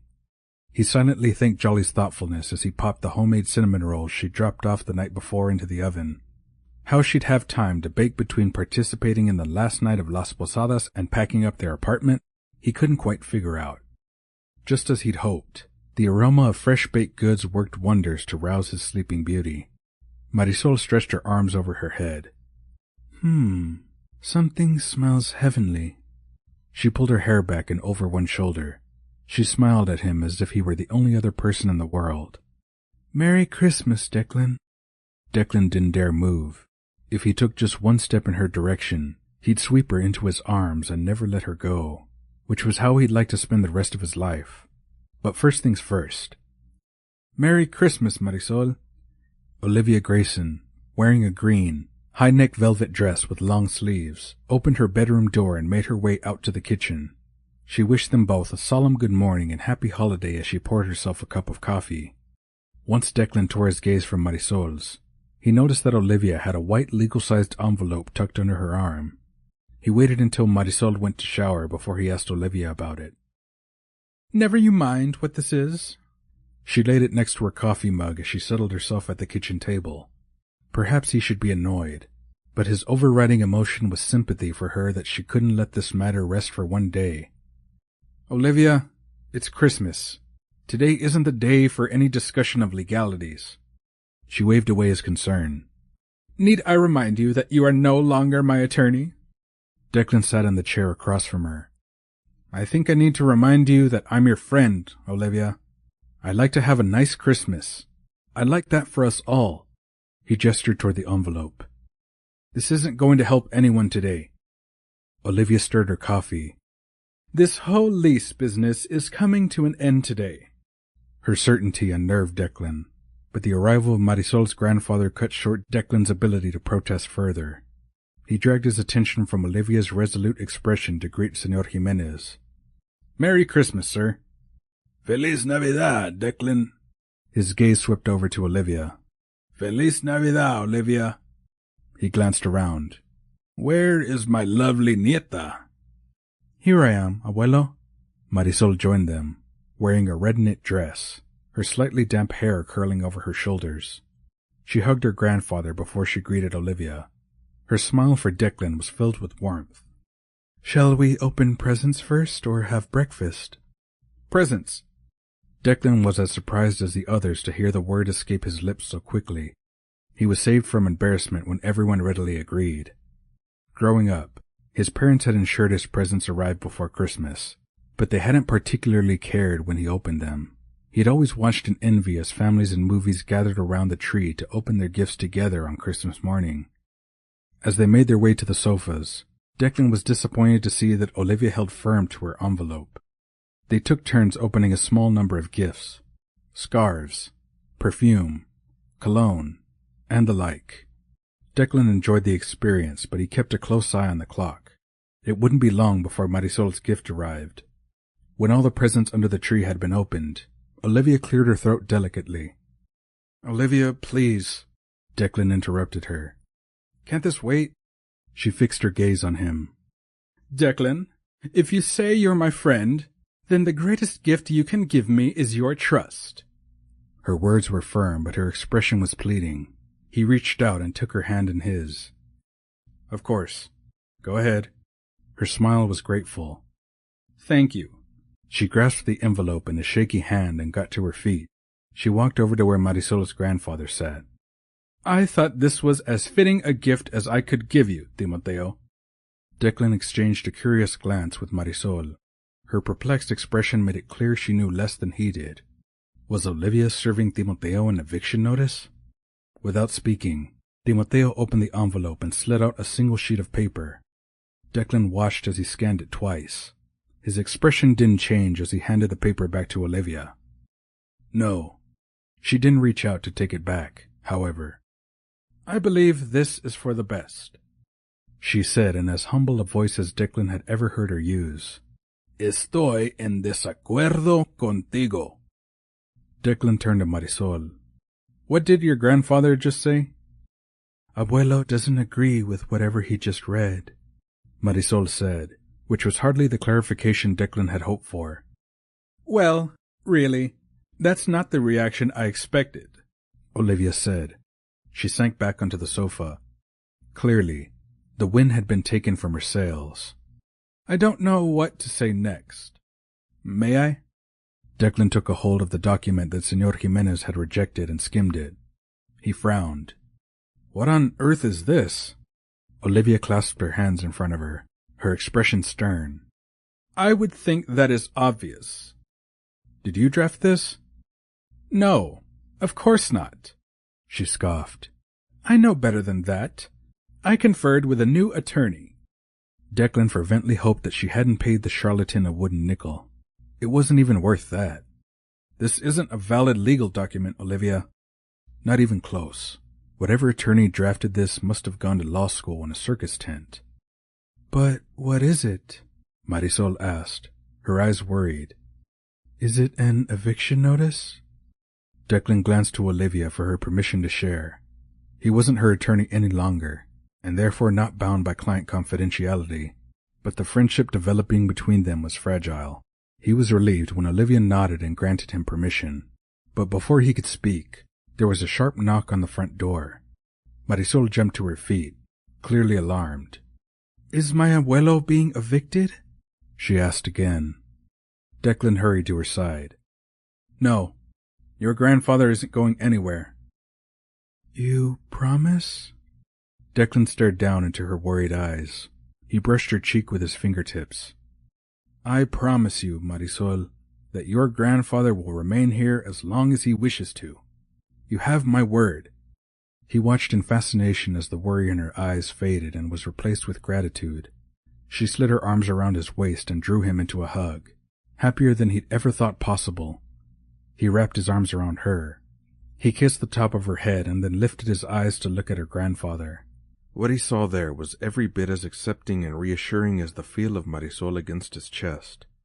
He smiled his gratitude. A second knock sounded, and Declan reluctantly released his hold on Marisol. "Is anyone expecting someone?" he asked. It was still a tad early for his gift to be delivered.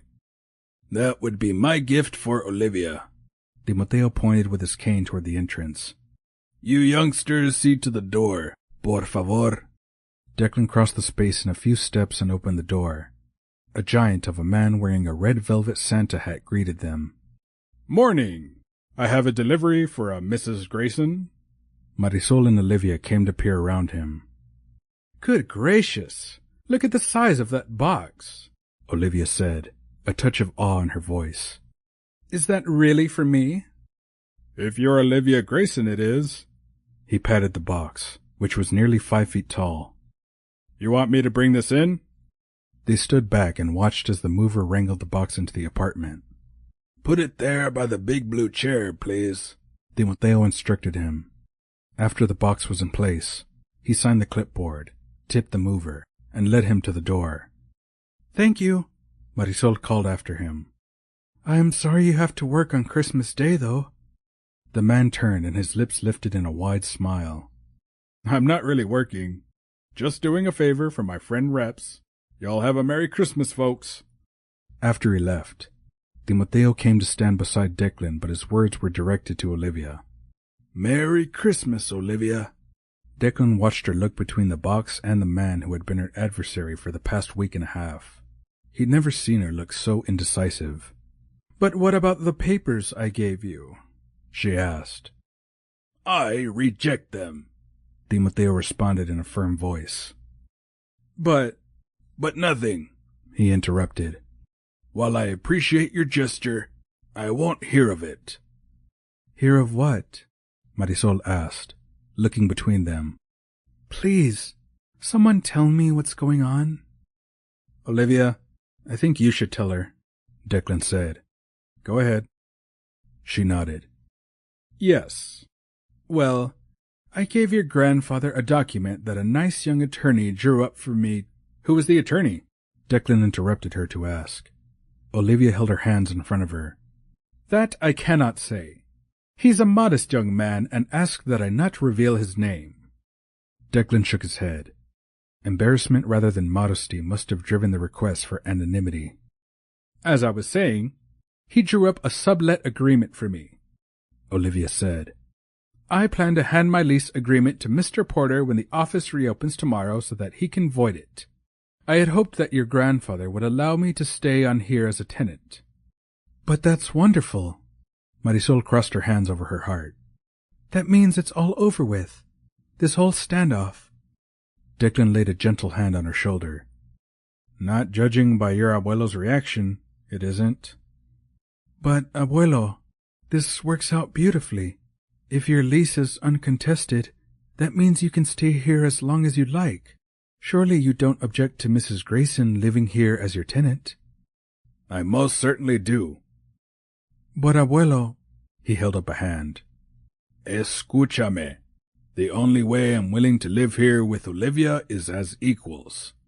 If she will consent to be my roommate and live here as my friend, then we can finally have peace.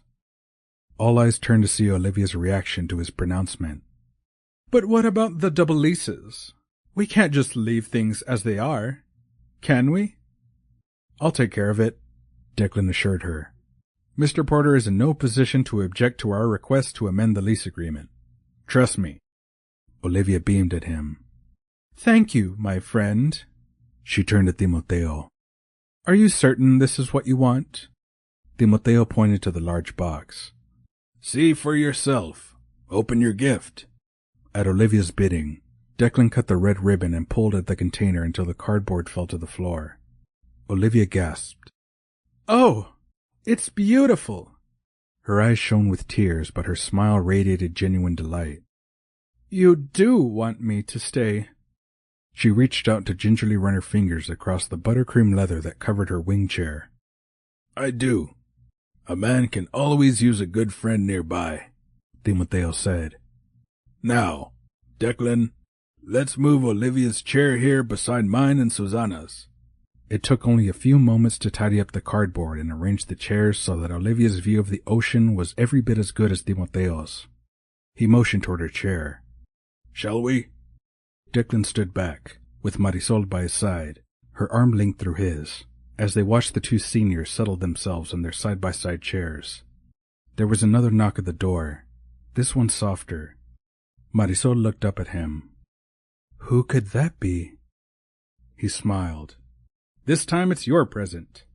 He gave her a gentle nudge. Go see what it is. Chapter 22. Marisol opened the door to find Doris Salazar smiling broadly. The retired teacher wore a purple sequin cap that rivaled her necklace of flashing holiday lights for attention. Feliz Navidad, Marisol. Marisol exchanged a hug with the other woman over her walker. Gracias, Mrs. Salazar. Come in. Doris shook her head emphatically. No time, my dear. I've been invited to Larry Warjowski's for breakfast. The news was delivered with a mischievous wink. Do you think he'll like my new hat? Marisol laughed. I think he's going to be enchanted. Are you sure you don't have time for coffee first? No, dear. She slid a small basket off the handle of her walker and held it out to Marisol. Whatever was inside was covered with a red and white polka-dotted tea towel. I just wanted to drop this off. Marisol reached out for the basket, surprised at how light it was. Thank you, Mrs. Salazar. The other woman shook her head. Don't thank me. I'm just the messenger. Thank your young man. And then, with a cheery wave, she headed toward the elevator. Marisol shut the door and returned to sit on the couch beside Declan. She hoisted the basket up and down a couple of times. This is so light. Is there anything in here? See for yourself, Declan urged her. Intrigued, she pulled back the tea towel and saw something black, round, and fuzzy nestled at the bottom. She glanced at Declan. Earmuffs? His laughter told her that she'd better keep guessing. She reached down and stroked the fur, which was delightfully soft. It felt so real. Her eyes widened. It's not... But a tiny purring sound told her it was indeed just what she thought. Declan, she gasped. You bought me a kitten? Rescued. Technically, as no money changed hands. His legalese delighted her. He delighted her, beyond words. She took a deep, shuddering breath. She'd always wanted a cat, but she'd wanted to wait until she was ready to settle down. She met Declan's gaze. She was ready, and happier than she dreamed she could be. Thank you, she managed to say through a voice thick with emotion. You've given me the perfect gift. The temptation to launch herself into Declan's arms was nearly overwhelming, but knowing her abuelo was sitting on the other side of the room helped her temper the urge. Still, one little kiss couldn't hurt. She leaned in and brushed her lips across Declan's, and his reaction told her that he shared her desire. I saw that. Her abuela's voice floated across the room. She and Declan exchanged conspiratorial grins as they drew apart. We have time, Declan said in an amused tone. Time to get to know each other. He reached out and took her hand in his. Being with you is what I want more than anything. Marisol squeezed his hand. That would be the greatest gift. She reached into the basket and pulled out her new kitten. She held it up, already in love with its tiny precious face. Oh, he's beautiful. She is, Declan corrected her. Do you have a name in mind for her? Marisol nodded. Siempre. Declan looked puzzled. That's not an English word. You'll figure it out, she assured him, barely able to keep a straight face. Siempre. Forever. It all felt so right. Don't forget that my entire family will be here tomorrow. You'll have plenty of people to ask what it means. Declan grimaced. Yeah, the family. Let's hope they won't be a hostile jury. Marisol shook her head. They'll adore you like I do. Besides, my abuelo approves of you. That's your shoo-in. She stood. Let me get your gift. It took her only a moment to return with a rectangle box wrapped in blue and green tartan wrapping paper. She handed it to Declan and settled beside him again. As she cuddled Siempre, she watched while he neatly slid his index finger under the taped edges. The fact he didn't rip into gifts didn't surprise her. Declan set the wrapping paper neatly to the side and then turned the box right side up. Marisol watched his face for a sign that he was pleased with her choice of gift. How did you know? He asked in a tone that was equal parts surprise and delight. Santa. Well, the Santa at the mall told me. Was he right? Declan nodded wordlessly. Do you want to tell me about it? She encouraged him. Clearly, he was deeply touched by the gift of a model airplane. It wasn't anything fancy, or expensive, but his hands tightly gripped the box as if he didn't want to let it go. He took a deep breath. This is what I always wanted. He stared at the Christmas tree for a long moment before he looked at her again. I could have asked for one. I think most little boys do. But it wasn't just the model kit that I wanted. Marisol placed her hand on his arm and gave it a gentle squeeze. I wanted someone to put it together with me, Declan continued. I wanted someone who loved me to sit beside me and sort through the pieces with me. You know, someone to laugh when I glued my fingers together. Marisol laid her head on his shoulder. I promise to laugh when you do that. Declan grinned. You have no idea how badly I want to take you in my arms and... Well, you can't, she interrupted him playfully. You mustn't crush my kitten. Besides, you'll want to stay on Abuelo's good side. It will make your life easier. Declan leaned back and pulled her into his arms. Marisol, how did the man at the mall know? I never told anyone about this. Not my parents, not my nanny, not anyone. Except that one year I wrote a letter to Santa. But I took a stamp from my father's secretary's desk and mailed it myself. So, I know no one saw it. How old were you? 8 or so. Marisol's heart constricted for the lonely little boy Declan had once been. Never would he be that alone again. Not while she was alive. What about the stockings from your grandfather's childhood? And Olivia's too. It's just not possible that, well, you know, that they were who they said they were. Jolly and Rapz? He nodded. Tinsel too. And Santa. They were so real. More real than anything else. I don't know how to make sense of it. Maybe it's un milagro de Navidad, she suggested. A Christmas miracle. Declan tightened his hold on her and brushed a kiss across the top of her head. I believe it is. She glanced over at her abuelo. He sat in his chair, listening to Olivia, who was speaking with great animation about something. As if he sensed her watching him, he glanced over and winked at Marisol with a knowing nod.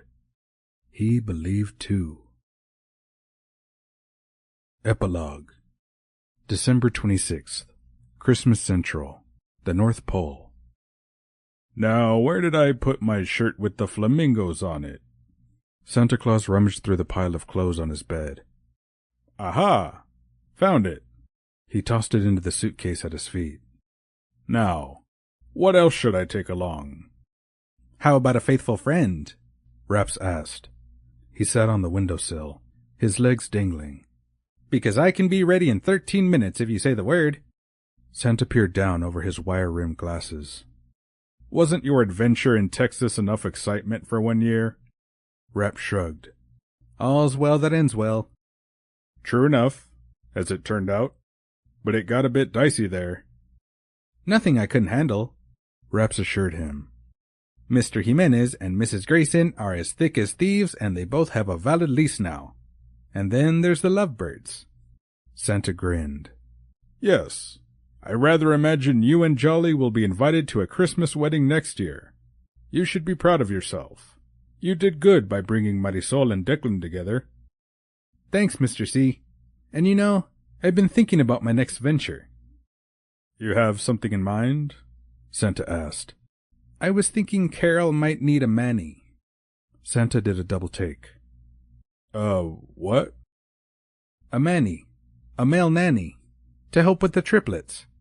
Santa could only stare. Rapz pulled a face. You're not loving the idea? Wordlessly, Santa shook his head. Okay, Rapz said. Maybe I should stick with this matchmaking thing. Santa sat on the end of his bed. Maybe you should stick to being an elf, Rapz. You're a natural at that. I guess so. I'll think about it anyway. Good. That's settled then. Santa got to his feet and surveyed the pile of clothes strewn about the room. He needed to get this tidied up in no time because the sleigh was leaving for Hawaii within the hour. Can I trust you to keep an eye on things here, Rapz? Ben is preoccupied with Carol and the babies. Nick, Holly, and their kids are coming with us. Rapz jumped down. Don't you worry about a thing. I got you covered. He gave Santa a high five as he sauntered toward the door. Enjoy the sand and surf. Santa watched the elf leave with more than a bit of trepidation. He believed Rapz when he said he'd help out in their absence, but there had been a dreamy, distracted look in his eyes just then. He frowned. Rapz wasn't considering taking another stab at matchmaking. Was he? Surely not. The End. A Very Marisol Christmas, written by Caroline Mickelson, narrated by Jeremy Munoz. Copyright 2018, production copyright 2024, by Caroline Mickelson.